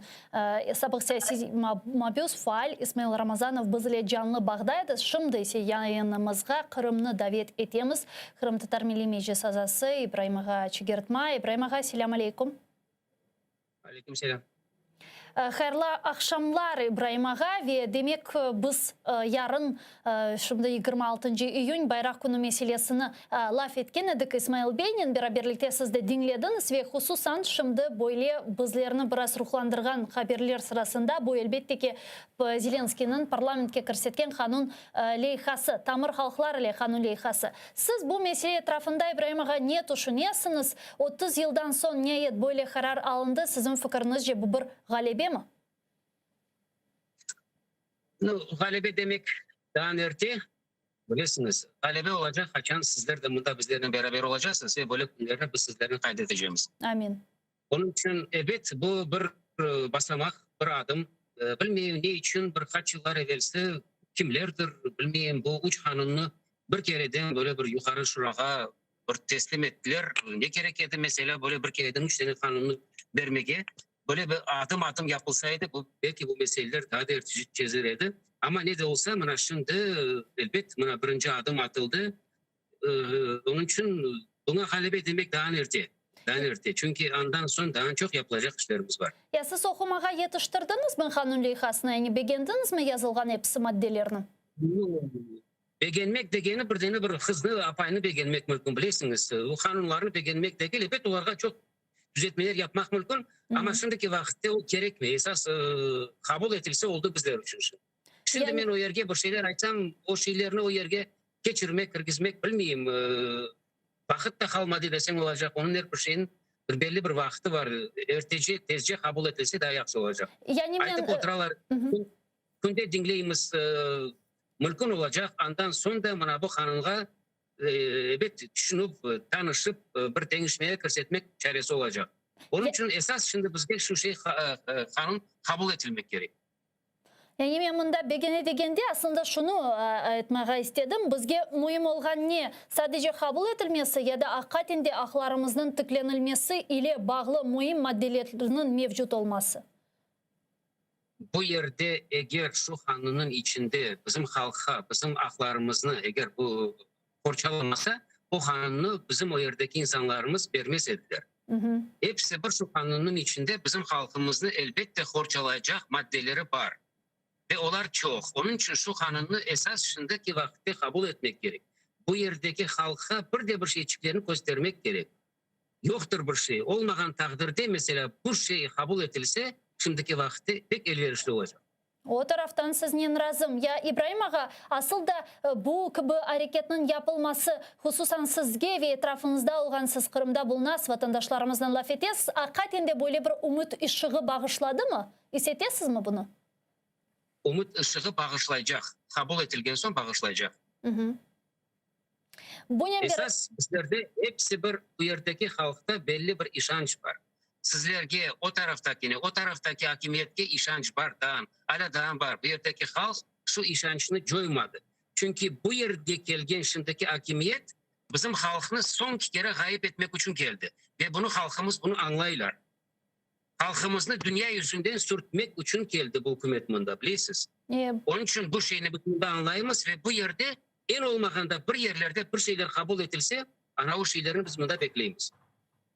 Umut etemiz ki Nevbet'teki hafta ayında Ukrayna Yukarı Şurası'nda bu kanun leyhası bakılacak ve umut etemiz ki 226 rey berilir. Bunun beraberlikte İbrahim Ağa bu sene biz kurultayının kurulganından 30 yılını kaydetemiz. Böyle timsali bir yılga geldi bu Tamır Halklar ile kanun leyhasının peyda olması. Buna 30 yıl geçti bizim ikinci kurultayımızın tıklenmesinden. Nasıl bir galebelerimizden, yani nasıl bir yapılgan gururlanacak hareketlerimizden kaydetirdiniz? Halkımızın umurunda böyle bir organı tıklemek o balaban iş edi şu 30 yıl evvelsi. Şu şeylerini yapan ortaya düşken adamlar sağ olsunlar. Elbet onların çokları şimdi belki hayatta yokturlar ama bu halkımızın ömründe, halkımızın bir yerlerde, bir seviyelerde siz aytkanınız gibi temsil etmek için böyle bir organ kurulganı o pek yaxşı şey.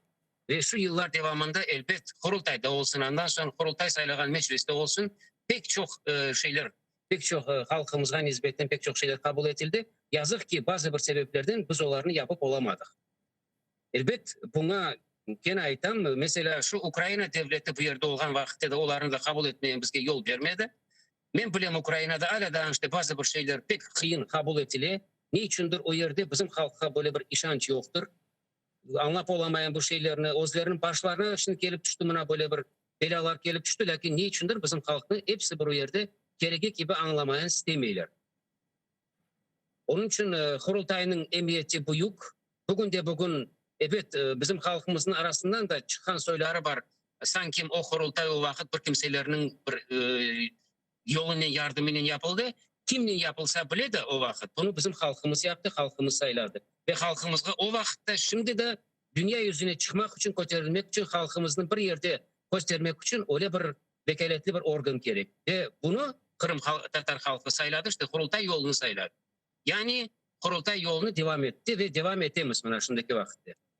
Kurultay hakikatinde çok mühim kararlar algan edi 91 senesi ve hususan tilimiz ile bağlı da kararlar alıngan edi. Demek Kiril urufatından Latin urufatına geçilmesi ve tilimizin inkişafı ile bağlı mühim maddeler de mevcut edi. Aslında bu meselede sizin fikrinizce İbrahim Ağa biz bir ilerlef yaşadık mı? Bakınız, Latin elifbesine geçiş mesele boyunca kabul edildi. Lakin onu biz özümüz ömürge geçirmedik. Özümüz yapmadık, şu kanunlarını işlep çıkmadık gerek vakitlerinde. Ama dil meselesine gelgende bilirsiniz, eğer de bizim halkını böyle bir başka bir şey tarafından, böyle bir devletçilik tarafından böyle bir şeyimiz olmasa, dilini Korantadan gayrı başka yerde iletmek başka bizim çaremiz yoktur öyle bir şey. Esas şimdi evet biz Korantalarga bağlanmak gerekmiz. Ama evet de biz tırışamız işte belli bir tarzda, belli bir seviyede bu devletçilik meselesi çözülse o yerde bu şeyleri endi devlet özü kaygıracak, özü düşünecek bu şeyler. Bugün yapılgan işlerimiz elbette adamlar, insanlar, korantalar işte özlerinin çarelerine göre bu bir meselelerini yaparlar ama bunu hepsi bir korantalarga bağlı. Çok sağ olunuz İbrahim Ağa, bizle bağlanğanız ve böyle küçük bir anons sizden geçtik. Umut etemiz, yarın biz büyük marafon ötküreceğiz. Sizni davet etem Skype vasıtasıyla da yarın yayınımızga bağlanıp 91 senesini tavsiyatlıca hatırlamağa. Sağ olunuz.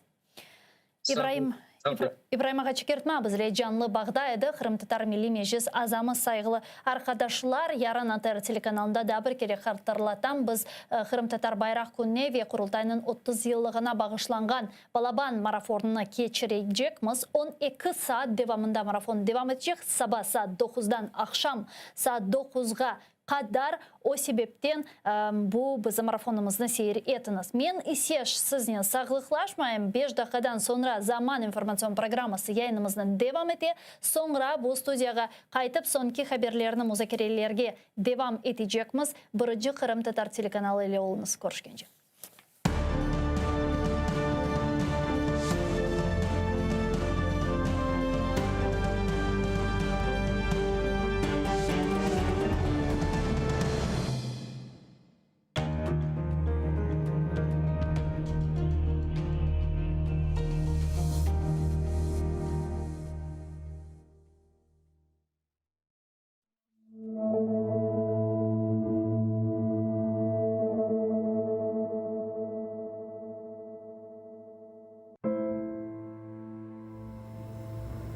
Meni kim qorchalar ekan bu dunyoda? Meni kim parchalar ekan bu dunyoda?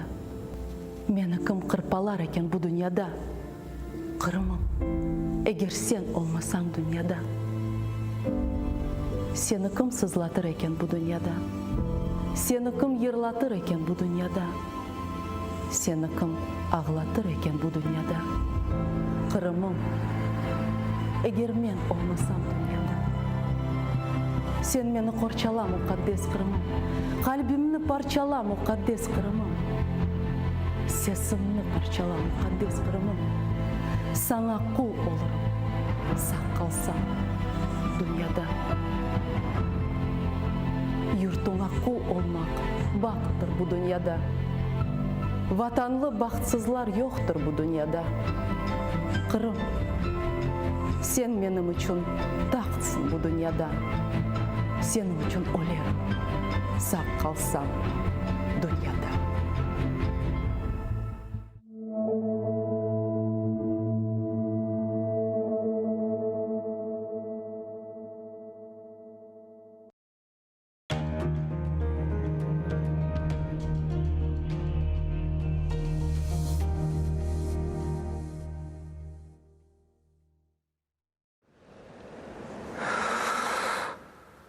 Ишітесіңізме?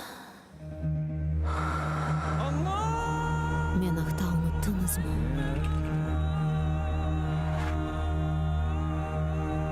Мен мұнда. Бұл менің топырағым. Менің қырымым.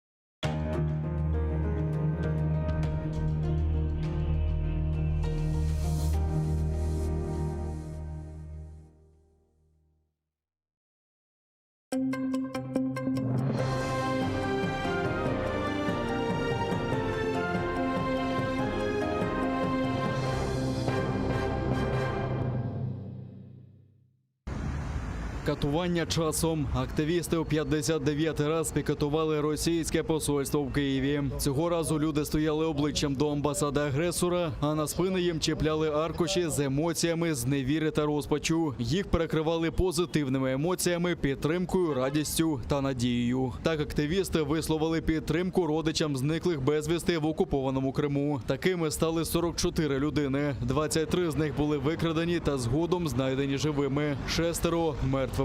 Але про долю 15 зниклих досі нічого не відомо. Серед них і член Всесвітнього конгресу кримських татар Ервін Ібрагімов. Він був викрадений людьми у формі окупаційного ДПС поблизу свого дому в Бахчисараї пізно ввечері 24 травня 2016 року.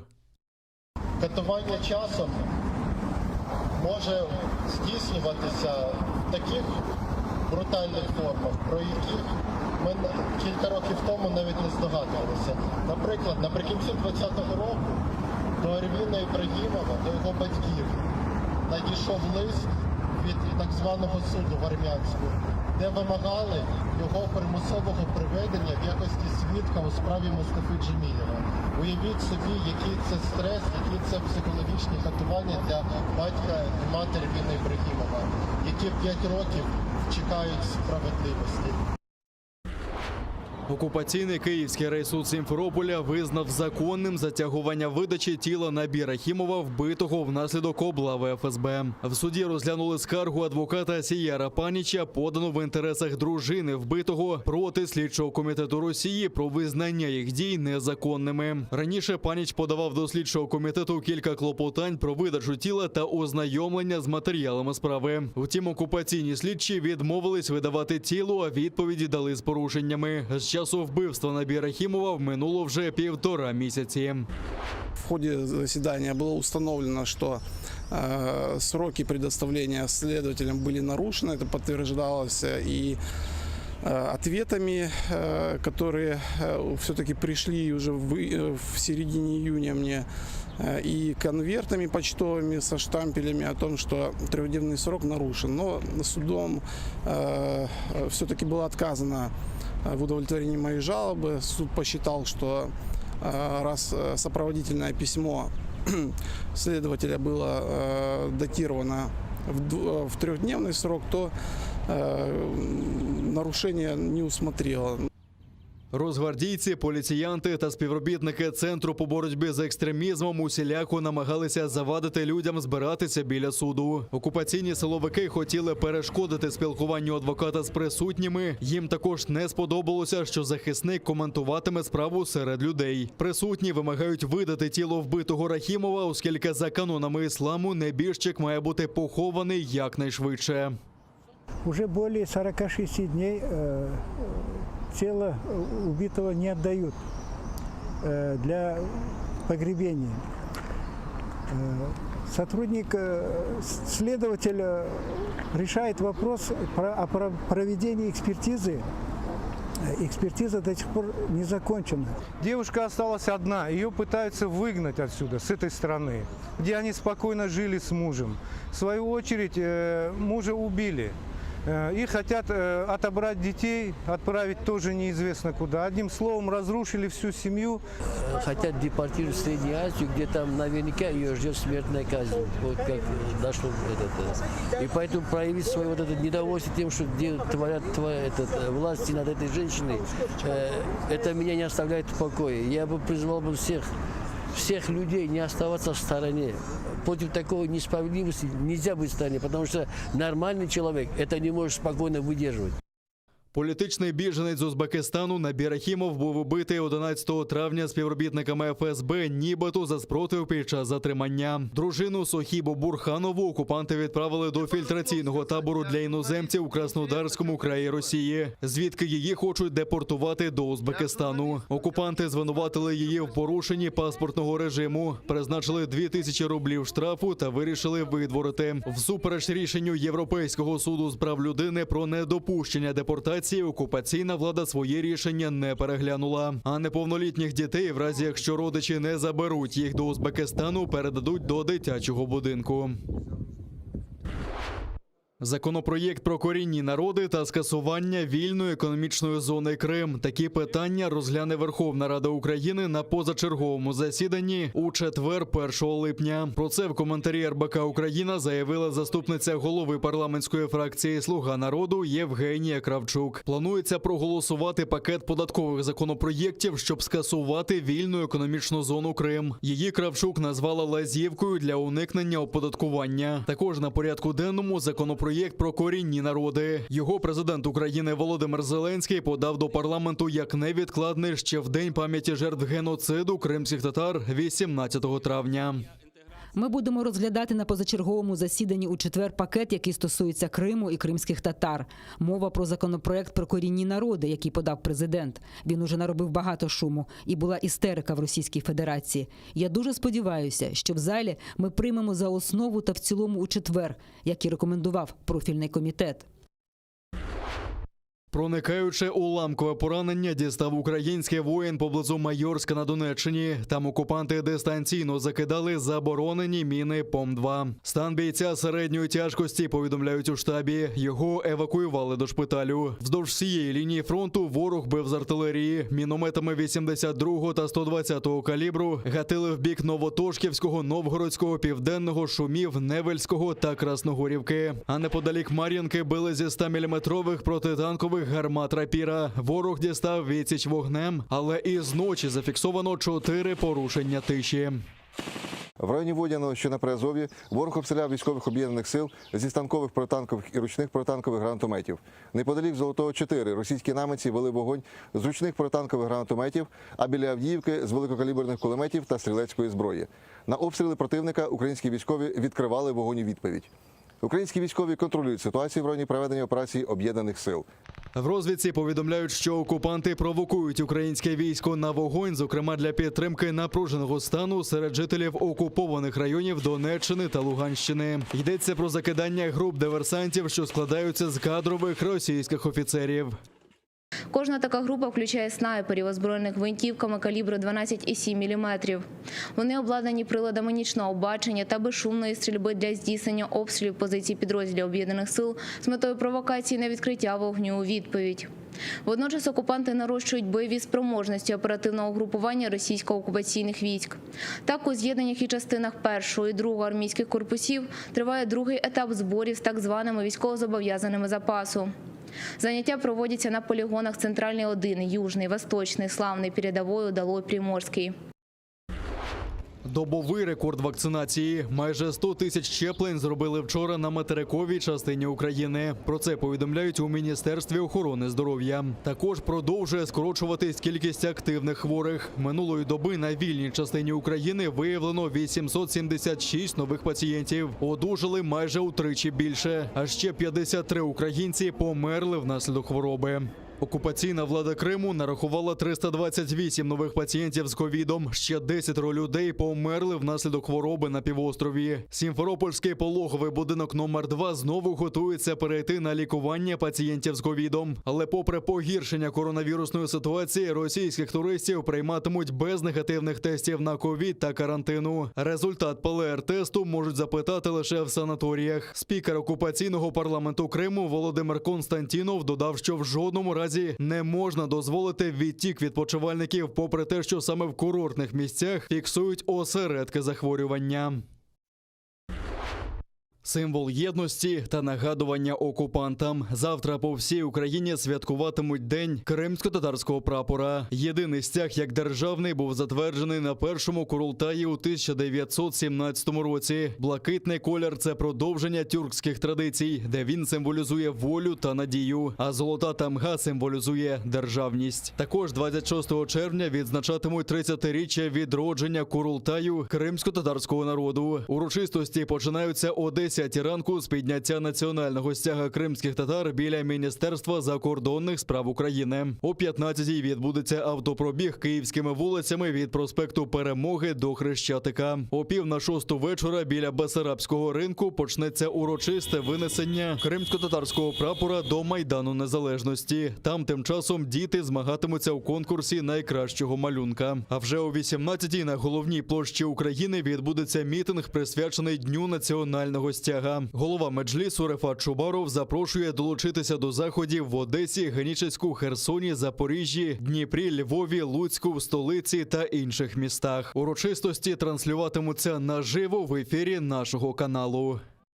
Будьмо завтра разом і продемонструємо єдність і підтримку Кримові, в цілому, нашим братам, кримським татарам, етнічним українцям.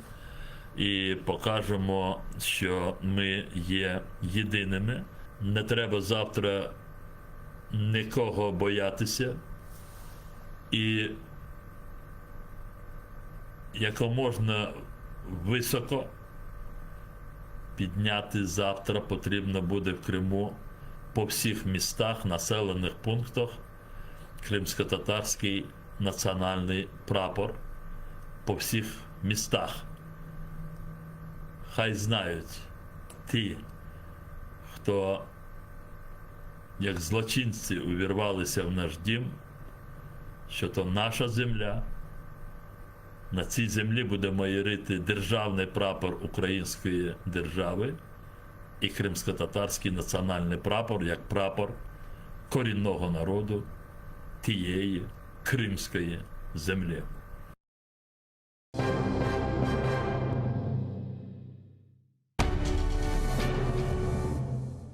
Ізраїльські вчені створили унікальний засіб, що містить природні інгредієнти.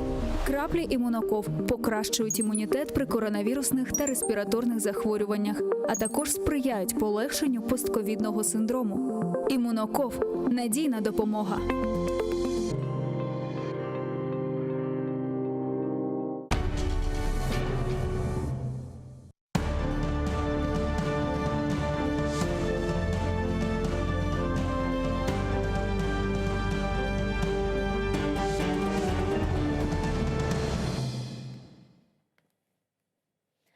Салям алейкум, хайрлах шамлар, добрый вечер. В эфире телеканала АТР вы смотрите информационно-аналитическую программу «Бугунь». В студии для вас работаю я, Гульсум Халилова. Следующие 45 минут в этой студии с нашим гостем, с гостями, которые подключатся к нам в эфир, мы обсудим основные новости сегодняшнего дня, а также уходящей недели. Вы также можете присоединяться к нашему эфиру. На экраны ваших телевизоров режиссера периодически выводят номер телефона +3 8073 419 41 58. Звоните к нам абсолютно бесплатно по Вайберу, присоединяйтесь по скайпу. atr.tv – это наш адрес. Подписывайтесь на YouTube-канал телеканала АТР. Там мы вещаем как в онлайн-режиме, так и выкладываем самые интересные фрагменты из наших эфиров и все наши программы в записи.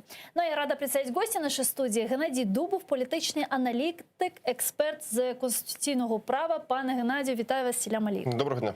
Я предлагаю наш эфир начать со следующего сообщения. Президент Зеленский не исключает, что в случае провала переговоров по урегулированию конфликта на востоке Украины придется отгораживать Донбасс стеной.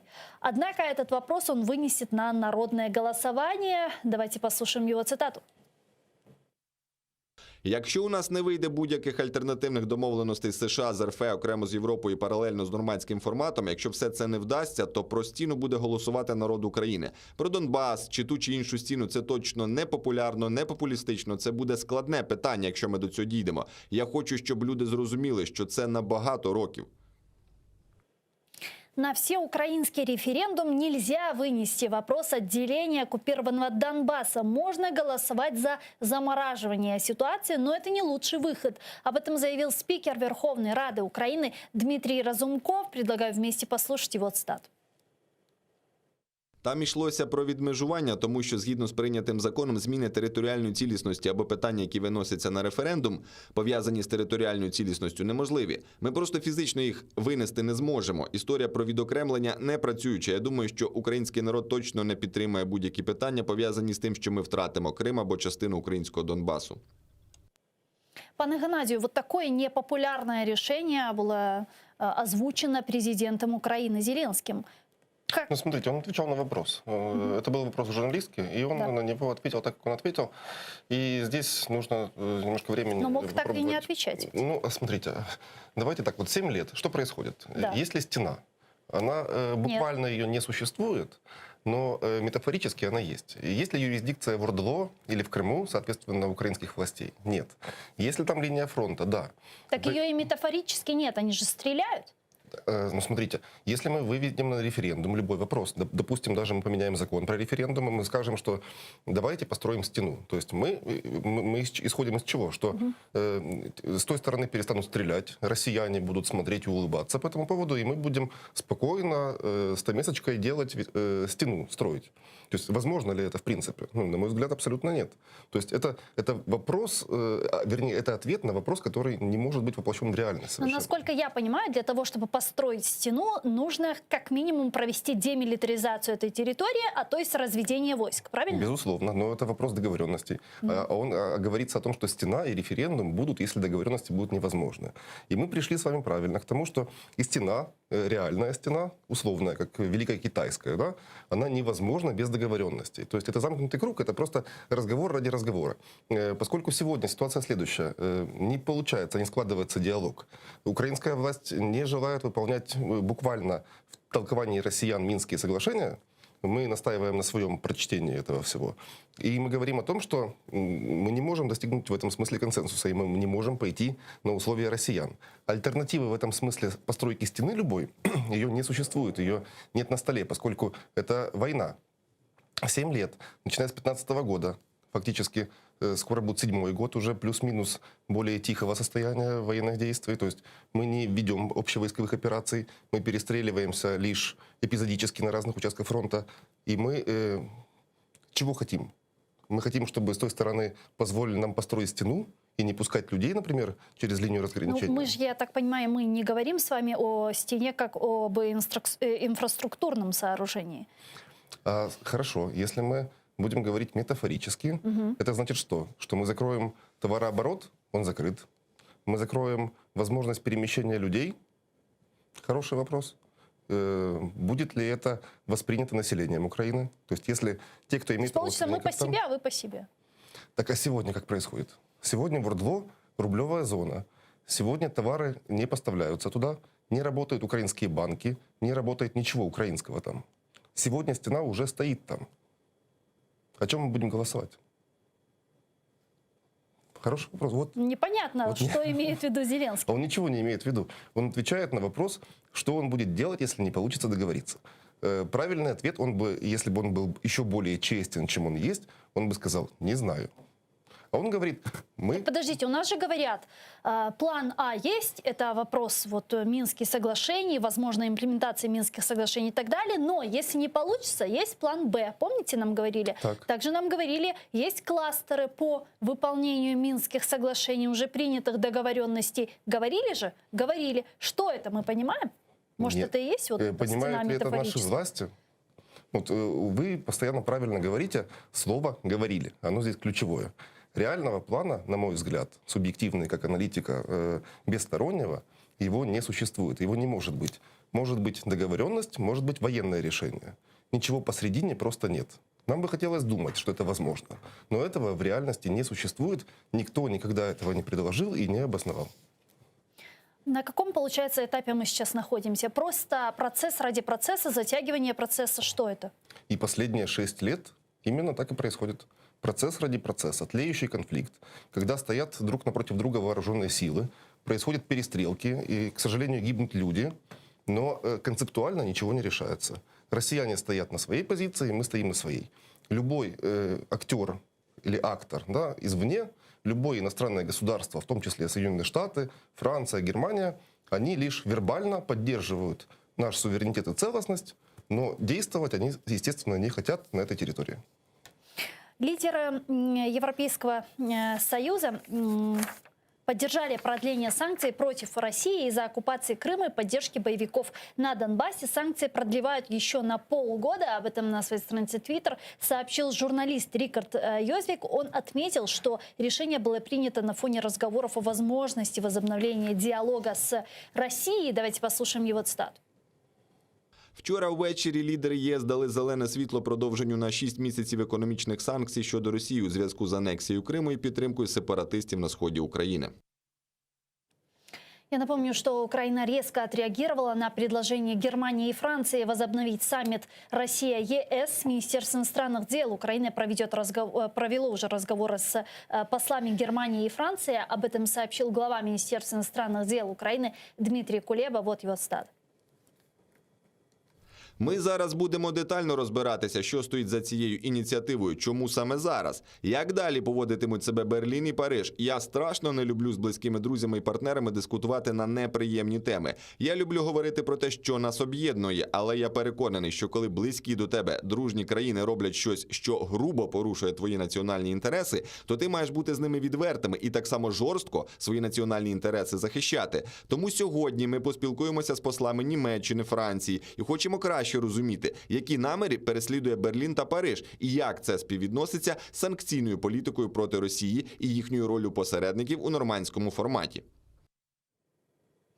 Уже поговорили, собственно, с послами Германии и Франции, и послы отметили, что это была только идея для обсуждения в контексте рассмотрения стратегии ЕС в отношении России на заседании Европейского совета. Послы подтвердили, что Германия и Франция являются неизменными друзьями Украины, продолжают прилагать усилия для восстановления территориальной целостности и суверенитета Украины. Тем временем премьер-министр Польши Матеуш Моровецкий заявил, что слишком рано проводить саммиты с РФ, и подобная встреча, которую предлагали Франция и Германия, была бы наградой президенту России Путину. Давайте послушаем его цитату. Я і багато інших лідерів, зокрема країни Балтії, вважаємо, що це передчасно. Сьогодні це була б своєрідна нагорода для президента Росії за його послідовну політику агресії, провокування сусідів, атак різного роду. Співпраця можлива, але тільки в тих сферах, які вимагають дуже тісної координації і не несуть ризиків, пов'язаних з зовнішньою політикою, наприклад, у сфері громадського здоров'я або клімату чи у питаннях Близького Сходу. Канцлер Германии Ангела Меркель уже выразила сожаление, что ее коллеги из ЕС не приняли франко-германские предложения по поводу организации встречи на высшем уровне с президентом России Путиным. Меркель, однако, считает положительным моментом, что обсуждение, по крайней мере, будет продолжено. Пане Геннадию, у меня вопрос. Чего это вдруг Ангела Меркель перед уходом решает поговорить с Путиным? И разве она не понимала, что единства в этом вопросе среди стран Европейского Союза не будет, соответственно, и диалога не будет, чего вот мы сейчас и увидели? На мой взгляд, это прямое следствие встречи господина Байдена с Путиным, которая состоялась неделю назад. То есть европейцы исходят из простой и понятной логики, что если Штаты сегодня начинают решать вопросы с россиянами, вопросы, которые критически важны для Штатов, то мы можем опоздать и решать без нас. В этом треугольнике вопросы пересекаются. Мы должны понимать очень простую вещь, что страны, как это не парадоксально будет сказано, они исходят из своих интересов. Не из интересов Украины, даже не из международно-правовых документов, из своих прагматичных, действенных интересов, которые сегодня в постковидном мире обостряются в силу проблем экономических. Поэтому европейцы пытаются догнать Соединенные Штаты в, скажем, возможности вести диалог хотя бы по части вопросов, где это возможно. Это не значит, что... Какие это вопросы? Мы можем судить, например, по встрече Байдена с Путиным. Да? Давайте. Какие вопросы там были актуализированы с Штатами? Первый вопрос – это общая декларация, это стратегическое вооружение. То есть был принят общий документ, statement, где было сказано, что мы дальше работаем в части обеспечения безопасности в плане наступательных стратегических вооружений. Мы помним, что когда господин Байден пришел к власти, выиграл выборы в Штатах, он переподписал договор СНВ-3, договор о сдерживании стратегических наступательных вооружений. То есть, грубо говоря, россияне имеют возможность достать и угрожать безопасности Штатам, в том числе баллистическими и сверхзвуковыми ракетами. Тут они договорились. Раз. Второй вопрос. Это кибербезопасность. Точно так же, имея компьютер, интернет, можно из любой точки мира нанести сегодня любому государству, даже сильному, большой ущерб дистанционно. То есть мы понимаем, что Штаты не могут воспринимать как риск там русские танки в Вашингтоне. Это невозможно. В силу того, что там доплыть не на чем россиянам просто. Но баллистической ракетой или через кибероружие они способны угрожать.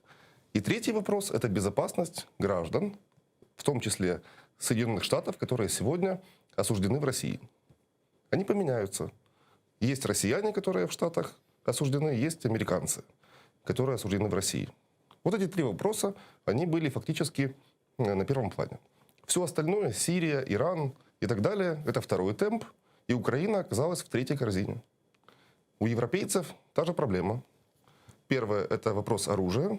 Второе – это вопрос геополитики. Сирия, Ливия, Центральноафриканская республика и тоже только потом Украина, к сожалению. А вы не допускаете, что в разговоре Байдена с Путиным Байден мог показать Путину Кузькину мать и сказать, что вот так можно делать, так нельзя, если будете делать, будут последствия? Ну, то есть мог ли он с ним говорить языком ультиматумов, потому что за 7 лет, как минимум, мы поняли, что язык профессора каким-то образом на Путина не влияет? Он так и сделал в части кибербезопасности. Байден прямо на своем брифинге сказал о том, что он передал перечень объектов, нападение на которых кибероружием будет вызывать реакцию. 16 объектов он ответил. Совершенно верно. Вот это беспокоит Штаты. Это реально угрожает им, как стране, как гегемону сегодняшнему мировому. А все остальное, они считают, что тут возможны консенсусы. Вот в части вооружений стратегических они считают, что у них позиция категоричная. В части кибербезопасности позиция категоричная. По всему остальному они готовы договариваться. Это прямо фактически следует из того, что было озвучено по результатам Женевы. Возвращаясь к Европе, тоже хотят договариваться? Безусловно. Ну, смотрите, мы живем с вами седьмой год в войне. Да, действительно, против россиян были санкции. Есть. Но можно ли говорить о том, что европейцы прервали свои взаимоотношения с русскими? Нисколько. Нисколько. Могут ли они хотеть договариваться дальше? Думаю, ответ очевиден. Но, с другой стороны, мы видим, как Европейский Союз поляризируется. Часть стран, которые поддерживают разговор с Путиным и о том, что нужно договариваться, а вот часть стран, такие как страны Балтии, Польши, Нидерланды, очень жестко выразились относительно возможных переговоров с Путиным, они против такого. Это нам в плюс? Ну, смотрите, да, Польша, Балтия всегда последовательно, они идут на, в том числе, издержки для себя, поскольку позиция стран Балтии, она не только в риторике на самом деле, они отказываются благодаря этой позиции от многих моментов экономики, поскольку порты балтийские сегодня терпят большие убытки в связи с тем, что русские перенаправляют грузы в Усть-Лугу свою, и они строят там порт большой. То есть балтийцы платят за свои ценности, платят за свои взгляды. Платят ли Германия и Франция сегодня? Хотят ли они отказаться от денег, от экономических вопросов? Франция это сделала на первом этапе, когда Мистраль не поставила России, а перенаправила их в Египет. Мы помним эти вертолетоносцы. Были ли подобные шаги еще? Мы не помним турбины Siemens в Крыму. Были заявления большие о том, что «ой, так нельзя». И были ли наказаны кто-то за это? Нет. Прекратились ли поставки, например, в Беларусь, через которую потом турбины, в том числе и в Крым, попадают? Нет. То есть готовы ли европейцы платить за свои принципы? Думаю, что ответ абсолютно на поверхности. Плюс Северный поток-2? Безусловно. Но, с другой ведь стороны, мы понимаем, что Германия и Франция, которые выступают за переговоры с Путиным, они входят в нормандский формат. Если даже предположить, что такие переговоры могут состояться, и вот сегодня мы слышали заявление Эммануэля Макрона, который сказал, что он как бы не против поговорить с Путиным, вот где будет Украина здесь? Украина будет там же, к сожалению, где она находится в пограничном состоянии. То есть все бы хотели. Говорили даже, что в начале, когда только были заключены Минские соглашения, что госпожа Меркель претендовала на Нобелевскую премию мира, если бы они были выполнены. Но это было бы не в интересах Украины, мы понимаем. И мы сегодня прошли этот путь 5-летний, даже более 6-летний, и мы оказались в той же точке. И, соответственно, сегодня, когда вот Зеленского спрашивают, а что вы будете делать, ему ничего просто не остается, как говорить о том, что я обращусь к народу. А в Украине, если взять любой вариант выхода из ситуации, начиная от войны, заканчивая исполнением Минских соглашений полным, каждый вариант не набирает более трети голосов. То есть у нас общество в середине не знает, как правильно, то есть нет консенсуса внутри. Каким образом, на что мы готовы ради выхода из этого положения. Ну а насколько правильно вот подобные вопросы выносить на всенародный референдум? Не выглядит ли это как перекладывание ответственности? Безусловно. Но дело в том, что Разумков правильно говорит о том, что законом сегодня запрещено. Ну, нельзя вопрос поставить по стене. Вы его просто не сформулируете юридически. Если мы говорим про... Так можно спросить про замораживание или нет? А как вы спросите? Нет правового механизма. То есть мы спросим как, что давайте мы прекратим стрелять, давайте мы откажемся от наступления, или давайте мы попросим ту сторону, чтобы они не угрожали нам. Но все это не имеет смысла юридического, абсолютно никакого. Если говорить об интервью Зеленского, еще ряд очень интересных заявлений сделал наш президент. Он сказал, что история с задержанием вагнеровцев в Минске летом 2020 года не была операцией Украины. По его словам, это была идея других стран. Вот его цитата. Ми з вами бачили, що сталося в Білорусі, як посадили літак, чим це все закінчилося. Чим закінчуються такі випадки, до якої ізоляції країни призводять такі спецоперації. Це точно не була наша операція. Я точно розумію, що ідея такої операції – це була ідея інших країн. Президент Владимир Зеленский подтвердил, что операция по вагнеровцам была. Это дело требует создания ВСК и беспристрастного расследования. Об этом заявил секретарь Комитета Верховной Рады Украины по вопросам национальной безопасности, обороны и разведки, депутат фракции «Голос» Роман Костенко. Предлагаю вместе послушать его цитату.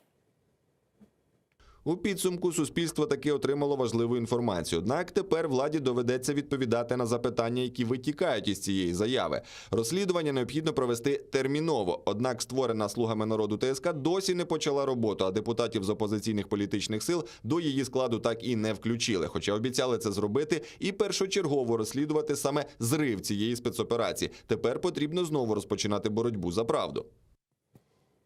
До этого мы слышали от Банковой, что никакой операции по вагнеровцам не было, что мы к этому не причастны и так далее. А сейчас президент в своем интервью фактически подтвердил, что такая операция была. Получается, нам врали? Смотрите, оно согласовывается, потому что нам говорили с заявлениями предыдущими. Нам говорили раньше о том, что господин Бутусов, в частности, да, что это была спецоперация СБУ и главного разведуправления МО, Министерства обороны Украины. И потом, якобы на совещании, была слита информация, и не случилось.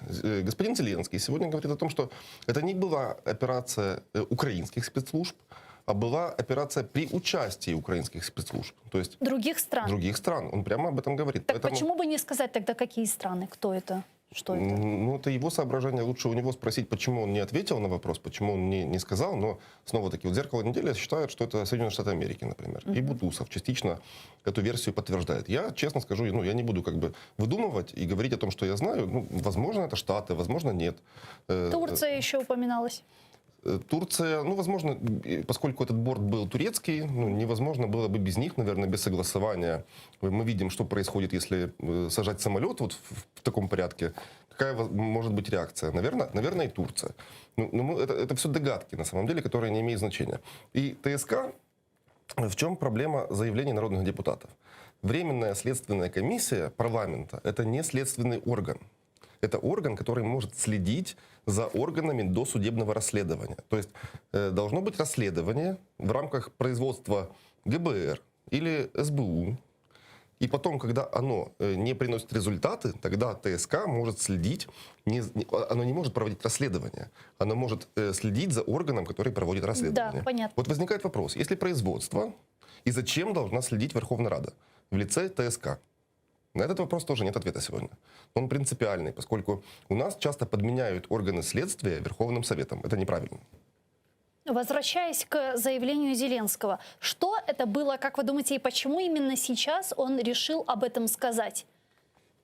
Я думаю, что я не исключаю, что это заявление сделано в преддверии публикации все-таки, наконец-то, расследования Bellingcat. Господин Гвоздев, он обещал это сделать весной. В апреле. А потом перенес это, соответственно, на лето. Да. Возможно, это удар на упреждение. Я это воспринимаю так. Но если мы говорим, что эта операция действительно имела место быть, действительно готовилась, я так понимаю, давно и заранее. Видимо, проведена огромная работа и рискованная работа специалистов разведки. Вот все же, какую мотивацию тогда имеют наши офицеры, когда сливают эту информацию? И таким образом все идет коту под хвост. Смотрите, Бутусов в свое время обвинил прямо Ермака в этом. Да. На этой же пресс-конференции Зеленский сказал, что вопросов к Ермаку у СБУ, у какого угодно иного органа правопорядка Украины нет. Он сказал, что он Ермаку доверяет, что он эффективен и так далее. Я думаю, что на сегодняшний день более эффективным в глазах господина Зеленского, чем Ермак, является только господин Данилов. И, возможно, в этом смысле, как эффективному менеджеру, который приносит в последнее время серьезные результаты, это расследование нужно поручить СНБО и Данилову лично. Чем это все закончится? Какими последствиями это нам грозит?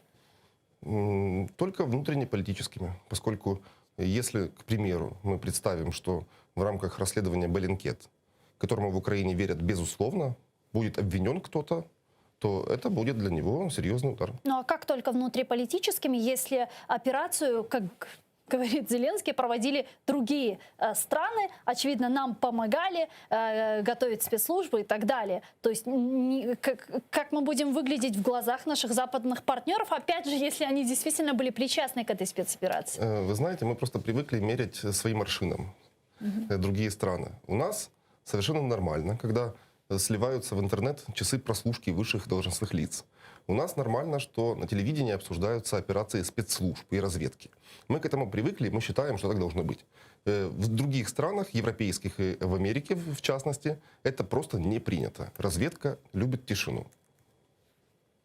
Давайте перейдем к следующей теме, довольно важной. Премьер-министр Великобритании Борис Джонсон заявил, что экипаж эсминца «Дефендер» действовал у побережья оккупированного Россией Крыма законно, ведь это территориальные воды Украины. Вот его цитата.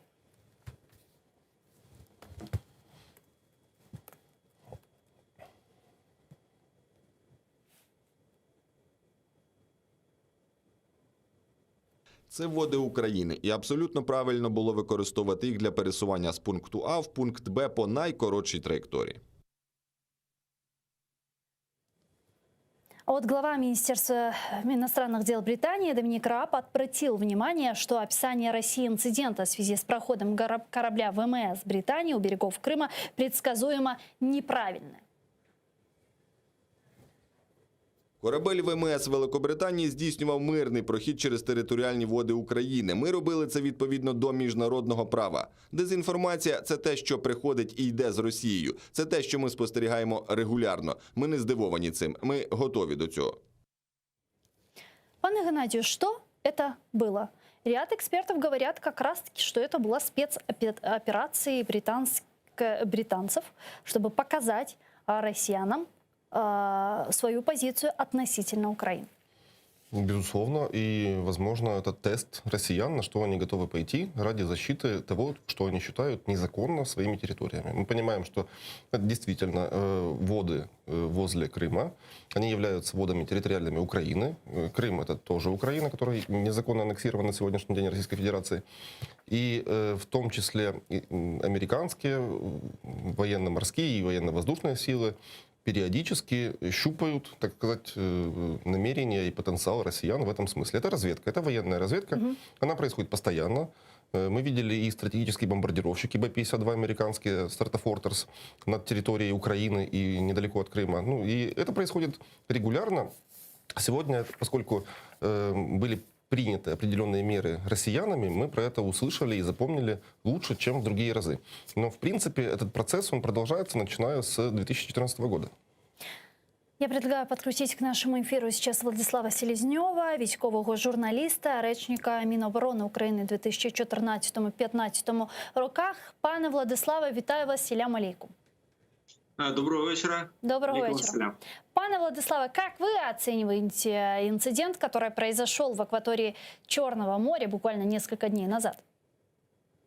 Я буквально аплодирую стоя кораблю военно-морских сил Великобритании, потому как совершенно четкая позиция, которую демонстрирует высшее военно-политическое руководство Великобритании, была трансформирована в конкретные действия.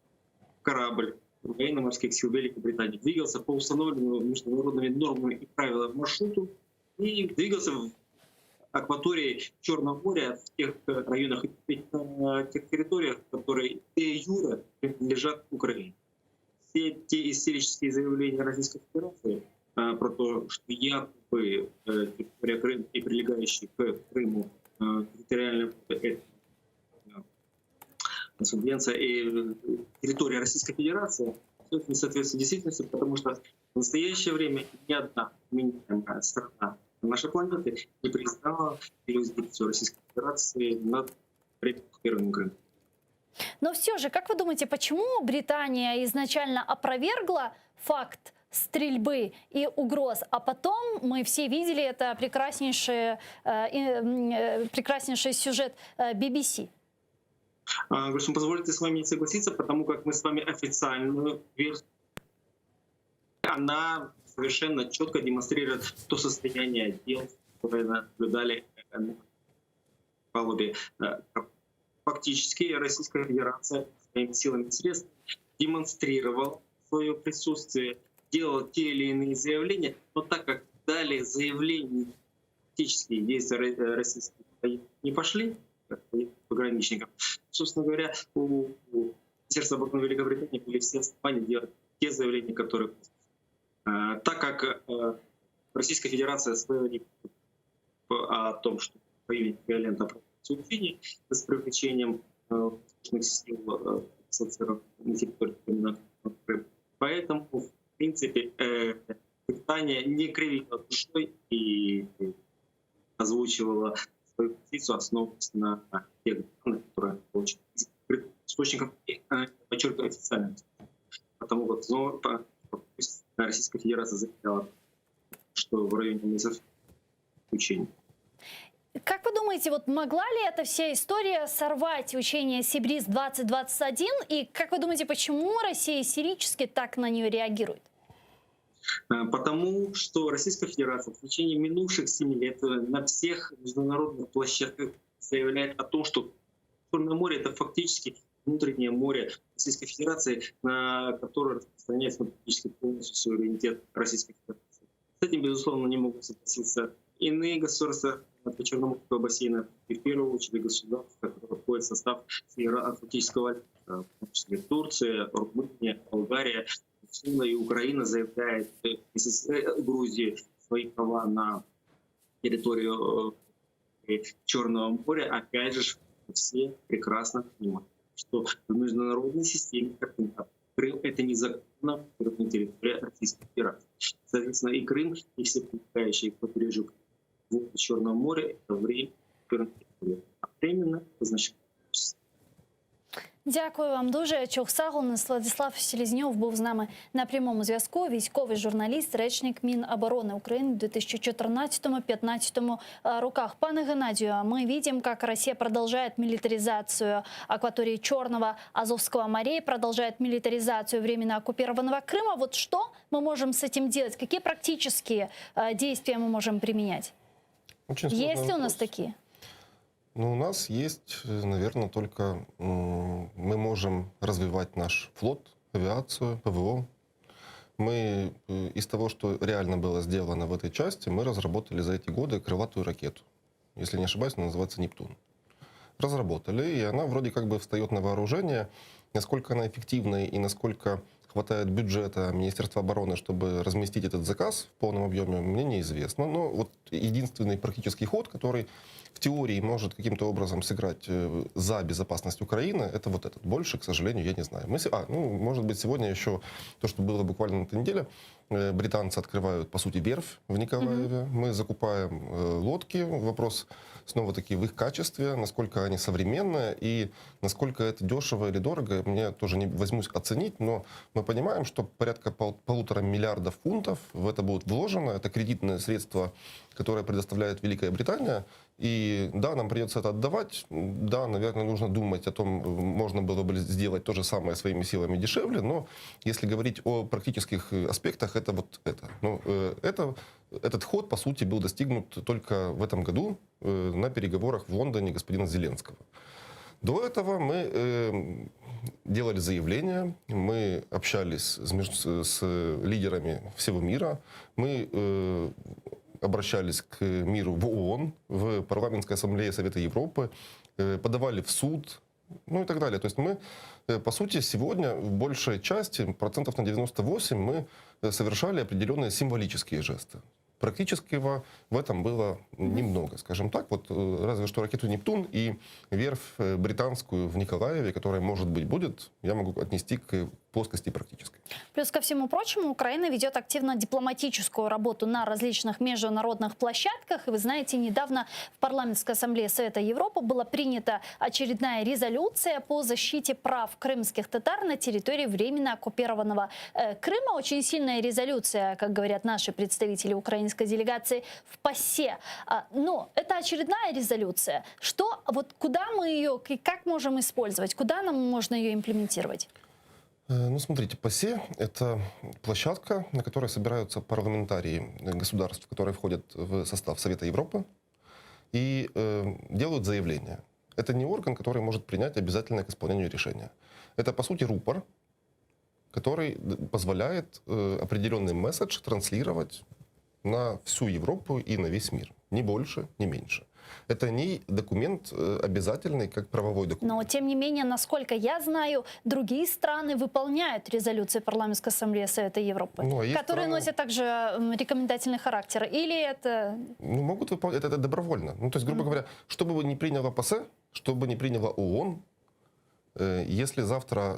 И такие решения были на самом деле. И Генеральная ассамблея принимала по поводу заявления по Крыму. Да, конечно. То есть представить себе, что нет сегодня в мире ни одной действенной международно-правовой институции, которая могла бы принять решение обязательное, в том смысле, что, ну, условно говоря, положили товарищу Путину на стол это решение с печатью и подписью, и он его по какой-то причине должен был исполнить.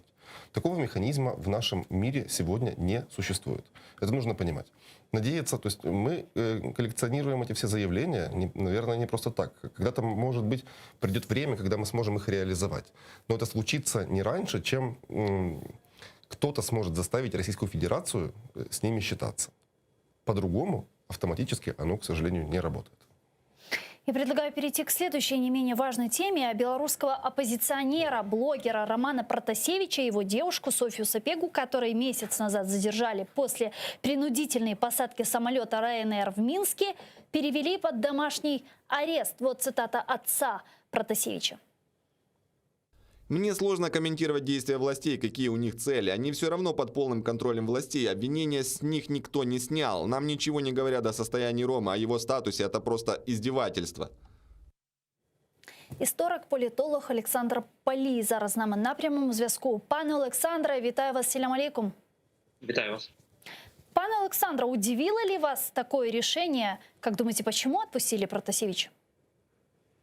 Ну, я думаю, що за все Протасевича відпустив від Лукашенка для того, щоб носити через нього певні меседжі інформаційної продукції, тобто розколювати білоруську позицію, демонструвати її вразливість. А з іншого боку, щоб не виглядати жаром в очах Заходу. Тому що зараз європейські санкції проти Білорусі дуже серйозно запроваджуються. Вони справді достатньо фундаментальні. Мені здається, їх ще ніколи не було. То есть вы допускаете, что под давлением санкций Европейского Союза Лукашенко мог отпустить Протасевича? Так, безумовно. Я думаю, що він з великим задоволенням поміняв Протасевича на ті санкції, які були в зв'язку з ним запроваджені. Тому що там реальні фінансові втрати мільярди. Да, если говорить об экономических потерях, насколько вот санкции, введенные Европейским Союзом, бьют по экономике Беларуси и непосредственно по Лукашенко?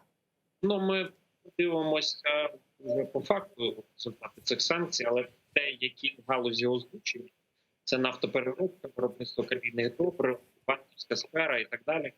Навіть без СВІФТу, навіть там, без інших тих пунктів, які були закріплені в Конституції Європарламенту, ну, зокрема створення трибуналу по білоруських містах, тобто конкретно відбувалося. Цього ще немає, але навіть тому, що є в економічній сфері, це практично ключові галузі Білорусі. І очевидно, що на сьогоднішній день Білорусь. Мы видим, как посадка самолета Ryanair фактически заблокировала для Александра Лукашенко какие-то маневры от России. Как вы думаете, есть ли у него какой-либо другой путь, кроме как полностью отдачи Беларуси России? Я думаю, що до нього шлях це консервувати ситуацію якомога.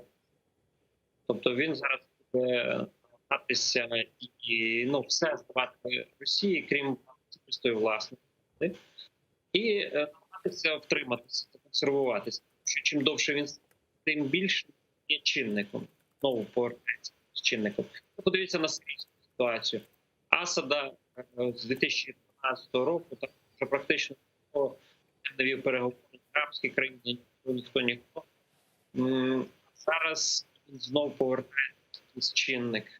Завдяки Росії, Ірану, і вже говорять, що з ним зможуть говорити, що він там контролює 50% території і так далі. Тобто вдалося примирити свого існування в очах арабського світу, який дуже критично був налаштований, і в очах арабських країн. Ну, можливо, це більш принципово трішки, ніж монархії, скажімо так, в цьому питанні, хоча не факт. Я думаю, що Захід намагався Лукашенко не може дозволяти собі таких які дозволяють вбивство, терористичні акції, фактично далі, що він не може дозволити, тому що інший не може зброї, і коли терплять ці чинники, ну, принаймні не терплять, а так пресують достатньо дозовано. Дякую. Дякую вам дуже, пане Олександр. Олександр Полій, політолог, історик, був з нами на прямому зв'язку. Пане Геннадию, а вы как считаете, можно ли действительно утверждать, что у Лукашенко один билет в российский конец? Кроме в Китая. особенности на Кроме фоне Китая. изоляционизма. На самом деле мы забываем про Китай, поскольку инвестиции китайские, там целые такие небольшие городки китайцами строятся в него.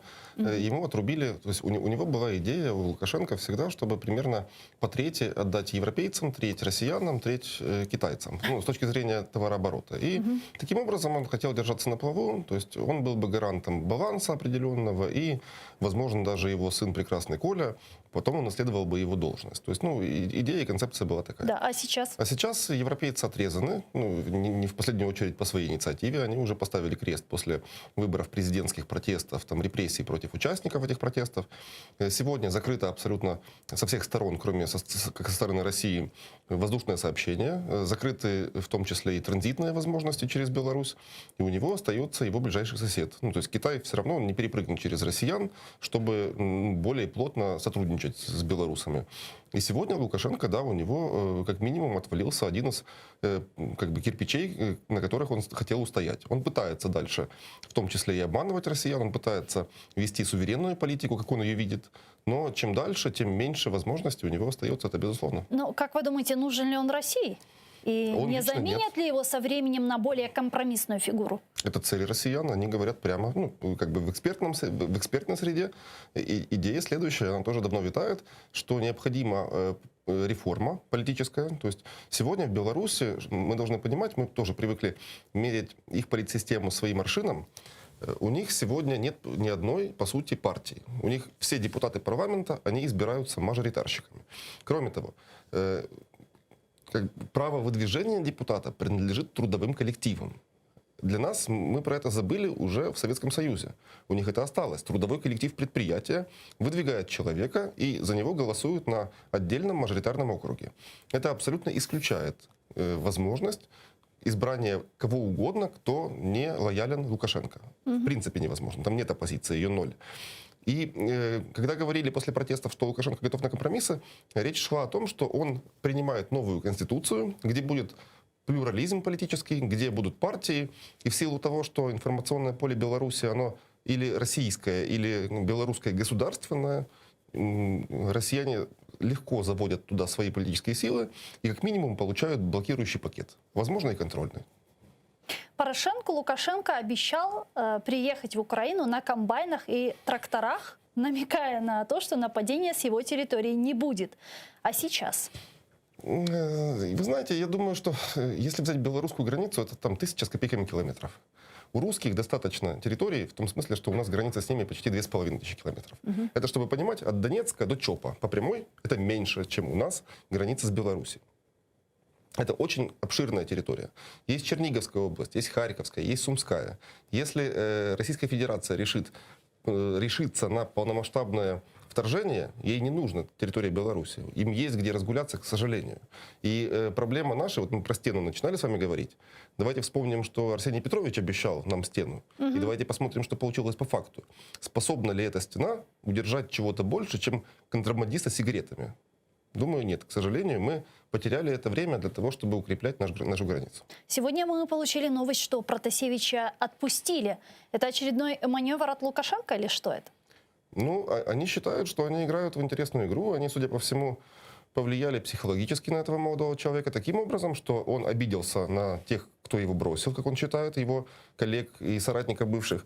И сегодня я не удивлюсь, что завтра Протасевич окажется в какой-нибудь комиссии по реформе или какой-нибудь, или даже депутатом парламента. Ему объяснили, что у него есть два пути. Или ты становишься частью нашей игры, или ты идешь в тюрьму на пожизненное. Или, как ему угрожали, идешь в ЛНР как боец Азова якобы. То есть вот он выбрал свой путь. Ну, я упрекать его в этом бы не стал, поскольку мы не знаем, как КГБ бы мы с вами повели себя. Дякую вам дуже, пане Геннадію. Чук Дякую вам. Сагл, у нас Геннадій Дубов, політичний аналітик, експерт з конституційного права, був гостем нашей студии. А я с вами не прощаюсь. Я буквально через 4 минуты смотрите информационную программу «Заман» на украинском языке. А далее мы вернемся в эту студию и продолжим наш эфир уже на крымско-татарском с нашим гостем. Не пропустите. Коршкенчи.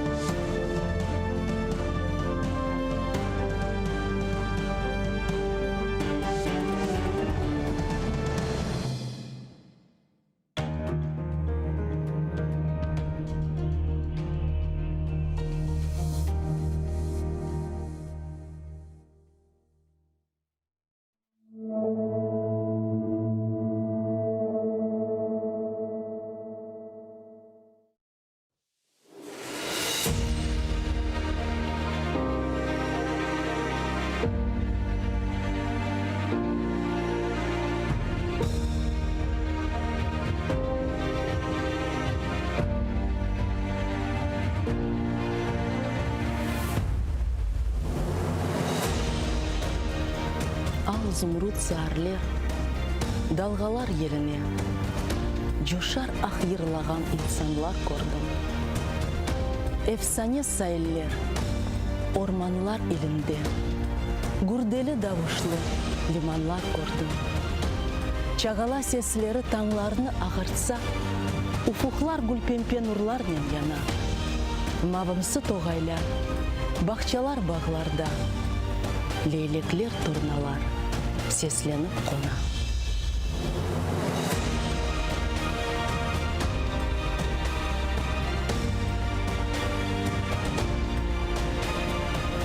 Бұ ернің судай, су yok бір өзенде.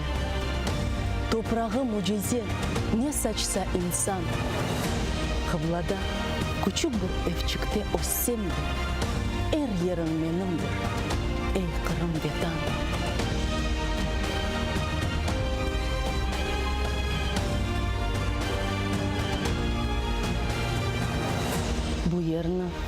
Бұ ерде анадан doğғанға ұнытмақ мүмкін мұ?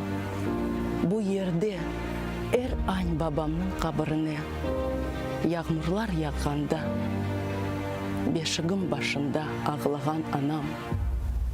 Темелің ташым ем, жанымсың, тенімсің. Қатрамда яшайсың, истиғбал ветан.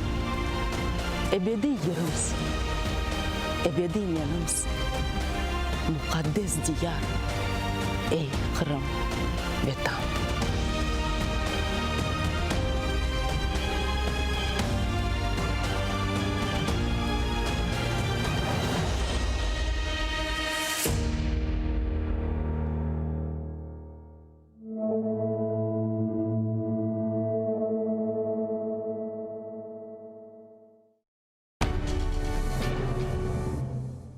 Ізраїльські вчені створили унікальний засіб, що містить природні інгредієнти.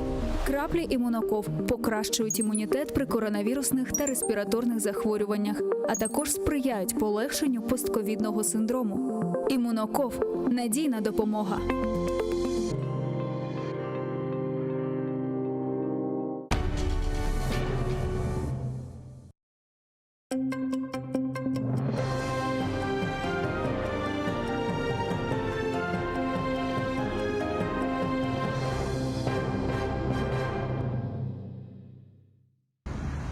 Катування часом. Активісти у 59-й раз пікетували російське посольство в Києві. Цього разу люди стояли обличчям до амбасади агресора, а на спини їм чіпляли аркуші з емоціями зневіри та розпачу. Їх перекривали позитивними емоціями, підтримкою, радістю та надією. Так активісти висловили підтримку родичам зниклих безвісти в окупованому Криму. Такими стали 44 людини. 23 з них були викрадені та згодом знайдені живими. 6 мертвими. Але про долю 15 зниклих досі нічого не відомо. Серед них і член Всесвітнього конгресу кримських татар Ервін Ібрагімов. Він був викрадений людьми у формі окупаційного ДПС поблизу свого дому в Бахчисараї пізно ввечері 24 травня 2016 року. Катування часом може здійснюватися в таких брутальних формах, про які ми кілька років тому навіть не здогадувалися. Наприклад, наприкінці 2020 року до Ервіна Ібрагімова, до його батьків, надійшов лист від так званого суду в Армянську, де вимагали його примусового приведення в якості свідка у справі Мустафи Джемілєва. Уявіть собі, який це стрес, які це психологічні катування для батька і матері Ервіна Ібрагімова, які 5 років чекають справедливості. Окупаційний Київський райсуд Сімферополя визнав законним затягування видачі тіла Набі Рахімова, вбитого внаслідок облави ФСБ. В суді розглянули скаргу адвоката Сіяра Паніча, подану в інтересах дружини вбитого, проти слідчого комітету Росії про визнання їх дій незаконними. Раніше Паніч подавав до слідчого комітету кілька клопотань про видачу тіла та ознайомлення з матеріалами справи. Втім, окупаційні слідчі відмовились видавати тіло, а відповіді дали з порушеннями. З часу вбивства Набі Рахімова минуло вже 1,5 місяці.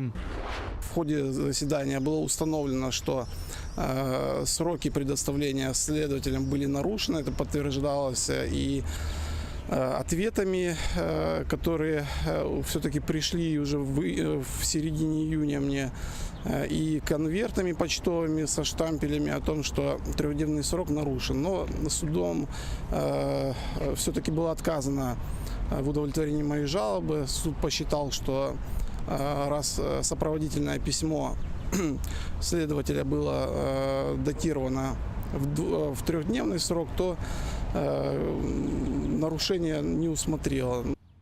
Розгвардійці, поліціянти та співробітники Центру по боротьбі з екстремізмом усіляко намагалися завадити людям збиратися біля суду. Окупаційні силовики хотіли перешкодити спілкуванню адвоката з присутніми. Їм також не сподобалося, що захисник коментуватиме справу серед людей. Присутні вимагають видати тіло вбитого Рахімова, оскільки за канонами ісламу небіжчик має бути похований якнайшвидше.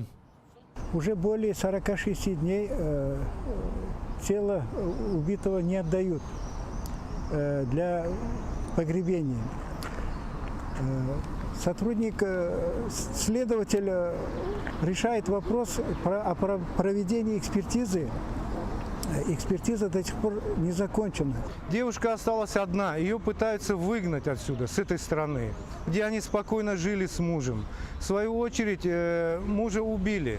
И хотят отобрать детей, отправить тоже неизвестно куда. Одним словом, разрушили всю семью. Хотят депортировать в Среднюю Азию, где там наверняка ее ждет смертная казнь. Вот как дошло И поэтому проявить свое недовольство тем, что творят власти над этой женщиной, это меня не оставляет в покое. Я бы призвал всех людей не оставаться в стороне. Против такой несправедливости нельзя быть в стороне, потому что нормальный человек это не может спокойно выдерживать. Політичний біженець з Узбекистану Набі Рахімов був убитий 11 травня співробітниками ФСБ, нібито за спротив під час затримання. Дружину Сохібу Бурханову окупанти відправили до фільтраційного табору для іноземців у Краснодарському краї Росії, звідки її хочуть депортувати до Узбекистану. Окупанти звинуватили її в порушенні паспортного режиму, призначили 2000 рублів штрафу та вирішили видворити. Всупереч рішенню Європейського суду з прав людини про недопущення депортації, окупаційна влада своє рішення не переглянула. А неповнолітніх дітей, в разі якщо родичі не заберуть їх до Узбекистану, передадуть до дитячого будинку. 190 тисяч рублів окупанти мають виплатити колишньому політв'язню Казіму Аметову. Таке рішення виніс окупаційний суд Сімферополя на скаргу, яку подав Казім Аметов разом зі своїм адвокатом проти керівництва Сімферопольського СІЗО. Втім, їх клопотання задовольнили частково. Захист вимагав компенсації в розмірі 521 тисячі рублів за тримання Казіма Аметова в нелюдських умовах. Все те доказательства, которые представлены были органами и следственным изолятором, бумажные доказательства, они лишний раз подтвердили наши предположения и доводы о том, что эти условия бесчеловечные, содержание они присутствуют и имеют место быть и до сих пор. То, что отсутствие окон, то, что туалеты не огорожены, то, что стоит зловонный запах и так далее, вентиляции, естественно, нет. Это и сам врач подтвердил. Адвокат готується оскаржити це рішення в Європейському суді з прав людини, бо вважає компенсацію недостатньою. Казім Аметов був затриманий наприкінці 2017 року разом з Асаном Чапухом, Бікіром Дігерменджі та Русланом Трубачем. Окупанти звинуватили їх у вимаганні грошей в громадянина Туреччини, який заборгував їх ветерану національного руху кримських татар Веджія Кашка. За словами затриманих, вони хотіли лише допомогти ветерану повернути кошти. Тоді Веджія Кашка померла в кареті швидкої допомоги, а затриманих літніх кримських татар, протримавши більше року в СІЗО, перевели під домашній арешт. А навесні 2019 року політв'язням призначили 3 роки умовно.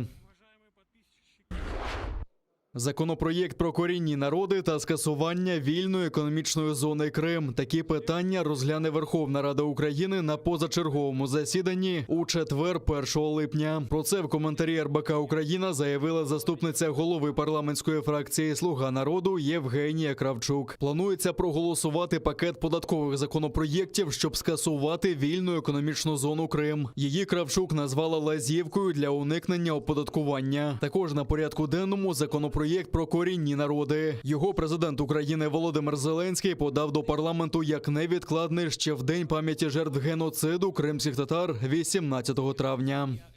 Ми будемо розглядати на позачерговому засіданні у четвер пакет, який стосується Криму і кримських татар.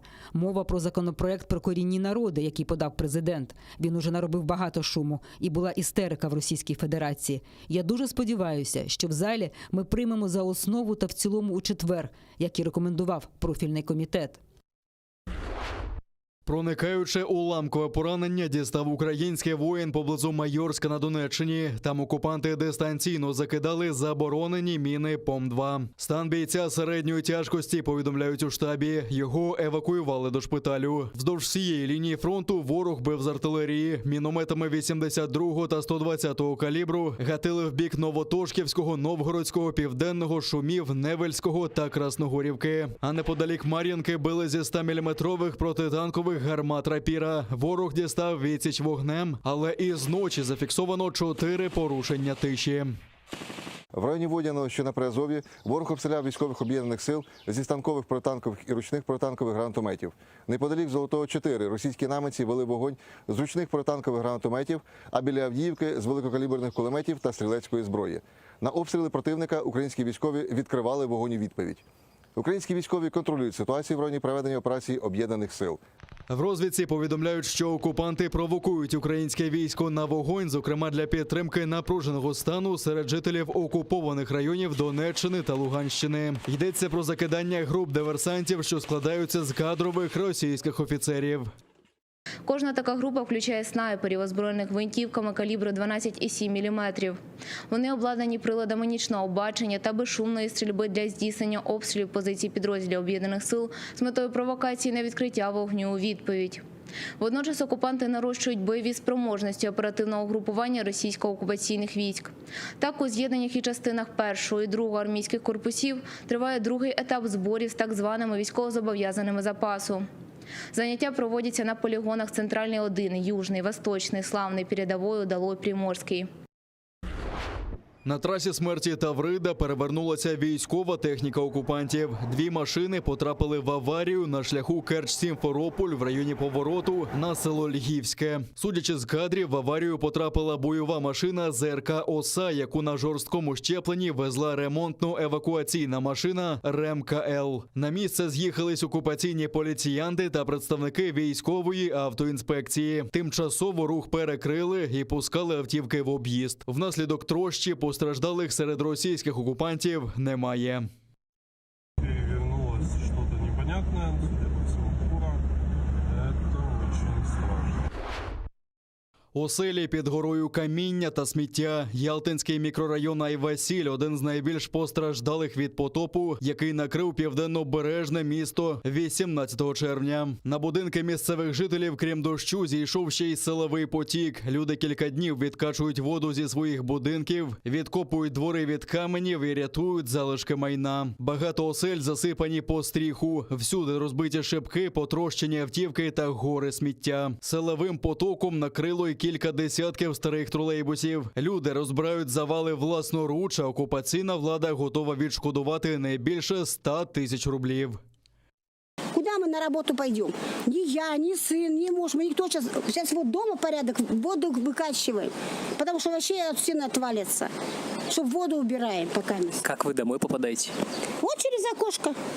У нас и дверь, и окно. Все вместе. Вышел. Вот стираю вещи вручную. Хоть вода у нас немножко, но хоть вода есть, и то хорошо. У меня газовый баллон, газовая плитка хоть есть. Хоть до этого я успела баллон заправить. Вот так вот хоть существуем. Вода немножечко хоть идет. Будет собрание, будет это все обсуждаться. Все, в общем, все под вопросом. Конкретного никто ничего не говорит. В общем, ничего пока толком нет. Ну, начальные меры какие-то они начали принимать, конечно, что быстро организовали, что можно обратиться там. Но насколько оно в действии будет быстро, это никто не знает. Пока пытаемся своими силами, потому что надо как-то хотя бы что-то хотя бы сберечь. Добовий рекорд вакцинації. Майже 100 тисяч щеплень зробили вчора на материковій частині України. Про це повідомляють у Міністерстві охорони здоров'я. Також продовжує скорочуватись кількість активних хворих. Минулої доби на вільній частині України виявлено 876 нових пацієнтів. Одужали майже утричі більше. А ще 53 українці померли внаслідок хвороби. Окупаційна влада Криму нарахувала 328 нових пацієнтів з ковідом. Ще 10 людей померли внаслідок хвороби на півострові. Сімферопольський пологовий будинок номер 2 знову готується перейти на лікування пацієнтів з ковідом. Але попри погіршення коронавірусної ситуації, російських туристів прийматимуть без негативних тестів на ковід та карантину. Результат ПЛР-тесту можуть запитати лише в санаторіях. Спікер окупаційного парламенту Криму Володимир Константінов додав, що в жодному разі не можна дозволити відтік відпочивальників, попри те, що саме в курортних місцях фіксують осередки захворювання. Символ єдності та нагадування окупантам. Завтра по всій Україні святкуватимуть День кримсько-татарського прапора. Єдиний стяг як державний був затверджений на першому Курултаї у 1917 році. Блакитний колір – це продовження тюркських традицій, де він символізує волю та надію, а золота тамга символізує державність. Також 26 червня відзначатимуть 30-річчя відродження Курултаю кримсько-татарського народу. Урочистості починаються о 10 ранку з підняття національного стяга кримських татар біля Міністерства закордонних справ України. О 15-й відбудеться автопробіг київськими вулицями від проспекту Перемоги до Хрещатика. О 5:45 вечора біля Бессарабського ринку почнеться урочисте винесення кримсько-татарського прапора до Майдану Незалежності. Там тим часом діти змагатимуться у конкурсі найкращого малюнка. А вже о 18-й на головній площі України відбудеться мітинг, присвячений Дню національного стяга. Голова Меджлісу Рефат Чубаров запрошує долучитися до заходів в Одесі, Генічеську, Херсоні, Запоріжжі, Дніпрі, Львові, Луцьку, столиці та інших містах. Урочистості транслюватимуться наживо в ефірі нашого каналу. Будьмо завтра разом і продемонструємо єдність і підтримку Кримові, в цілому, нашим братам, кримським татарам, етнічним українцям. І покажемо, що ми є єдиними. Не треба завтра нікого боятися. І якомога високо підняти завтра потрібно буде в Криму по всіх містах, населених пунктах кримсько-татарський національний прапор по всіх містах. Хай знають ті, хто як злочинці увірвалися в наш дім, що то наша земля. На цій землі буде майорити державний прапор української держави і кримсько-татарський національний прапор як прапор корінного народу тієї кримської землі.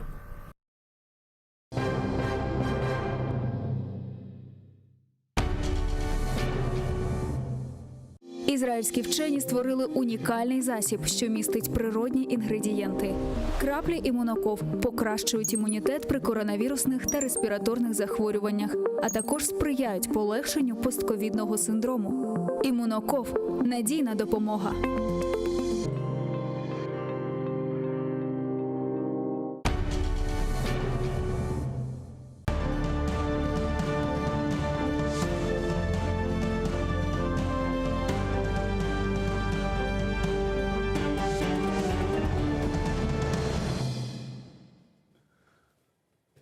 Селям алейкум, хайрлы акшамлар, сайгылы АТР телеканалының телесүйерчілері. Бүгін информацион программасыны сейретесіңіз. Студияда сіздер үшін мен Гүлсім Халилова чалышам. Вен мұсафирімізні тақзим етмеге мемнюным. Қырым татар милли мешіс азамыз Риза Бейшевкиев. Селям алейкум, хош келдіңіз Ризаға. Селям алейкум. Насылсыңыз? Allah'a şükür. Buna geldik yani. Çağırdınız geldik. Biz de sizni ko'rdik, çok memnun olduk. Bugün sizinle laf etmege planlaştırganımız çok meseleler var ve elbette ki demek ilk böyle güzel haberler sırasında bu hafta alıngan demek Avrupa Şurası Parlament Asambleyasında alıngan karar. Bu Kırım Tatarlarının akları ile bağlı. Bunun ile bağlı Kırım Tatar Milli Meclis Reisimiz Rifat Ağa Çubarov özünün fikirlerini bildirdi. Beraberlikte onun цитатасını dinlemeye teklif ettim. Росія ще раз показує, що вона не буде виконувати те, що їй не подобається, але саме по собі прийняття резолюції дуже виправдано. Кожна цеглинка формує стіну, за якою буде Росія. Я слухав трансляцію засідання і було видно, як російська делегація ухиляється від обговорення резолюцій і просто повторює пропагандистські гасла. Тому очікувати, що дипломати поведуть себе, беручи участь в асамблеї, як то інакше, не доводиться. Російські представники розуміють тільки мову санкцій. Böyle kararından memnunsunuz mu? Evet memnunum ama onun aytkanları yerine getirilmeydi. Onu yazık ki ne kadar karar çıkardılar. O tek deklarativni ola, ayta çıkaralar, informasyon bir iki laflar ola, keçe unutula hala. Eğer bir çıkan karar artına bir cezalı işler olmasa onun faydası yok. Bana şimdi bunu da lafını ettiler. Evet işittik, sağ olsunlar. Bizge hasevet etekenler ama geleceğin ben onlardan duymayayım. Yani nasıl geleceğini duymamız degende aslında faydasını görmeysiniz mi? Evet, yani ya da niye? Tesirli faydasını görmeyeyim. İnformasyon faydası var, aytıp geçtiler. Sağ olsunlar, unutmadılar. Bizge kol tutanları bildirdiler. 7 yıldan beri onu duyamız. Daha kaç yıl duyacağımız? Bizge bir konkret işler çıkarmak gerekir. Karar çıkarmak gerekir. Mesela da mümkün çıkarmaya böyle bir karar. Amerika ve Büyük Britanya artlarına Kitay o bergen garantiyalarını becermediler Budapeşte. Onun için o işleri halkara mahkemeye vermek gerek ve bakılmak gerek.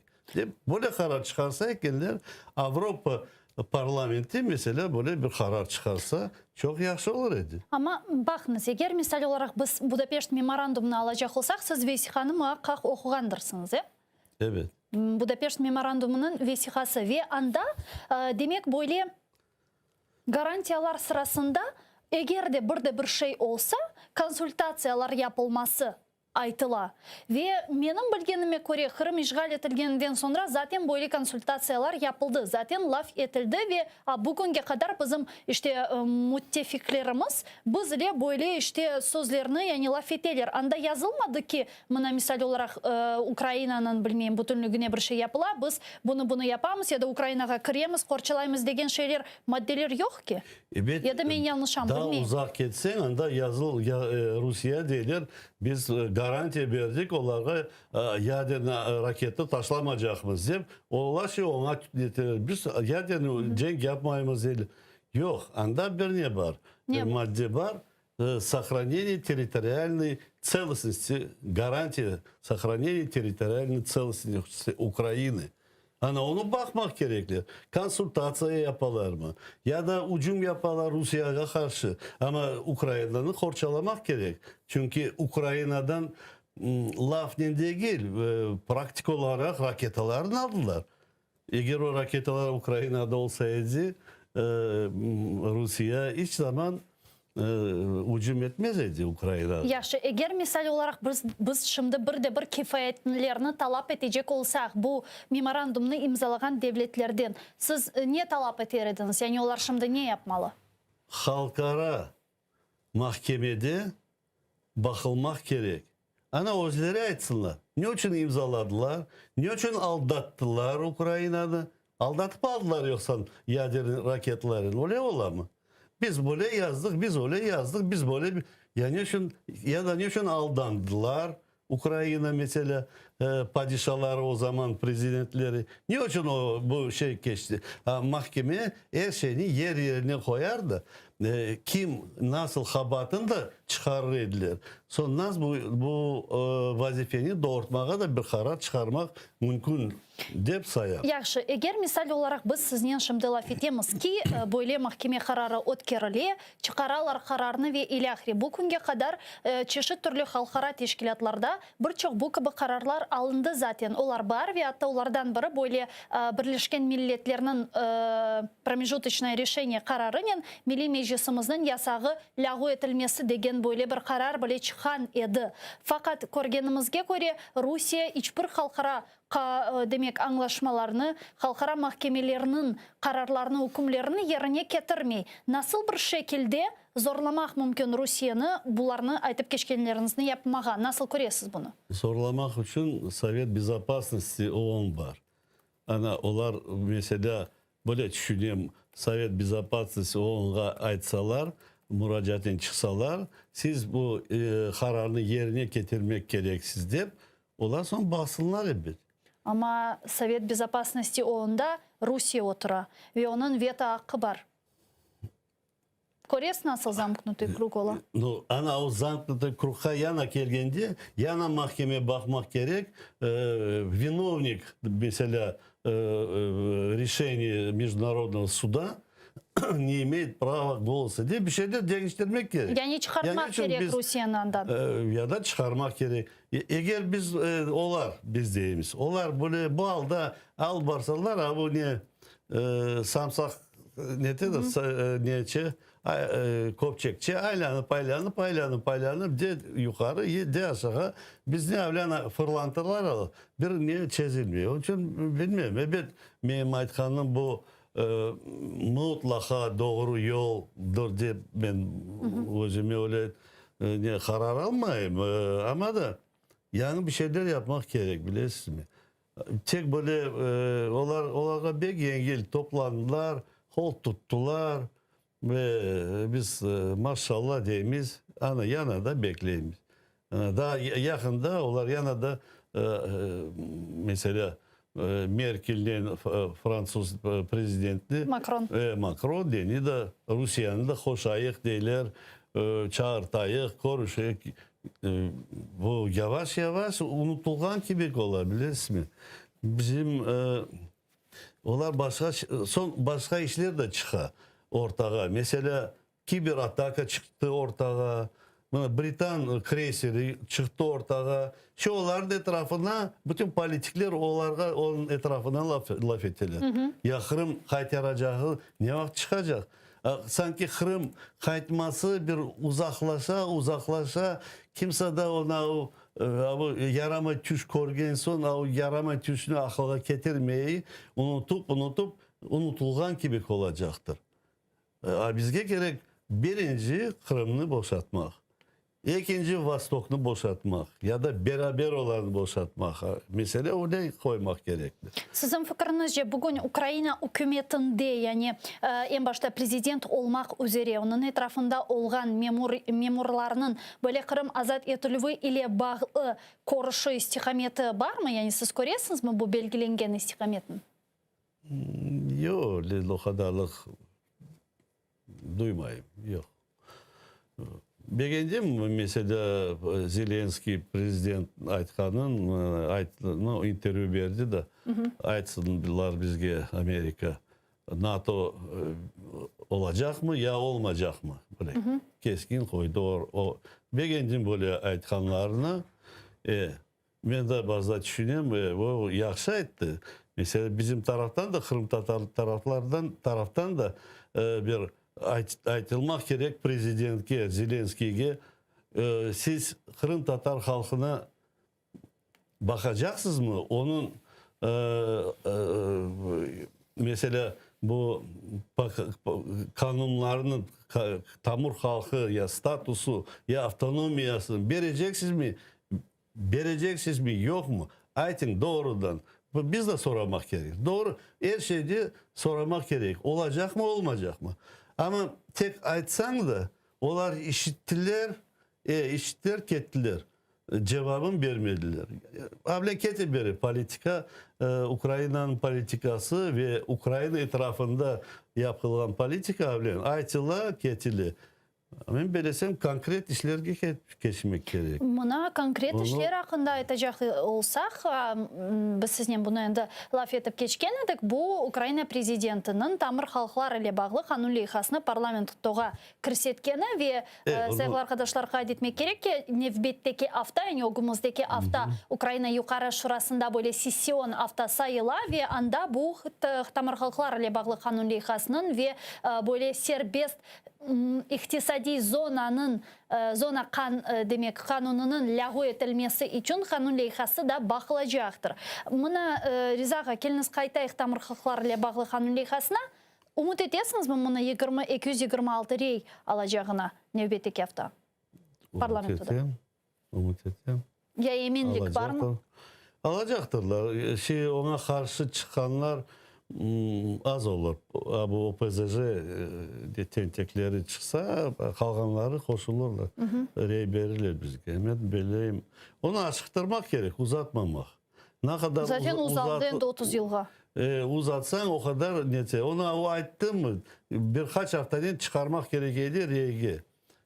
Bana bu yarın mesela 30 kurultayının 30 yıllığı da 30 senesi olacak. Ne yaxşı olacak? Bu 30 senelik ile Ukrayna'dan bir neyse bizge bir kanun verildi de çok güzel olur. Şimdi onu geçirmediler. Keçiktiler ama şimdi umut ettim bu Kırım platforması açılışınca bunu mutlaka çıkarırlar ve rege koyarlar. Mutlaka koymak gerekler. Sesleri saymayı bilirsin mi? Son biri aytacak biz sesleri cıymayımız onun için çıkarmayı demesinler. Çıkarsınlar rege de. Bütün dünya korsun kim nasıl bu nege kol tutar bu kanunga. Rizaga, men şimdi yayınımızga Kırım Tatar Milli Hareketinin veteranı Zevjet Ağa Kurtumerov'ni bağlamağa teklif etem. O bizle telefon vasıtasıyla bağlandı. Zevjet Ağa, alo, selam aleykum. Aleykum selam. Zevjet Ağa, mına biz şimdi studiyamızda Milli Meclis azamız Riza Bey Şevkiyev'nin Tamır halklar ile bağlı kanun leyhası etrafında laf etemiz. Aslında sizge işte bunun ilan etülüvü birde bir umut ışığını bağışladı mı? Yani ne düşünüyorsunuz? Bakın bizim milli hareketimiz 30 yıldan beri Ukrayna'ya işanıp Ukrayna'nı destekleyip Ukrayna'dan bizim siyasi meselelerini çözmeye talep ettik. Onlar siyasi meselelerini de çözmeyi istemediler. Bizim yerleşu yani Kırım'da yerleşu'ya de bir türlü yardımlar, açık yardımlar yapmadılar. Onun için bugünkü bu karar kabul etken o Tamır halkların projekti boyunca bu pek yaxşı bir iş, çünkü biz bu basamakka minsek son daha başka şeylerini talep etmeye çaremiz olacak. Evet, bu projekt bir türlü bizge gelişmiyor. Misal için onda var öyle şeyler nasıl kimdir kim bizge lafı edecek kurultayın meclisine gir korsek onu işi gelişmiyor devletke.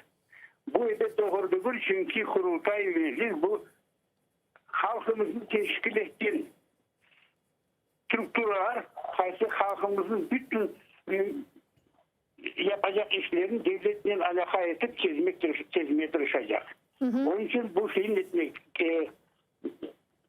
yahu etmeye bir kimsenin hakkı yok. İkinci anda tamır halklarga pek ne aytayım sizge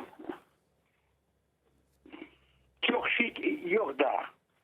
Çok şey yok çünkü bizim tamır halklarga eğer konvensiyonu okusan anda var использование природных ресурсов, например, ne var bizim toprakların içinde, bizde gaz var Kırım'da, denizde, bizde başka neler var.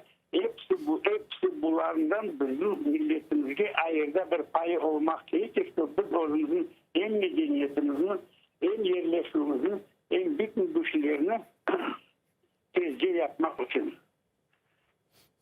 Onun için ben bileceğim bu projektin kabul ederler diye umutumuz gene var. Evet bu Paraşenko vaktinde olacak şeylere de kendine Yushchenko'nun asıl koz almayın deklarasyadan reddettiğimiz için Paraşenko bizim evet 5 yıl aldatıp yürüdü. Bu zakonu da çıkarmadı. Başkalarını da status kırmızı onu da çıkarmadı. Yani reyde koygan olsa, geçmeyecek olsa da bizlerde kim bizge karşılık gösterir. O zaman bu kanunlara başkaça bir yanaşır edik. Başka dostlarını kıdırar edik bu halk deputatları arasında da bunu çözmeye bizge bir sıra düşerdi. Зевчатаха, я мына бу тамыр халклары или ханули хасы иншаллах кабул этилсе эралда да насыл bir şekilde olsa bile yani stratejik olarak nevbetteki adımlarımız milli harekette sizin fikrinizce neden ibaret olmalı? Bakın eğer bu proje geçse yukarı sıradan ondan sonra bizge birinci gerek olacak ki bu kanunga eğer buna şimdi onu müzakere etken kırgızıp olamayacağımız bazı bir şeylerin o şeylerin kırgızmak gerek. Bu kanunga esaslanıp daha çok başka kanunlar kabul etmek gerek. Gene hafta 8 günlerde o 10 статья Конституции, да, Крым Татар milli territorial cumhuriyeti bulmak için işte pek çok olacak. Bu kanun bizge bir basamak, bizge yol açar, bu kanunların kabul ettirmeye yukarı şuraga. Буне birlikte Zevчатаға sonki sualim malum olğanı ki bu 26 iyun 1991 senesi Kırım Tatarlarının ikinci kurultayı tıklenilgen ve gayrıdan tıklenilgen edi ve o günden bu günge endi yarın 30 yıl tolacak. Zevчатаға siz o günden bu günge halkımızın hangi bir yönelişlerde ilerilevini kaydeter ediniz? Bakın ben her vakit böyle düşünüyorum. Bizim milli hareketimiz her vakit ketip yanı usullar çıkarmaya tırıştı. Bakın inisiyatif grupa, gönüllü olarak bilgi insanlar ayakta durduğumuzu bütün milletimizle biz Moskvalarga barıp bunu talep etip bayağı olsun yaramay gelişmediğini kalırsa 67 senesi bir çıkarıldı. Son 87 senesi bir kararlar kabul edildi. Son 89 senesi karar kabul edildi o Tatarsınlar degende. Ondan da başka son baktık gördük bu bizge azlık eti o köyünde düzüldü. Yani organizasyon kümüstasının anda orada azalık var, anda reislik var, anda muavin var, anda bir şey. Bu da yaksızlık. Ondan da sonra çok milletler biz daim yürgen milletler Türk mesleğinler olsun, Nemçeler olsun onlar da yaptığımı talep eder. Nemçeler müsaitsin Sarapıstığımda. Onlar bu adımlar atmadılar. Yani yerli organların seçip olamadılar o yerin arasında da. Bizler 91 senesi edip kurultayını toplar. İkinci kurultayın yanına çizildi. Organın atlayan son problemi. Bu bakın bizim vaktimiz kim başka oldu. Şimdi yerli meclis müracaat etmek mümkün. Sovyet'e regional meclis müracaat etmek gerek. Bütün meseleler rayon administrasyonu, reis polkomlarının milli meclis evet Kırım Yukarı Şurası ve Sovyet büyüklerinin ve başka devlet organlarını münasaka yapıp bizim meseleyi çözmeye yollar açtı. Beğendiler mi var onu? Beğenmediler. Bu pek doğru yol diyeyim. Onun için biz bu meclisin kurultayını saklamak gerekmez. Yani 20 İyun ayında olup geçken online konferansta nasıl varmak istiyorsan ben çok razı değilim. Çünkü okupasya zamanında bir türlü sayılar Kırım'da yapmak gerek mi? Biz 2 yıl aldın. Her bir kurultay delegeyin aylanıp onlardan imza aldık. Определение полномочий действия делегатов kurultayda. Onun için bizge halk kene berdi az delege olmağa, iyi etmeye çalışmağa. Sağ olunuz.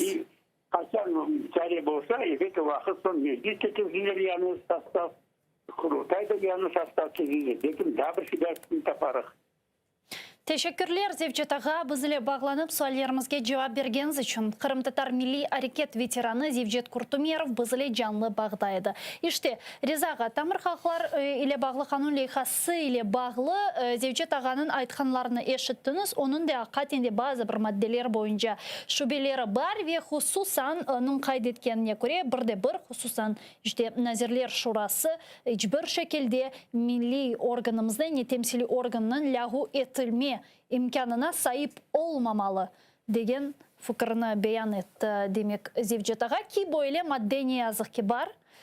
Bu kanun leyhasında temsili organının hak ve vazifelerini Nazirler Şurası seçiyor ve aynen öyle şekilde de lahu etmege hakkı var ve anda kurultay hakkında hiçbir şey yazılmagan.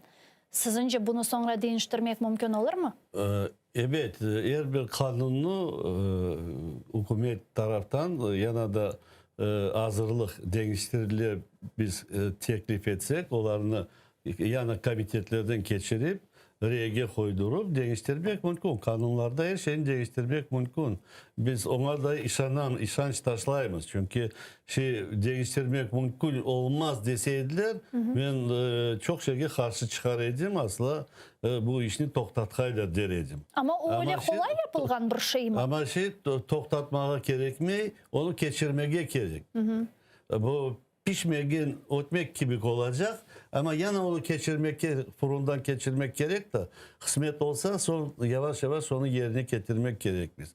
Ancak bazı şeylerini, beğenmegen işlerini biz mesela status Kırım-Tatarskı narodu öyle bir kanun projesi var. Anda göstermek gerekmez. Onlar bu nelerin doğrultaylar. Ve üçüncü adımımız olacaktır. O nasyonal teritorialny автономии в границах Крыма. O anda önce окончательно yapacaktır. Evet onu bana bekleyip geçirsinler. Ondan sonra bana Cevdet Ağa kurultay meselesini aytıp geçti. Ben de bir iki söz aytacak olam onun için eğer Buyurun. Ben zaten kurultay ile bağlı da. Ben bu kurultayga, ikinci kurultayga o kendi azası edim. O zaman bana verdiler Samarkand oblastını. Anda ben reislik yaptım. Saylap komisyanın reisi oldum. Ve bütün Samarkand oblasti geçirdik saylavlar. Ve o yetişmeydi adamlar Bukhara oblasti, Cizak ve Kaşkadarya oblastları onlarını da aylanıp anda da yardımlar etip Cürben Ağa Ablemitov keleydi beraberlikle anda da sayılarını koterdik, geçirdik. Mesela Samarkand oblasti birinci sayılarını geçirip delegatlarını hazırlap bir anda para da ciyaydık. Paranı bayağı ciyip bu kurultay çalıştırmak için orgkomitetke bergen edik. Doğru aytı Zevdet Ağa. Milli Hareket neden başlap, nege geldi. Ama gerek edi mutlaka halkın adından bir organ olay. Bütün halk iştirak etti. O kurultay olmak gerekedi. Ya aynı Rusya siyest. Bu siyest Kırımsko-Tatarskого народа, kurultay. Yani onu becerip topladık, geçirdik. Ondan son yani strukturalar ayıttı Cevdet Ağa, aman her şey çizildi, yapıldı. 23 yıl, 14 sene geri halkımız o strukturasının, özünün takatının bayağı kötürildi.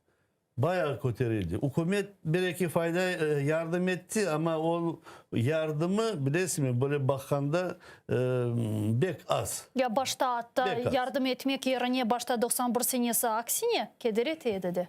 Ama Sovet hükümetindeki yerler. Yok 91 senesi son kurultay geçken son ben ona aytan strukturalar çalışkanda Ukrayna hükümeti öyle böyle bir mutlaka yardımlık duymadık. Ben bilmem bir 10% mi ya 20% mi yok 20% halkımız onun yardımı duymadı. Mesela evler, kurayetleri yetişmeydi.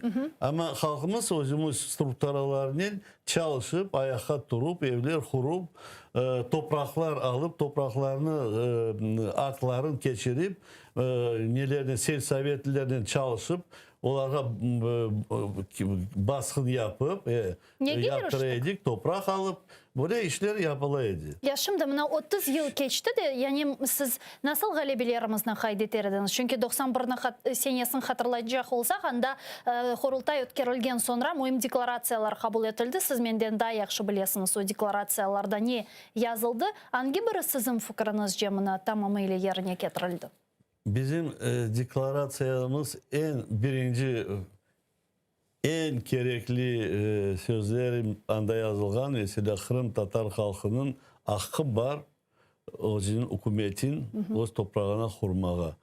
Yani onu biz becerip olmadık. Evet bizge becermege de onu yol vermediler. Hususan son 7 yıl. Hükümet ona baskın yapaydı. Mesela Yushchenko gelgende ona işanç taşlagan edik. Ona kol tutkan edik. O da gelgende birinci toplaşığa etti. Deklarasyonunuzdan vazgeçin de son mesela sizlerin çalışmaya başlarım diye böyle bir şeyler aytkanıydı. Biz deklarasyadan vazgeçmedik. O deklarasya gözümüz o güne tuttura. Ondan son 14. senede kurultay geçirgende yana bir deklarasya alındı. O birbirine protivarечия yok. Anda da o sözler var bizim hükümetini kurmağa. Evet onu da tırışacaksınız, çalışacaksınız. 30 yıl geçti. Ne yapayım? 30 yıl Ukrayna özü de aman ayakta durup olmadı. Gördünüz bir niye gelip bir zvod soldat geldi, spetsnaz geldi, Kırım'ı vurup aldılar. Daha bir spetsnaz vardı, Donetsk neleri şehirlerini alıp Slavyansk neleri. Bu hükümet özü kötürilip olmadı. Şimdi bilesiz bu kurultay meselesini açtık da 2014 senesi demek kurultay toplaşığı 13 senesi işte Milli Meclis seçildi. Yani kurultay seçildi ve bugün endi 2021 senede kuramız ve siz bu laflarını bilesiniz. Şimdi çok aydılar, çok müzakere etili. Demek kurultayının ve Milli Meclisinin kadensiya müddeti yekunlendi ve yanıdan saylavlarının geçirilmesi, Milli Meclis temsilcileri seçilmesi gibi böyle sualler şimdi faal şekilde kötürülüyor. Siz bu meseleye nasıl bakarsınız? Aslında şimdiki şaraitlerde kurultayının seçimleri, Milli Meclis temsilcileri seçimleri ötkerilmek zaruriyeti var mı? Ben de bir hasret etem bu bergen sualınızga. Çünkü kurultay ve meclis azaları bir kadensiya 5 yıldan son mutlaka rotasya olmak gerek. Yeni sayılar geçirmek gerek. Mutlaka. Ama ben de o fikirdemin da Rusya'da, Ukrayna'da işgallar tübüne yeni delegelerini saylamağa halk içine onun çare vermezler. ya da öyle saylov kampanyasının birinci ne razı olmasalar. Eğer razı olsalar da başlarlar özlerin adamların FSB'ne bağlı adamların tıkmağa bizim Tehlikeli aramızda çalıştırmağa. O Rusya onu bir yaxşı çalıştırar. Bütün dünyana resmi kirişi. Onun için ben düşünüyorum bu olan delegeler bir toplamak gerek. İmza çekip böyle netip Zevdet aytkanın men ona bilesizmi o imza çekken evet mümkün ama onun правовой доказательство onun артına nasıl olacak? Kim imza yaptı? O yaptı mı? Ya onun yerine imza koydular mı? Anladınız mı? Öyle bir ne çıkaracaklar. Son chatten diyecekler ha o imzalar o zeri imza koydular da topladılar saylov geçirdiler. Başka bir format yapmak ki. Belki buna internette çeşit programlar var. Böyle garant programı almak mümkün. Ya da delegelerini çıkarmak gerek. Ya Ukrayna ya Türkiye tarafa mesela o padişahın Erdoğan'ın gelişip o da Putin'e bu delegelerini yiber gelsinler bir gün çalışsınlar Türkiye'ye de o yüzden kurultaya geçirsinler. Yok onlar netme gelir. Yolunu kapatmagaylar mutlaka böyle prezidentler girişse böyle belki mümkün olur diye düşünüyorum. Eğer delegelerini hepsini olgan delegelerini toplansa bir yerde o yerde rotasyon meclisi yapmak mümkün. Rotasyon. Biri çıkarıp, birini değiştirip, birini kaldırıp ya da yeni bu delegeler içinden yeni meclis azalarını da saylap doldurmak, meclisini 33 adam yapmak böyle çare olur edi. Sizin fikrinizce asıl da yani böyle bir teklif seslendirgen olsanız bunu yapmak gerek mi sizce ya da şimdi vakti değil? Bu teklifini ben birkaç kere ettim meclise incelemeyim ama böyle bilmem daha böyle kararga gelmedik. Başka yollar hıdırıla ama nasıl yol ben başka yol görmeyeyim. Çünkü ben bilesiniz ne soracaktım. Ne kadar misal kurultayının ötkerilmesi, bilmeyeyim sayılavlarının geçirilmesi değildi. Ne için aslında bu sualın koterilgeni? Ne için aynen şimdi bu sual koterildi sizin fikrinizce? Bu sual sadece işte 5 yıl geçti, kadensiya bitti. Onun için yapmak gerek mi degen sebeplerden koterildi. Ya da semerelik suali var. Tek onun için değil. Ne için? İşgallık uzadı. Daha ne kadar kaç yıl geçeceğin belgisiz. Bizler meclis azalarımız, yaşlarımız keti.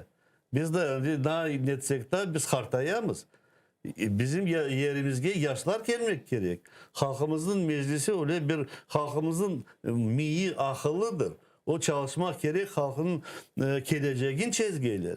Eğer biz böyle hartayıp olup geçsek son nasıl olacak bu meclis ne olacak? Yana bir dege halk gelecek biz ama yok onlar işgallar çıkarlar diye tek ona koş taşlasak öyle de olmaz. Bizim aklımız yok öyle düşünmeye. Kırım Kopor'u nasıl oynattılar bizge kaç yıldan beri. Ana onlar kurmazlar. Ana o yıkılacak. Ana başladılar yıkılmaya. Çeşitliler koruyor. Biri böyle etti. Biz 5 yıl bekledik Kopor yıkılacağını. Bütün dünya onun lafını etti. O zaman unuttular. Kopor'a bakmayı vurup almak gerekirdi. Kırım'ı kaytarmak için. Mesela çözüldüler. Şimdi biz de düşünmek gerek biz. Böyle alga kalmayız. Biz ayaktamız baş fikir çalışa onun için düşünüp tapmak gerekmez de yanı adamlarını yana da doldurmağa kim o siz koruyorsunuz mu? Ne? Bu yanı gençler kim? Yanı gençler... Mesela ben böyle sorayım. Riza Şevkiyev'nin talebesi, preemniki var mı? Onlar delegeler arasından saylanacaklar biliyorsun mu? Delege olmadan saylanıp olmuyor mecliske. Ana böyle problema da var. mutlaka kurultayına delegeler saylana 250 adam. 250 adam saylarlar 33 adam meclis azası. Yaxşı, men böyle şey söyleyeyim öyle olsa. Ama yanı adamlar mına delegeler kim var? Rustem Umerov delege var o meclis azası degen. Mesela onu rege koymak mümkün hem gerektir mecliske kirge. Daha kim var? Ana böyle Kırım'dan isteyenler var ki hazırlar mecliske kirmege. Ama bunun için nizamnameyi deniştirmeye gerek. Yo nizamnameyi değil. Kurultay toplansa nizamnamege kvorumla bir toplansa nizamnamege değiştirir olar bu kurultay kararı hakkı var. Bu işgallık olgan cez bu delegeler daha uzatmak gerek işgallıktan boşagan cezde mesela öyle bir karar çıkarmak gerek değiştirmek gerek de ve bu delegeler arasından çıkarmak ya da belki başka yolları da vardır onu juristler bakmak gerekler bu halkara normalarına bakıp nasıl değişmeler mümkün geçirmeye de bizi chatten son oponentler kulmegeler doğru olgay belki evet, başka yollar da tapmak mümkün. Evet başka yollar tapılsa da yaxşı olurdu. Buna Ukrayna tarafta yaşayan yaşlar bayağı yaşlar var. İsteler çalışmaya İsteler mecliske kirmeye çalışmaya evet o bek yaxşı. Ama diğer taraftan ben böyle bir taraftan öyle olsa da bir sualim var. Millet için bir şey yapmak için muhakkak mandatga sahip olmak gerek mi? Ya da bu bilmeyeyim çok böyle mühim yollar olduğumuzda açı. Yok bilesiniz mi? Birincide meclis strukturası neye gerek? Meclis strukturası gerek hükümetten çalışkay представлять народ. Hükümette, çet devletlerde böyle funksiyalar var. Ama halkına hizmet edecek olsan mutlaka sana mecliske de gerek, kirmege mecliske mutlaka onsuz da mümkün çalışmaya. Mesela gelse çalışmaya fikirlerini bildirse bir grup ballarını toplasalar, başlasalar iştirak etmeye, gelseler mındağı prezidyum meclisini toplamak mümkün. Toplasınlar, teklif etsinler bu prezidyumga çıkarsınlar suallerin, açsınlar abasını laf etsinler, rege koysunlar prezidyumga, karar alsınlar ve çalışsınlar. Her bir meclis bölüğüne yani bu bölükler yapılmak mümkün de onlar çalışarlar. Çek iştirak etsinler, istekleri olsun. Benim anlaganyma göre aslında bu istekler temsili organımızga yardım, destek, semerelik yolunda arttırmak için yapılar ki bu galiba benim fikrimce çok mantıklı bir hareket. Evet, öyle yapmak gerek. Ama yani semerelik olması için. Bizim Kırım'da işgallıktan evvel de ben belirtsem son kurultayda bayağı adamlar geldiler. Tek mecliske girip meclisten bir basamak basıp son ketkeler deputatlıkka, ministerliğe, bakanlıkka güzel işler algaylar çalıştı. Böyle tramplin gibi kullanmaya. Öyle söylerdeyim. Buna hepsi onlar belli oldular.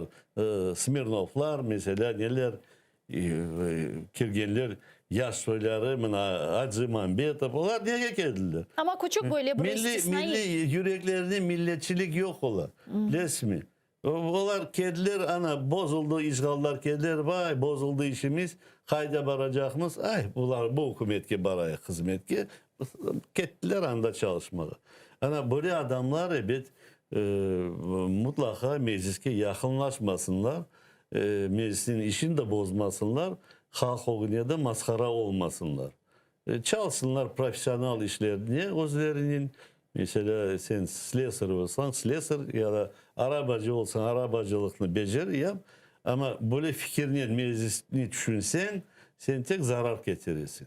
Bunda gerekler yürekleri yangan söyler. Buna mesela bu niye geçirgence sayrablar 90 seneleri ve yürgence cemaatle laf etkence anlataydım ne olacak, nasıl yapmak gerek, ne için girmek gerek.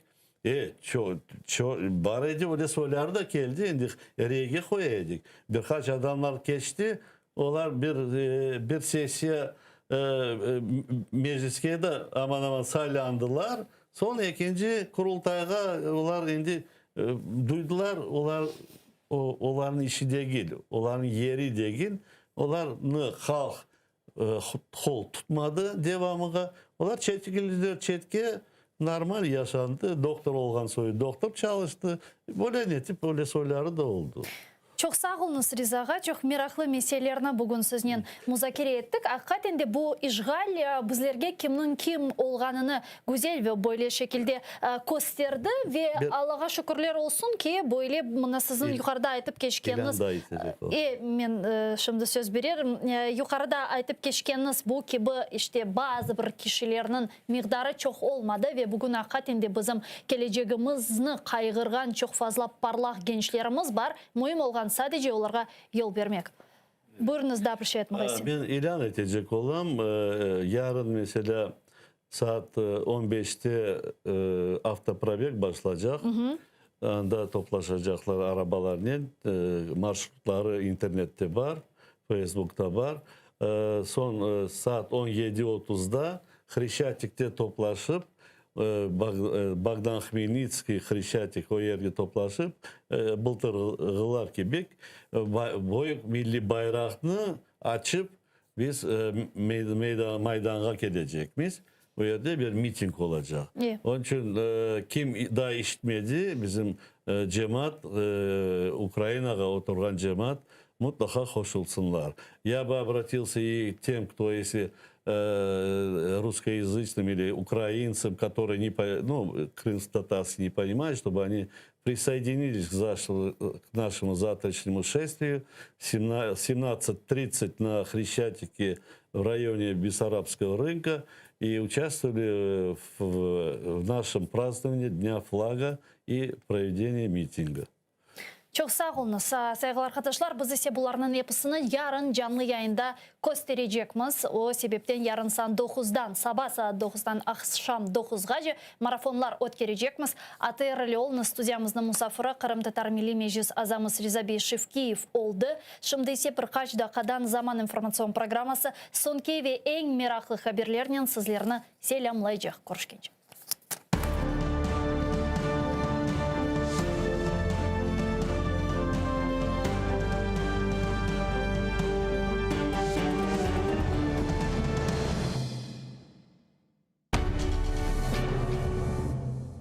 Ізраїльські вчені створили унікальний засіб, що містить природні інгредієнти.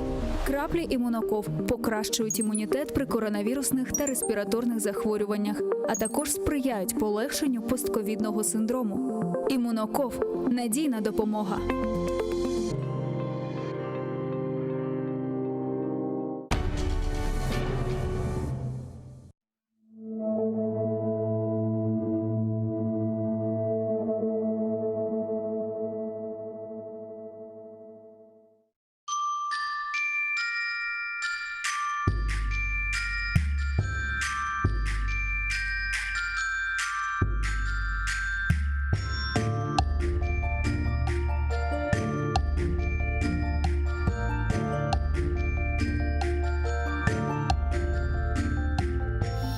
Eşit yumuşak yapraklarının türkülerini, yarın kelse pencereden yarık ursa, eşit Kırım'ın dülberligini, kuşlar yırlap azbarından uçsa, eşit bu kırlarım kökten yüksek, kuru ozenimnin kokularını, güller aça, pişe taze otmek, tuz kokusu, deniz dalgaları.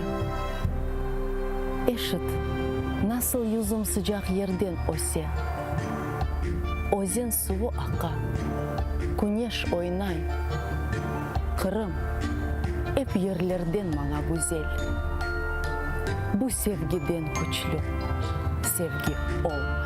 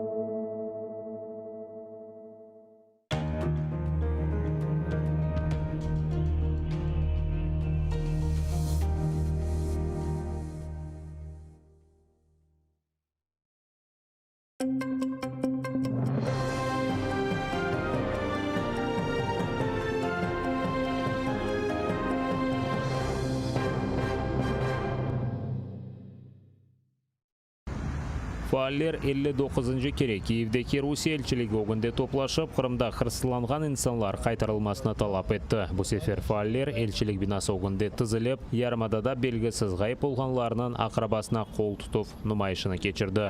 Ишгал башлагандан бери 44 киши гайып болду, 23 тапылды, улардан 6-сынын жеседи. 15 киши акканда аляда эч бир хабери жок. Олар арасында Дүйнө Кырым Татар Конгрессинин азасы Эрвин Ибрагимов, о 2016 сенесі майысының 25-не кечер кечесі Бакчысарайда evine yetmezden yol полиция сурбасында olgan insanlar tarafından hırsızlanған еді.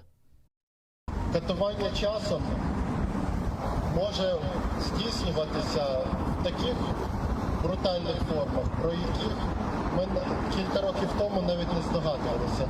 Наприклад, наприкінці 2020 року до Ервіна Ібрагімова, до його батьків, надійшов лист від так званого суду в Армянську, де вимагали його примусового приведення в якості свідка у справі Мустафи Джемілєва. Уявіть собі, який це стрес, які це психологічні катування для батька і матері Ервіна Ібрагімова, які 5 років чекають справедливості. Ишгалчылар махкемесі ФСБ тарafından атып өлдірілген Наби Рахимовнан жесеті берілмегенні кануни оларақ таныды. Адвокат Сияр Панич мерхумның умыр арқадашы Сахиба Бурханованың менфаатында Русияның таққат комитетінің әрекетлеріні қанунсыз танымақ үшін махкемеге шикаят берген еді. Эвел Панич таққат комитеті мерхумның жесетіні дефин етілмесі үшін бермеге, дава материалларының таныш олмаға изін берілмесіні талап еткен еді. Таққатчылар есетек июннің башында экспертизалар кечірілі деп, жесетіні бермейжеклеріні білдірділер. Наби Рахимов өлдірілгенден 1,5 ай кечті. В ходе заседания было установлено, что сроки предоставления следователям были нарушены. Это подтверждалось и ответами, которые все-таки пришли уже в середине июня мне, и конвертами почтовыми со штампелями о том, что трехдневный срок нарушен. Но судом все-таки было отказано в удовлетворении моей жалобы. Суд посчитал, что раз сопроводительное письмо следователя было датировано в трехдневный срок, то нарушение не усмотрело. Махкеме бинасы огунда инсанлар топлашмамасы үшін Росгвардия полиция в экстремизмнен күреш мерkezінің хадимлері чалышқан. Ишгалчылерінің укук коруучу органлары адвокат Панич топлашқанларнен субетлешмесіні сыңғырламаға тырышқан ве инсанларнен берабер туруп изаат бермесіні ясақламаға тырышқанлар. Топлашқанлар айтқанына көре ислам дini талапларына көре мерхумны тез вақытта дефин етмек керек еді. Уже более 46 дней тело убитого не отдают для погребения.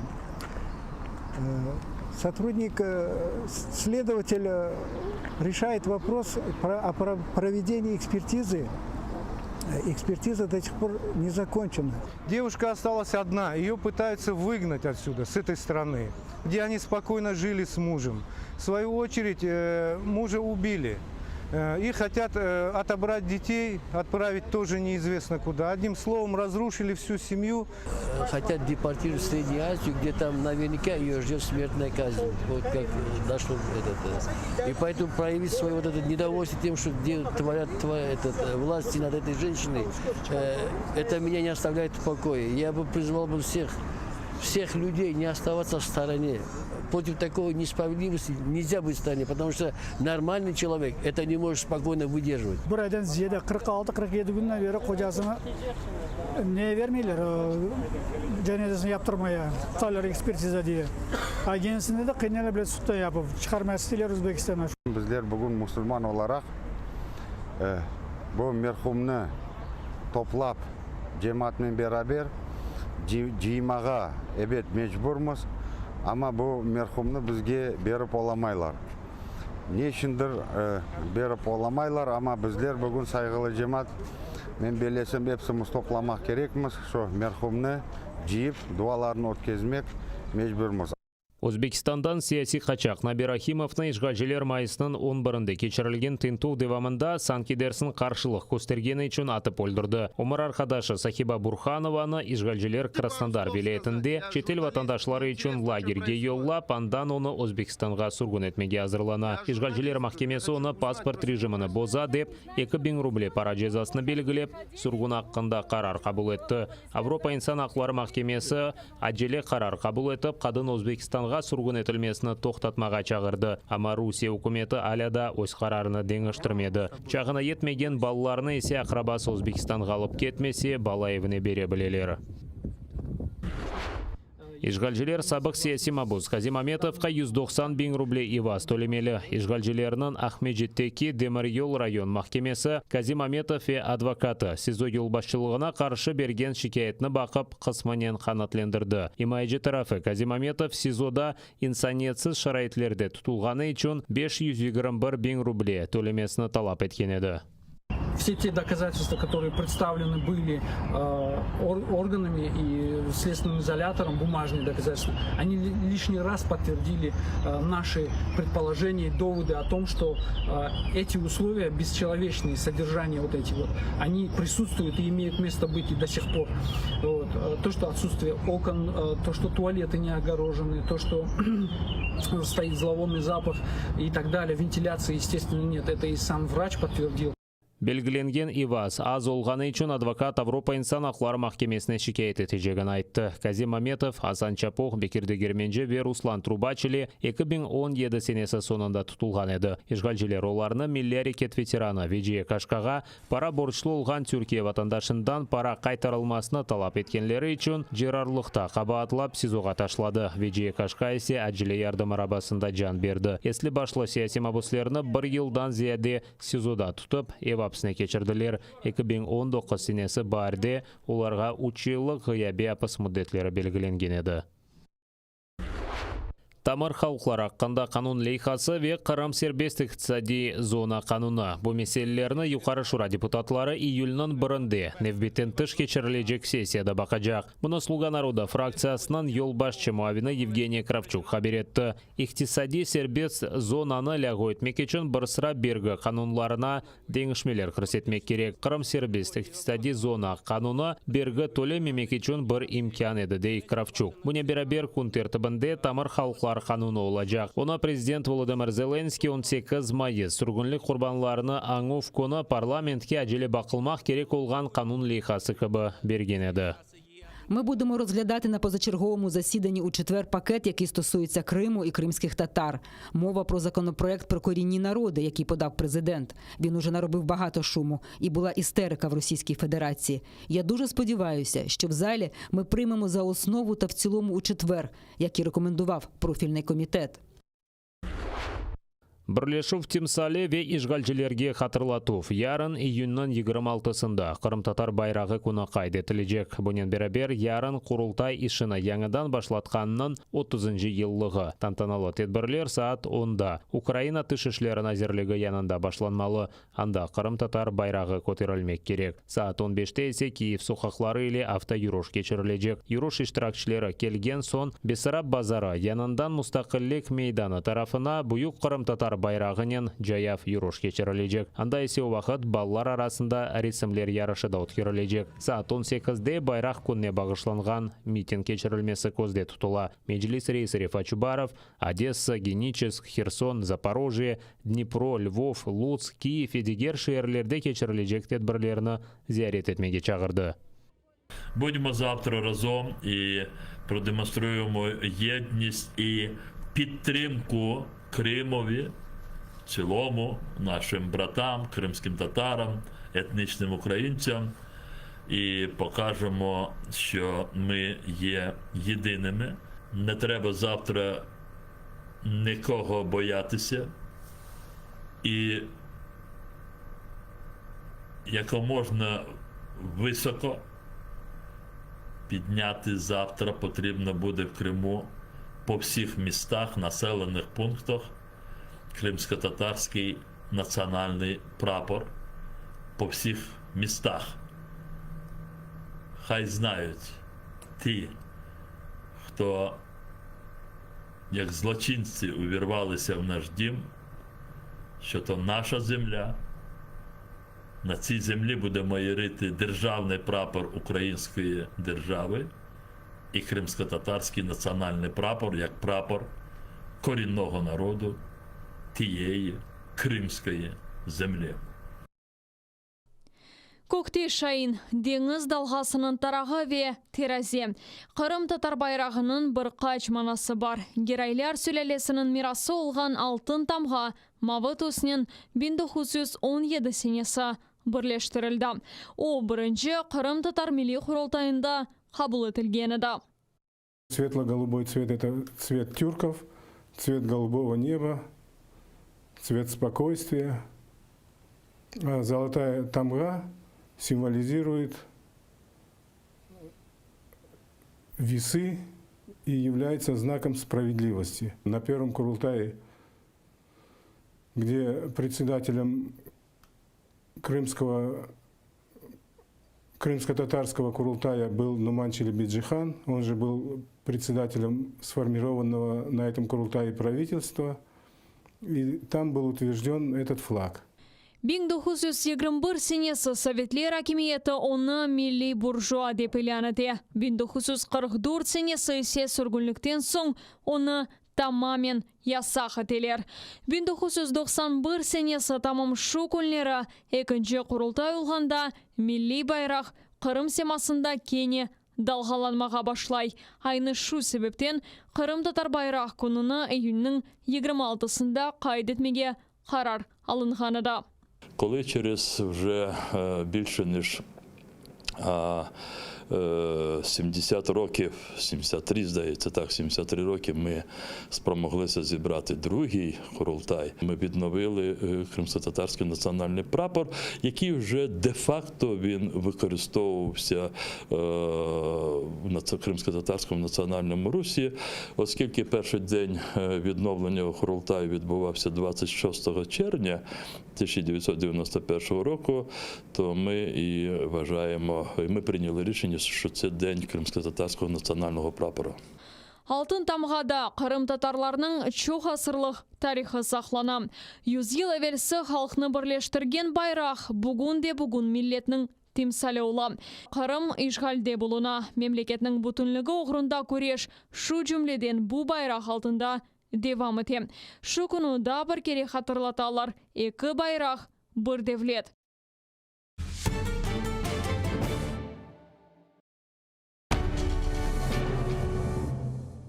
Ізраїльські вчені створили унікальний засіб, що містить природні інгредієнти. Краплі імуноков покращують імунітет при коронавірусних та респіраторних захворюваннях, а також сприяють полегшенню постковідного синдрому. Імуноков – надійна допомога.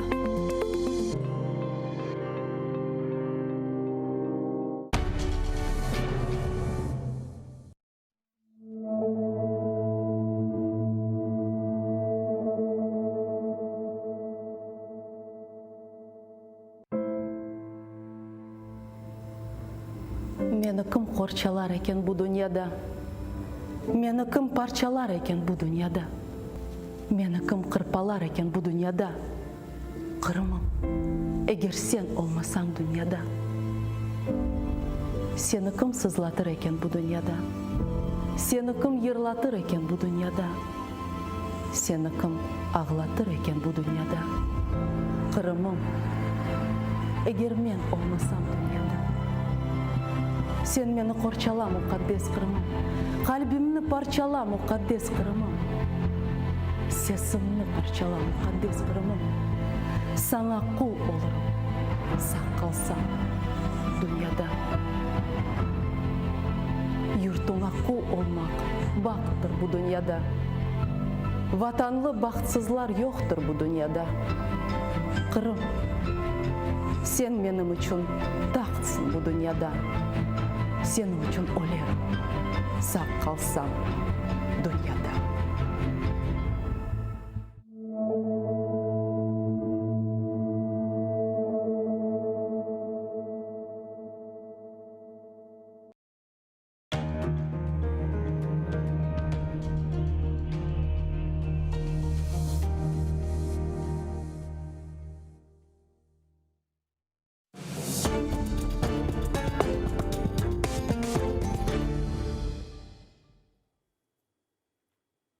Добрый вечер. В эфире Prime на канале АТР. Это время, когда мы приглашаем самых интересных гостей и стараемся обсуждать самые животрепещущие темы. Но с гостем, который сейчас находится у меня в студии, любая тема может трепетать во все стороны, потому что это очень известный украинский актер и очень, ну как бы сказать, юморной и остроумный человек Дмитро Оскін. Салям алейкум. Воистину салям. Угу. А еще... Или воистину шалом. Да, ну как угодно. Ты же конферансье отработал очень долго. Да практически всю жизнь. Это вся, вот в этом году 13 июля будет 40 лет. А до сих пор? Или уже нет? Ну, сейчас все немножечко поменялось, понимаешь. Дело в том, что я сейчас, у меня основная профессия — это кино, совершенно неожиданно вышло на первый план. Но если есть возможность, если есть концертов просто мало, но если есть концерты, есть какие-то вечеринки, есть какие-то интересные ивенты, я с удовольствием веду, потому что в этом, ну, во-первых, я мастер, а во-вторых, я это очень люблю. Я это очень люблю. Ну, сейчас понятно, коронавирус, и с этим делом не очень разгуляешься. Вот. Тебе нравится вот этот новый жанр? Мне кажется, он не новый, но в Америке точно не новый. Но, по сути, это похоже на конференцию, вот этот стендап. Ну, наверное, очень удивлю. Я органически не воспринимаю. Ого. То есть я совсем не воспринимаю этот жанр. Так это не то же самое, что конференция? Нет. Это не то же самое, что конференция. Конференция — профессия интеллигентно-книжная. Понимаешь, это разговор со зрителем доверительный. Конференция — человек, который объединяет большую группу людей ради того, чтобы потом на сцене артистам было уютно, чтобы был вот этот... Атмосфера. Да. То есть вы создатель атмосферы. Ну вот смотри, вот я очень любил всегда на концерт приходить за час. Вот, это чтобы коньячку в гримерочке? Нет. Вот мне очень нравилось. Ты пришел, ты со всеми там бабушками, уборщицами поздоровался, всех поприветствовал. Потом в зал пришли осветители, начало что-то жить. Потом пришли бабушки, стали убирать сиденья.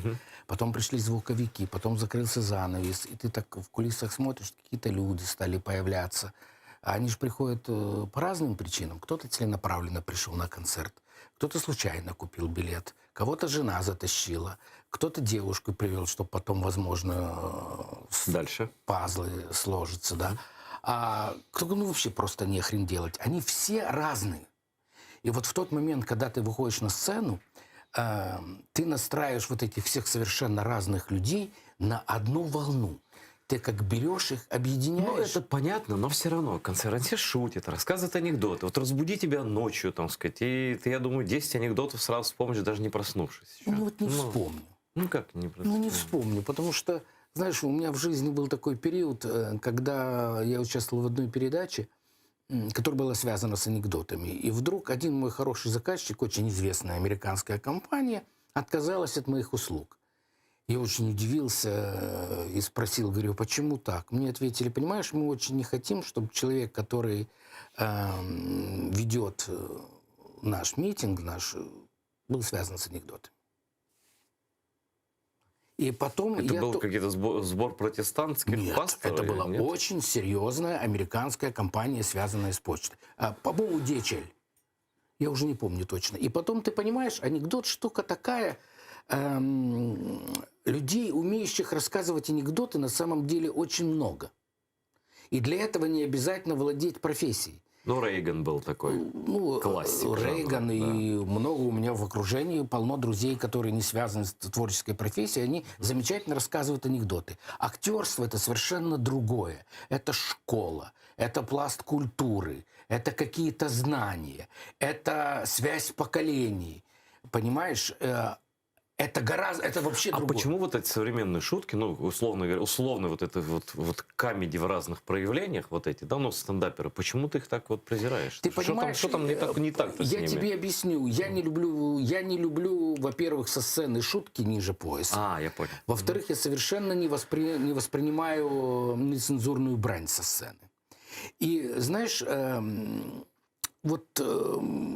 я думаю, что это болезнь этой страны, которая столько лет была в шоре. Я однажды пришел на спектакль одного очень хорошего, моего любимого автора. Первый раз я тогда столкнулся с его творчеством. И оно сплошное матерное. И вот передо мной сидела пара. Лесь Подервянский? Лесь Подервянский. Ну, великий Лесь Подервянский просто. Я его очень люблю. И передо мной сидела пара. И она смеялась не от того, что смешно, не от того, что какой-то подтекст в этих словах, а от того, что они матерятся. То есть ее не интересовала сюжетная линия? Вот сказали и вин, и они оба счастливы, потому что всю жизнь это было запрещено, а хотелось. А вот теперь свобода. Эти же разрешают себе вещи, недопустимые. Ну, у Подервянского это вообще другая история. Это искусство. Я же говорю, Лесь драматург. Да. Это совершенно другое. Это опять-таки, смотри, вот Лесь, это органика, это органично. Это художник, это текст, это литературная совершенно речь, это глубокий кладезь знаний, потому что каждое его произведение, каждая маленькая пьеса, она жизнится на каких-то знаниях. Это не выдумано из пальца. Вот там на рынке я встал, я пошел, а там все. Все абсолютно пьесы. А здесь все-таки...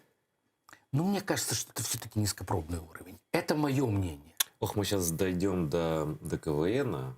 Не участвовал, не состоял? КВН с некоторых пор не смотрю вообще. Ну, это же КВН уже классического, может, мы и не смотрим, но вот, я прошу прощения, всякие лиги смеха, всякие вот эти, прошу прощения, 95-й квартал, что же КВН? КВН, причем был в свое время очень хороший. Ты понимаешь... А что с ними не так сейчас, если ты говоришь, был? Я не смотрю «Квартал». Ну, что ты смотришь хотя бы? Да, я смотрю National Geographic. Я смотрю National Geographic, и какие-то фильмы я смотрю, которые мне советуют в интернете. Я телевизор практически не смотрю. Ну, я не могу объяснить, почему. Наелся в свое время? Нет, я не наелся, но я как-то... Знаешь, когда-то один великий режиссер, его спросили, скажи, пожалуйста, а ты пойдешь, например, этот спектакль? Он говорит, нет, не пойду. Его спросили, почему? Говорит, меню-то я уже читал. Так вот и здесь. Оно как-то такое... Мне, как телевизионному зрителю, мне не хватает каких-то интеллектуальных ток-шоу, если хочешь.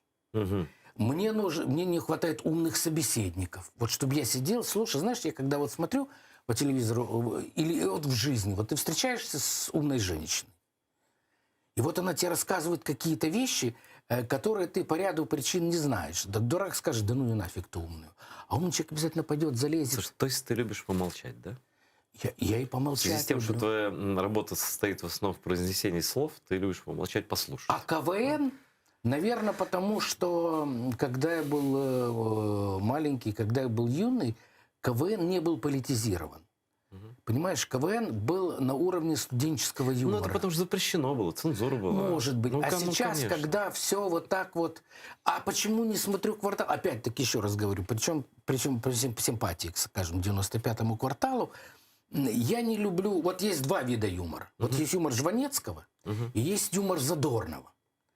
Так вот, юмор Задорнова говорит, вы все дерьмо и живете в дерьме, и поступаете дерьмово, и все от этого тащатся. А это неправда. Потому что америкосы тупые. Потому что америкосы тупые. Когда он вдруг, человек, у которого на руке Rolex там, в $50 000, начинает шутить над женщиной, которая там зашивает драные колготки, для меня это миль-пардон. Это юмор... И зал тащится. Вам говорят, вы дурные, да, немец скажет, вы моголы, понимаешь? Вот. И все просто умирают от смеха. А есть юмор Жванецкого. Ну вот гениально, говорит, я вижу свет в конце туннеля, но только туннель, сука, не заканчивается. Я понял, о чем ты говоришь. А вот сейчас мне пришла в голову такая мысль, интересно, как ты на нее отреагируешь. Вот на мой взгляд, есть несколько вещей, которые построили русский мир. Вот этот быдло-мир, где все кругом дураки, а мы такие хамы, нахрапистые, но зато мы сильные, там, все тупые кругом. Это Задорнов. Это есть фильм «Брат 2», где там всякие черные хохлы там, и так далее. Да. Это манифест русского фашизма такой уже серьезный. Да? Причем чувак в главной роли конкретный убийца, понимаешь, да? Ну вот. Хотя мне нравится «Брат 2». Ну, он тебе нравится как произведение искусства абстрактное, да, но идеологически это страшная штука. Это как в фильме Лени Рифеншталя, они красивы с точки зрения кинематографа, но по сути это бомба атомная. Вот. Задорнов, я его, ну, если Жванецкого я видел, там, может быть, пару раз в жизни 2 фразами перекинулся, то с Задорновым я общался периодически, потому что он выступал в той газете, где я работал. У нас были такие выездные концерты для популяризации этой газеты. И он там... Кстати, очень прогрессивный в свое время. Да, ну вот очень прогрессивно это понятно. А сейчас читать... Мне прислали парочку скриншотов с газеты «Московский комсомолец», где украинская хунта, фашисты. Это читать невозможно. Причем внешне эта газета не изменилась, а содержание полностью поменяно. Понимаешь? Вот. Я хорошо понимаю. Понимаешь, я смотрю новости на «Московском комсомольце». Ты сумасшедший. Зачем тебе это? А я тебе объясню. Потому что я тогда понимаю многое, что происходит. Знаешь, я смотрю, это маркер такой. Это маркер. Вот когда я вижу, я знаю события, как говорит, допустим, наши украинские, как, допустим, говорят там какие-то мировые СМИ, и обязательно посмотрю, что скажет «Московский комсомолец». Этого не скажет, скажем, «Эхо Москвы». Оно преподнесет тоже, но по-другому. Хитро, да. А эти скажут в лоб. В лоб, и все уверены, что так и есть. Это машина пропаганды. Да. Это геббельсовщина в чистом виде. Вот. И причем, еще раз говорю, вид газеты как был. Мне показали просто на видео, пролистали. И редактор, по-моему, тот же, да? И редактор главный тот же, и многие сотрудники те же. Но под козырек взяли. Ну, я про Задорнова и Жванецкого. И вот Жванецкий, Задорнов был одним из тех людей, кто настроил русских на такое поверхностное отношение к другим. Все кругом глупые. Мы это имперское сознание, он сильно внедрял.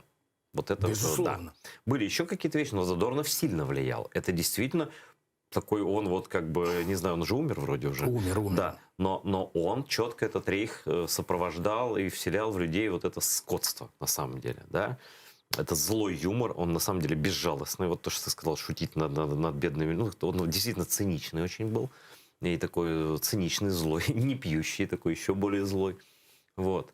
В этом плане он такой был, то ли подшитый какой-то, ну, злой он был. Как человек такой, губы сжаты, циничный.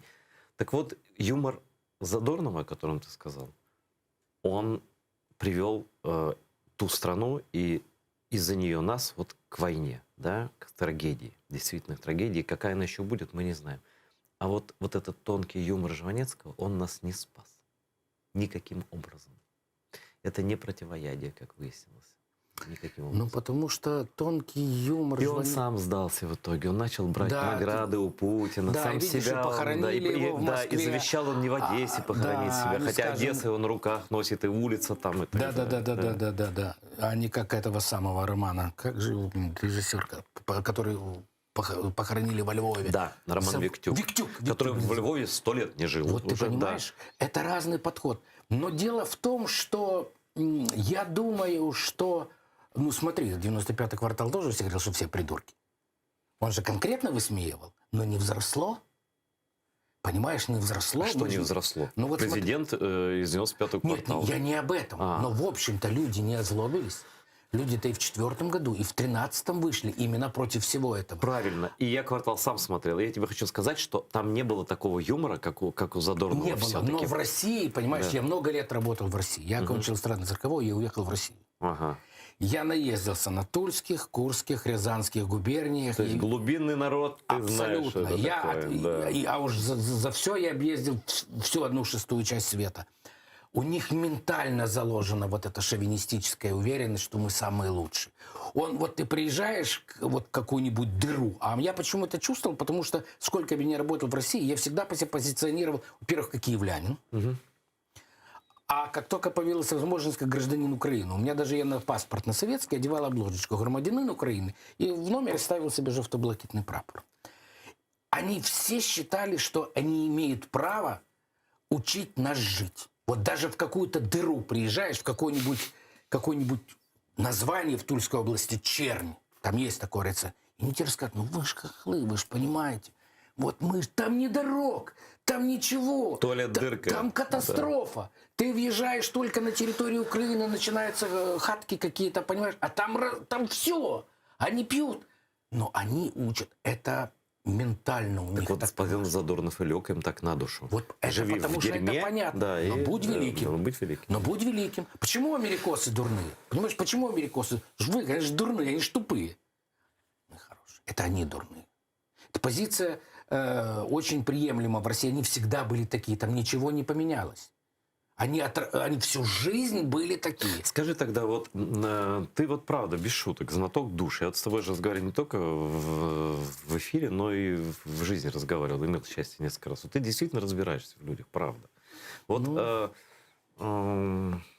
ты ментально, не то что прям вот физически, но ментально ты ожидал, что они способны на аннексию Крыма, на войну против Украины? Никогда. Не считал себя? Не считал. То есть для меня это было полной неожиданностью. Я не считал их друзьями Украины. Никогда.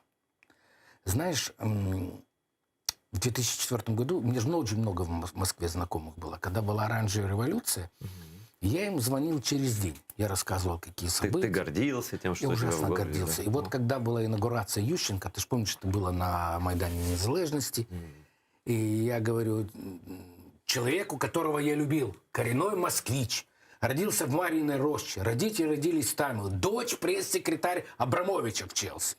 Интеллигентнейший человек, ты понимаешь, интеллигентнейший человек. Ну, если дочь пресс-секретаря Абрамовича, то, конечно. Ну, я шучу, да. Понимаешь, ну, действительно. Ну, то есть не от ларька, и я а ему сказал, человек. слушай, приедь, посмотри. Вдруг он мне говорит, вы мне нужны все.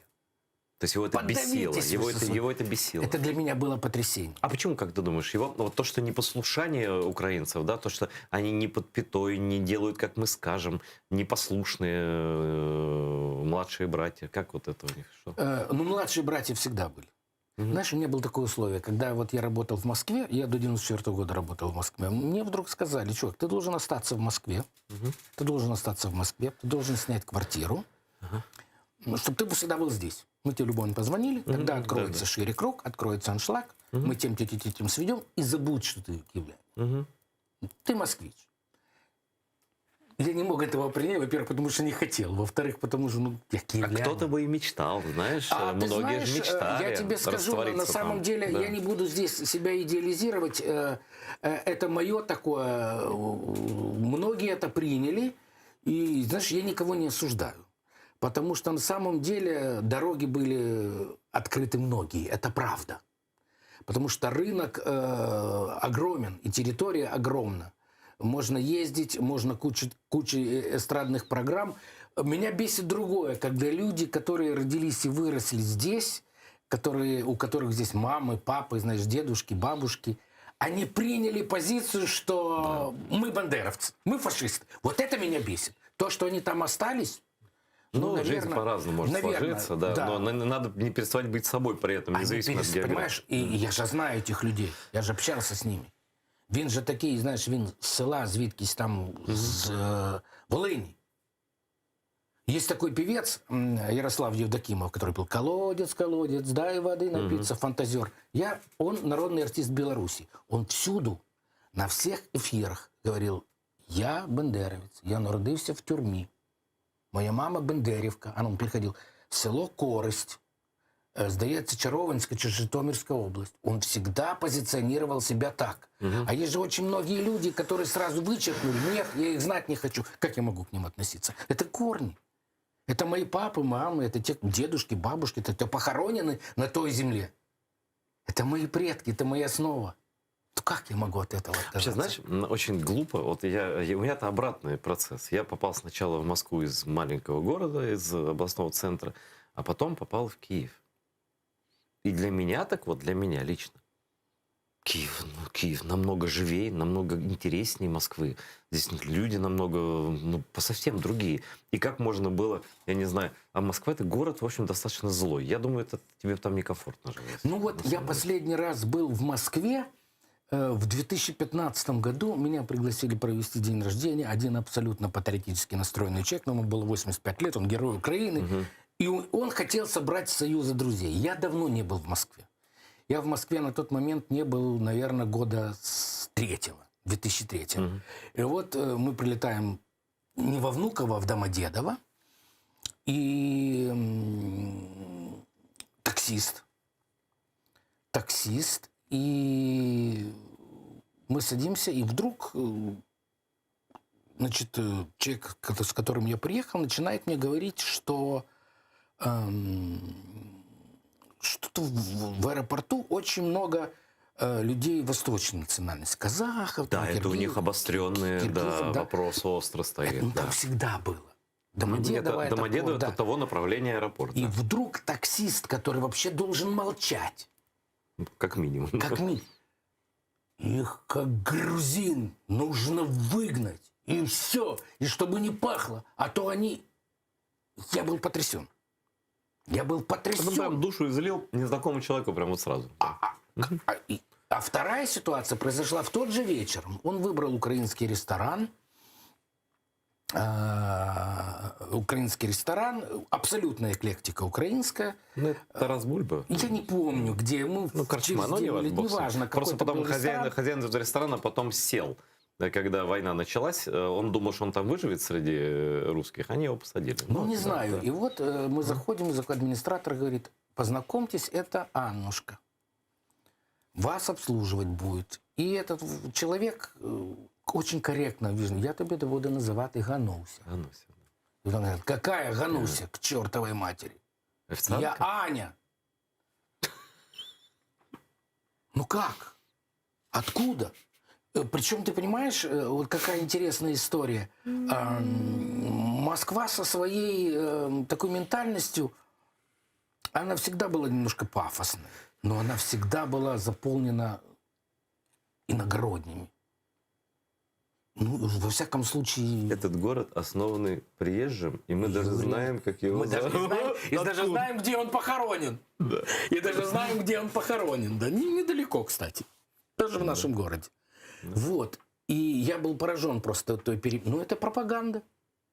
Пропаганда, потому что, смотри, я вырос в Советском Союзе, мне когда первый раз угостили Кока-Колой, папин товарищ приехал из Франции и привез вот такую маленькую 0,25 бутылочки Кока-Колы, я боялся ее пить. Я думал, это отрава. Мое потрясение, когда я попробовал лимонад. Лимонад всего-то. Я был настолько потрясен, но я боялся. Пропаганда, мощная штука. Машина перемалывает людей со страшной силой. Если человек... вот один мой знакомый, он замечательный режиссер, он много лет работает в Казахстане. Он периодически приезжает в Казахстан, ставит большие праздники. Ну, опять-таки, я знаю, что такое Казахстан, и насколько там замечательные, хорошие люди, понимаешь, да. Но он говорит, ты понимаешь, я же не понимаю казахских программ. Мне приходится смотреть московские, русские. И 3-4 дня, находясь в Астане, в Алмате, там, в Караганде, где угодно, все, ты становишься абсолютно. Все, ты теряешь реальность. Да. Настолько мощная пропаганда. А как может по-другому думать человек, который... У него нет другого источника. Не все же сидят в интернете. И... Да, интернет сейчас тоже забит пропагандой, извините. Абсолютно. Ботафермы какие Русские мощные. тратят такие деньги на эту Иди пропаганду. разберись. Вот, поэтому все очень сложно. Пропаганда, страшная штука. Смотри, в свое время пропаганда сделала и продолжает делать монстра из моего народа, из крымских татар. Да? Когда пришла Екатерина в Крым, они начали выселять, уже тогда начали, это все время длилось, это никогда не останавливалось. Да? Просто в 1944 году выселили всех, а так до этого 80% выселяли, это меньше, больше и так далее. Ну, под предлогом тому, что вы пятая колонна, там турецкая, еще что-то.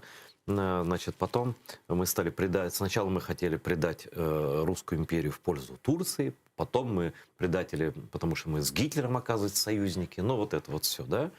Вот. И вот с этим клеймом до сих пор люди, в России так точно, но в Крыму, в оккупированном, они обратно. Ну, вот сейчас же, уже когда Украина была в 2013 году, уже так не говорили, но между собой не говорят. А сейчас они открыто опять. Вы предатели, вы враги Советского Союза, враги России, враги, враги, враги. А ты когда впервые вообще услышал о крымских татарах и что ты о них услышал? Вот даже пропаганда такая была всегда. Вот очень интересный вопрос. Ты на Крымсатарском канале. Понимаешь, какая штука? Я хорошо знал трагедию 1944 года. Я знал, что это такое.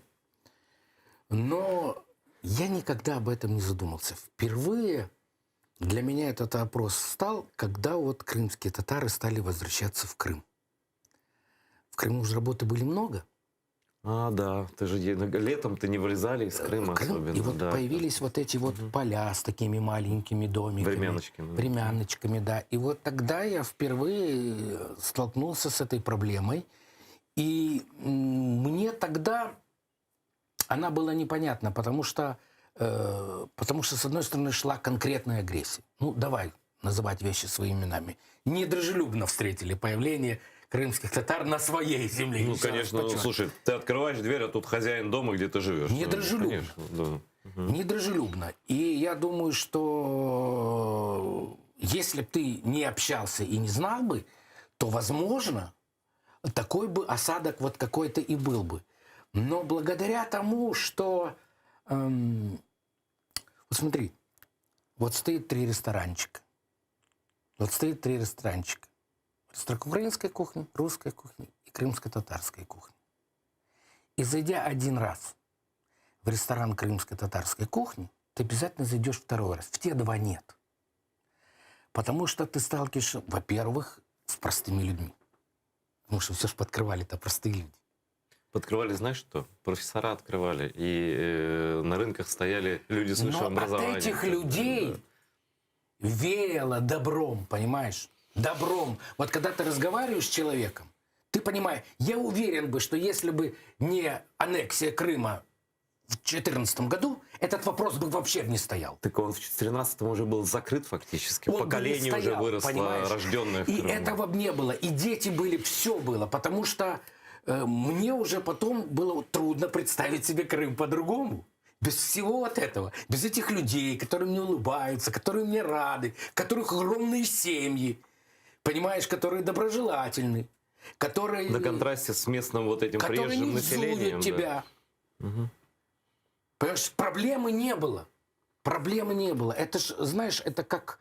она исчезает. Это как вот Советский Союз была жуткая проблема антисемитизма. Я это на себе очень хорошо чувствую. Да и в быту, и в образовании, и на работе. Всюду. Да. Но мы же то же самое проходили, не брали никуда. Там, ну вот смотри, какая история. Вот исчезла вот эта пропаганда, и он исчез.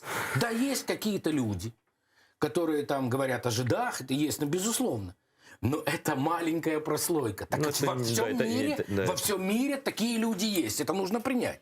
Ну, не любят. И я тебе даже скажу, что в Украине таких людей и не больше, чем в остальном мире в среднем. Так вообще не больше. Да. Понимаешь, мне еще повезло. Я учился в школе в Киеве.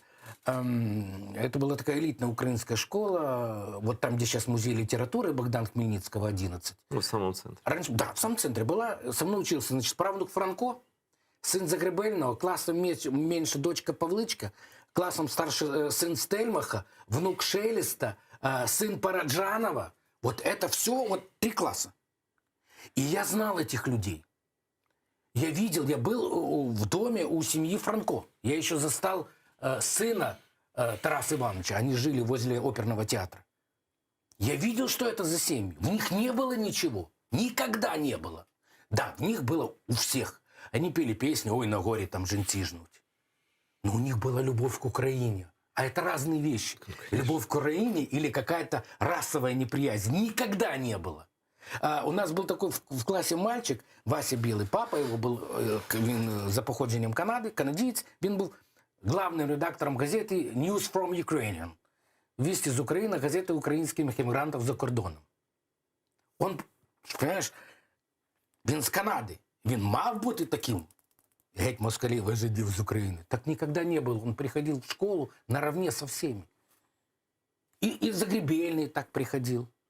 Он только подвозил Мишку. Нет, там но Советский Союз под вывеской интернационализма являлся очень-очень сегрегированным государством. Нет, вот тут я с тобой... Государством частичного апартеида. Ну как? Нет. Это я сейчас тебе скажу мое отношение к Советскому Союзу. Ты же понимаешь, я родился в Советском Союзе. Вкусный был, отвечай. Я тебе сейчас другое расскажу.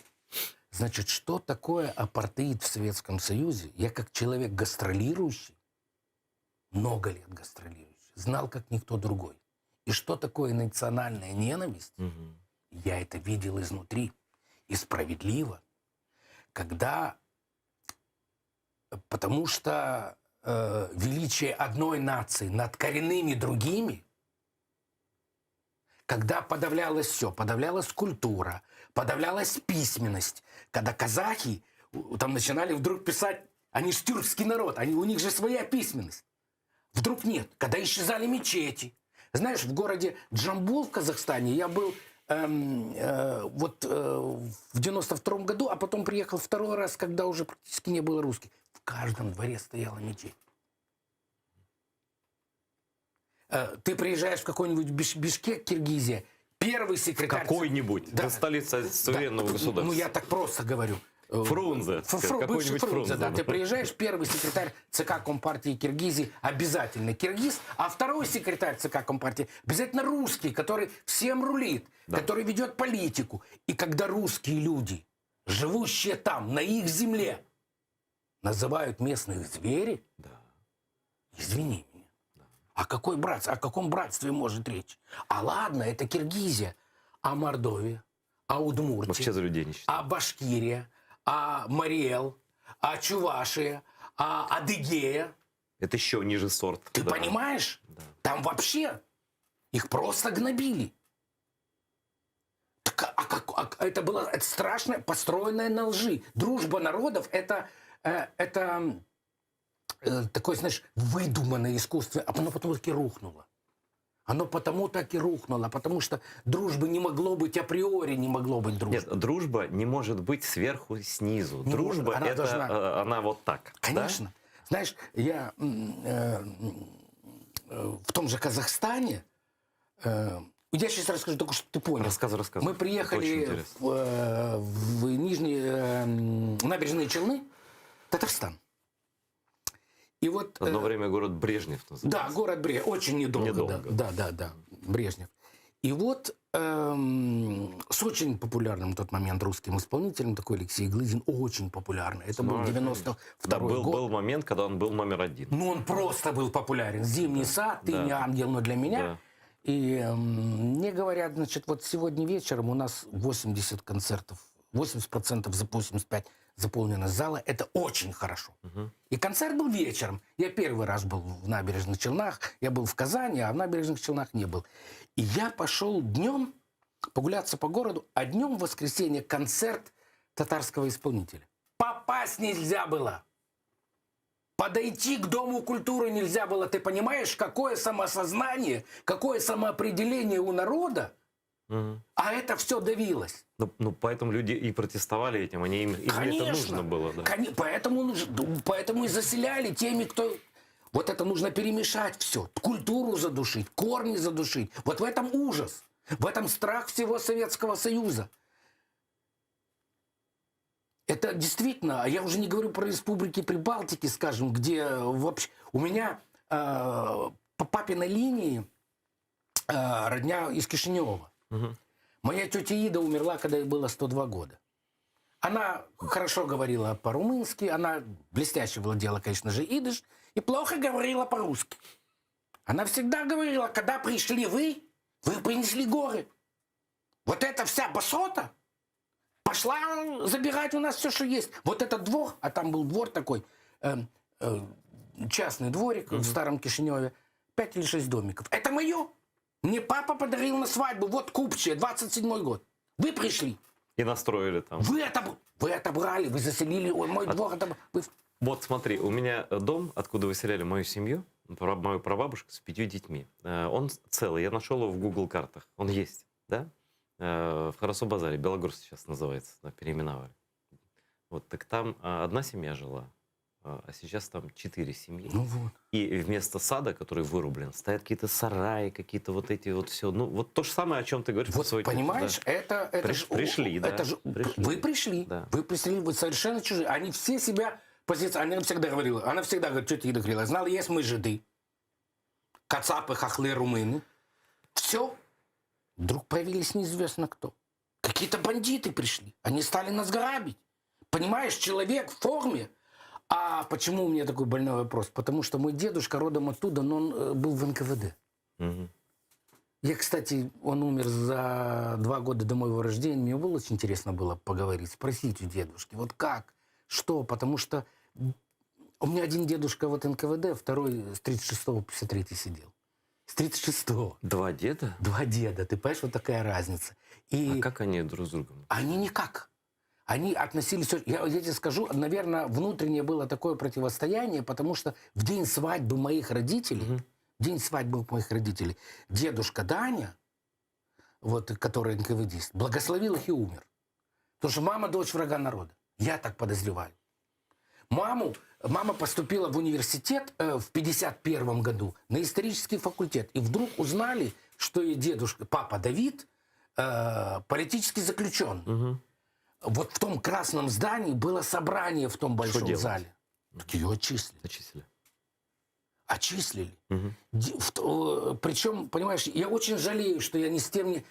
Второй дедушка, который меня вырастил, который был простым там электриком в трамвайно-троллейбусном парке, в трамвайном парке на Лукьяновке, но знал князя Игоря на память, он за оперу, допустим, знал, где какие картины в Русском музее, где какие картины музея Ханенко. Назывался техническая интеллигенция. Вот да, понимаешь, а я, ввиду того, что он умер, когда мне было 15, я не успел у него про все это расспросить. Сейчас уже не у кого. И я как-то спросил у папы, скажи, пожалуйста, пап, а вот дедушка Даня, вот он же НКВДист, он имел отношение к тому, что было? Он сказал, нет, он был пограничником. Я действительно понял, что пограничник, потому что папа родился, это была граница Пищев. Это была граница, до 1939 года была граница. И потом, когда я зашел в поисковик, дед у меня воевал, я понял, что он воевал на Карельском фронте, я понял, что он был в действующих войсках. И отлегло немножко. Мне стало немножко легче. Хотя ты понимаешь, какая история? Дом, в котором я родился, вот если ты представляешь Киев, вот Владимирский собор, вот прямо за собором дом, он один, зеленый. Он считался домом работника НКВД. Вот напротив меня жил начальник киевской тюрьмы, бывший. Я его не застал, но зато жена, когда у нее начался Альцгеймер, она стала говорить, что на деревьях возле Владимирского собора сидят шпионы. И подо мной жил полковник, мне было, наверное, лет 10. Говорили, что он очень, мразь такая большая, загубил много людей, но выпивал. И он выбросился с 3-го этажа. И я помню, как он ночью кричал: «Родина, прости меня, Родина, слава Советскому Союзу», уже умирая. Какой дом замечательный. Да, вот удивительно. Ужас. Я тебе скажу в продолжение похожую историю, только из моей жизни. Оказывается, много параллелей. Когда в доме, где я жил в Тамбове, это была обычная хрущевка, 4-этажка. И над нами, я на 1-м этаже жил, а над нами, или еще на этаж выше, жила такая Клавдия Ивановна, что ли. Ну, такая бабушка. Ну, не знаю, сколько лет было, но я был совсем маленький, там лет 7 или 8, или 5 мне было. Она казалась мне бабушкой, ну, ровесница моей бабушки. И вот как-то она сидит, значит, там у них это вот лавочки, посиделки, знаешь, там, у подъезда. И она такая: «Ой, мальчик, подойди ко мне». Она такая: «Бабушка, божий дуванчик». Я подошел, я же воспитанный, так, стеснительный был. Она говорит: «Как тебя зовут?» Я говорю: «Айдер». «Ой, какое интересное имя. А какого народа это имя?» А я никогда не скрывала, меня отец так не учил. Я говорю: я крымский татарин. Она на меня посмотрела, погладила, на всю жизнь это запомнила. Она говорит: «О, так я же в войсках НКВД служила. Я ж твоих бабушек и дедушек в вагоны грузила и высылала». Да ладно? Да. В Тамбове, где вот крымских татар было 6 человек, случайно попавших туда, вот над нами жила такая тетя, которая гладила мальчика и не забыла ему сказать, ей не стыдно было совсем. И она не забыла сказать этому мальчику, что она его бабушек и дедушек. Я тебе расскажу другую историю, тоже из моей жизни. Я тебе уже говорил, что у меня одноклассник был Сурен Параджанов, Сергея Параджанова сын. Он жил на площади Победы, вот прямо возле универмага Украины, вот угловой дом. С тобой нужны экскурсии. Ты видишь экскурсии по подворотням, дворам? Я брешу много, понимаешь, я брехун, поэтому со мной нельзя. Я лгун, я накручу такого. Так это что ты сейчас говоришь? Нет, а вот эта история. У нас врать нельзя. Сурену было, наверное, лет 9. А родители были разведены. Вот тетя Света умерла, по-моему, в прошлом году. Ее тоже очень любили, маму Сурена. Вот мы пришли к нему. Он вывел нас всех на балкон. Квартира была вся заставлена. Сейчас я понимаю, это антиквариат, какие-то старые пистолеты, все. Напротив жил футболист киевского «Динамо» Пузач, что для нас было просто легендарно, Анатолий Пузач. Он тоже пришел. Значит, нам лет по 9 было. Он дал каждому чуть-чуть винца, чуть-чуть сыра. И говорит, вот сейчас каждый должен сказать Сурену тост и назвать, какой он национальность. Громко. 9 лет мы не очень тогда понимали, потому что тогда еще как-то такие проблемы не были. Я даже сейчас не понимаю, зачем это. А потом он сказал, говорит, смотрите, какие мы все одинаковые. Смотрите, какие мы все одинаковые. Смотрите, как прекрасен мир. И смотрите, как мы умеем друг друга любить. Обнимитесь. Мы вот так обняли на балконе. Угловой балкон. Понимаешь? И это Пузач такой был? Это не Пузач, это Параджанов. Это Параджанов. Понимаешь, какая история? Я тогда не мог понять. Я тогда пришел домой, рассказал, тоже вот такая, зачем и вино, все. А как это было? Подожди, ну-ка расскажи. Вот у него был угловой дом. Да, вот вы на балконе собрались. Вот мы вышли на балкон. Вот так вот он углом нас поставил. Балкон большой? Большой, угловой, да. Вот, и он дал каждому чуть-чуть винца, сыра. Ты уже сказал просто. Я не ел. Каждый должен сказать тост и громко назвать национальность. Почему? Потому что я там Дима, я еврей, там Миша Эппельбаум, я там армянин Сурен Параджанов, я там, ну у нас больше мест был, только русский один был. Ты тоже назови, пожалуйста. И я не знаю, было ли это правильно тогда. Ну, тут важно, зачем он это... Но он говорит, смотрите, как вы друг друга любите. Как важно. Вот он, я сейчас не помню точно, но суть сводилась к тому... Но он профилактировал ксенофобию на самом деле. Почему? Ну, потому что вот детский сад, где училась, где когда-то там была моя дочь, там было много национальностей. Так повезло, да?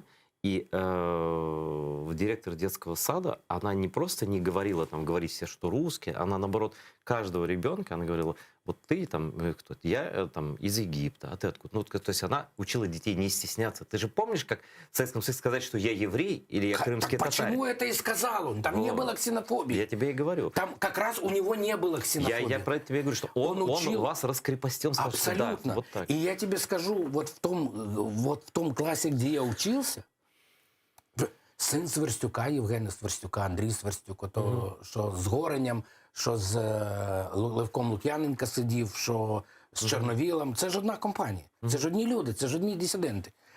Я никогда, ну от Андрея слышал пару раз жить. Но это было сказано так. А так никто. И в школе при таком, понимаешь, такой насыщенной украинской культуре, школа была украинская. Ты украинской мовой навчился? И да, я когда закончил украинскую школу, я не знал, что такое сложение вычитания. Я знал, что такое додать и відняти. И больше того, когда я окончил эстрадно-цирковое, я же уехал в Россию, а посмотрел директор филармонии, говорит, ты не умеешь говорить по-русски. Я ходил, это все учил. Сейчас, благодаря тому, что у меня такой, тогда был пласт хороший украинский, я сейчас литературный украинский владею блестяще. Абсолютно. Я спокойно веду концерты, я спокойно веду какие-то вечера. А вот у тебя, как человека, который работает словом, я могу это описать как сам, вот, но это все-таки немножко не то. Вот чем отличается украинская мова от российской мовы? Не с точки зрения филолога, а с точки зрения артиста, человека, который работает с мовой. Ух, какой вопрос. Знаешь, я, наверное, тебе так ответить не смогу. Если ты спросишь, вот я бы не хотел штампами говорить. Знаешь, я вот на ощущениях поймал, что вот российская мова, она здесь на губах и на зубах, вот здесь впереди, вся. То есть вот ты говоришь всегда вот этим местом. А украинская мова, она переливается. Вот ты понимаешь, вот я тебе скажу, потому что, наверное, в украинском языке есть такие слова, которые синоним даже подобрать вот на русском. Вот смотри, Довженко, зачарована десна. Как ты это по-русски объяснишь? Ну как ты по-русски это назовешь? Волшебная десна, заколдованная десна, зачарована. Ты понимаешь, поэтика и краски украинского языка такие огромные, они воистину, понимаешь, безграничны. Он объемный, он какой-то четырехмерный. Он очень объемный, понимаешь, он очень яркий. Правда. Поэтому его и гоняли, и принижали. Нет, язык, понимаешь, язык — это форма самосознания, самоопределения. Вот смотри, то есть отбить язык у нации. Вот смотри, вот мне сейчас 63 года.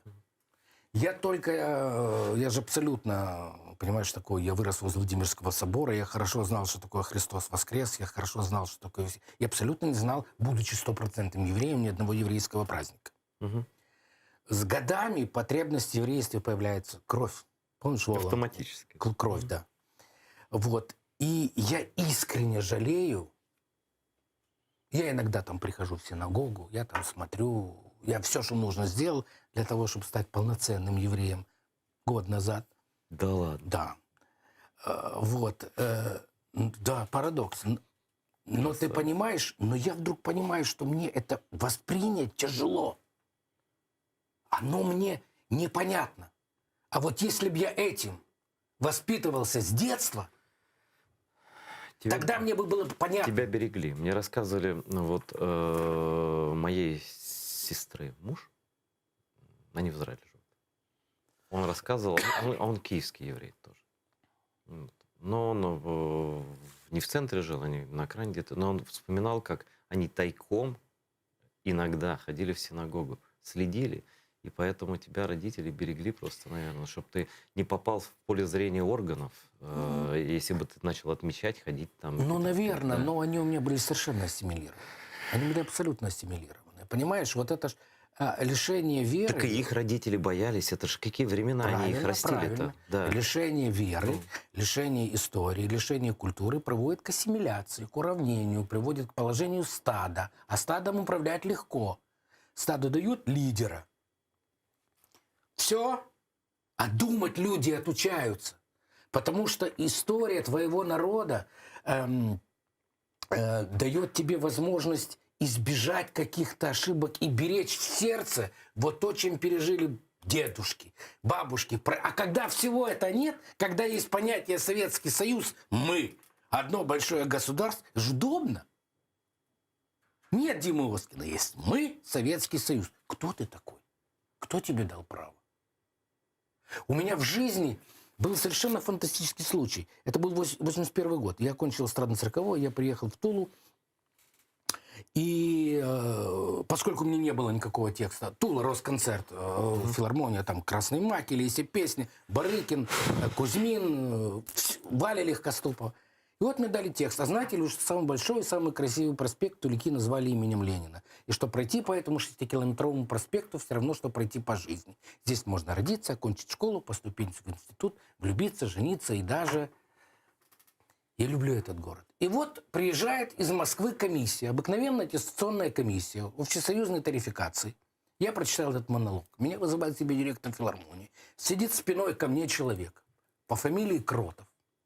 По-моему, начальник первого или шестого отдела Росконцерта. Я не помню. Он так поворачивается и говорит, что может случиться с человеком в советской стране? На проспекте Ленина. Он что может? Сдохнуть! Встал и ушел. И меня 3 месяца не выпускали из Тулы.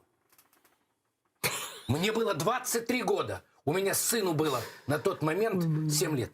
Я думаю, что ты думаешь, что все, твоя карьера закончена. Это в лучшем случае. А финал в лучшем вообще был случае, да. потрясающий. Мне сказали, все, на тебе я ходил, у меня концерты были по каким-то красным уголкам с балалайчниками. Блин, мы приходили в какой-то завод, там, оружейный завод, 3 балалайчника, и они говорили, политические пришли. Или потом вдруг начинали играть, кричали, Высоцкого давай. Понимаешь, вот такой вот. И закончилось так же фантастически. Концерт 40-летию обороны Тулы. Все звезды советской эстрады выступают. Мне говорят, ты должен вести. Я говорю, как? А как же Кротов? Кротов умер. Все, и я вышел. Но весь ужас того, что я пережил, мне после этого должен любить Советский Союз. Я 3 месяца жил в кошмаре, я домой не мог приехать. У меня дома никто не знал, что происходит. Жена была уверена, что я... За вот это одну шутку? Литованную шутку. Ты же знаешь, что такое литованная? Да, Цензура, штамп. да, что можно. Можно. Так что может случиться? А кто же был такой этот человек? Он был начальник, я понимаю, что он МГБист, или 1-й, или 6-й отдел. Потому что обязательно приезжал какой-то худсовет из Москвы, и встречались тут же на вокзале, вели в ресторан, все такое, гуляли. И потом уже шел такой, между прочим, просмотр. Это была формальная штука, но могли человека сломать элементарно.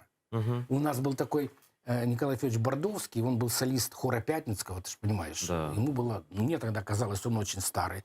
На самом деле ему было лет 55.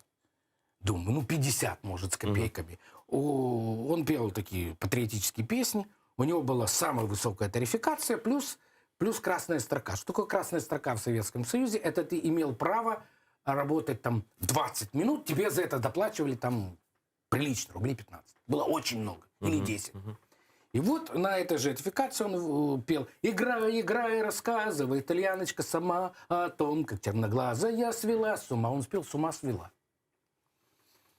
И этот же Кротов ему говорит, ну-то поются там по-другому. Он говорит, а я пою так. Он говорит, я понял.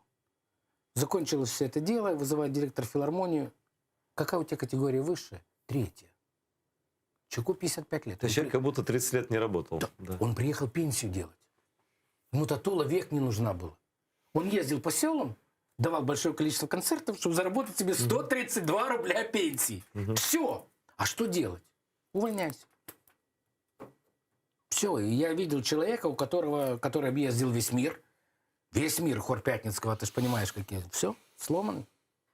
Я не знаю, как дальше его судьба сложилась. Ну, понятно. Прекрасная страна была. И пломбир вкусный. Да, кто не борется пломбир, кто не кушает пломбир, тот не борется за мир, как говорили в Одессе. Да?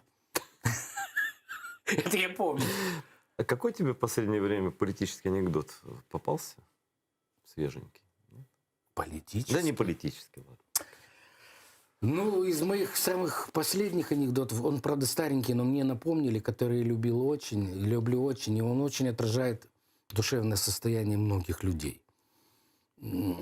Приходит чудак к психотерапевту. Говорит, доктор, все так плохо. Я не хочу жить на этом свете. Доктор, я просто не хочу жить на этом свете. Понимаете, я просыпаюсь с душевной болью. Я весь день хожу с душевной болью. Люди меня не радуют. Я не есть не могу, не спать не могу. Я мечтаю об одном, только забыться, доктор. Мне так плохо. Меня все время гложет. Я не могу, я страдаю. Я с ума схожу. Доктор, мне так плохо. Знаете что, пойдите в цирк. Пойдите в цирк. Вот приехал в цирк, там такой замечательный клоун. Он веселый. Это я, доктор.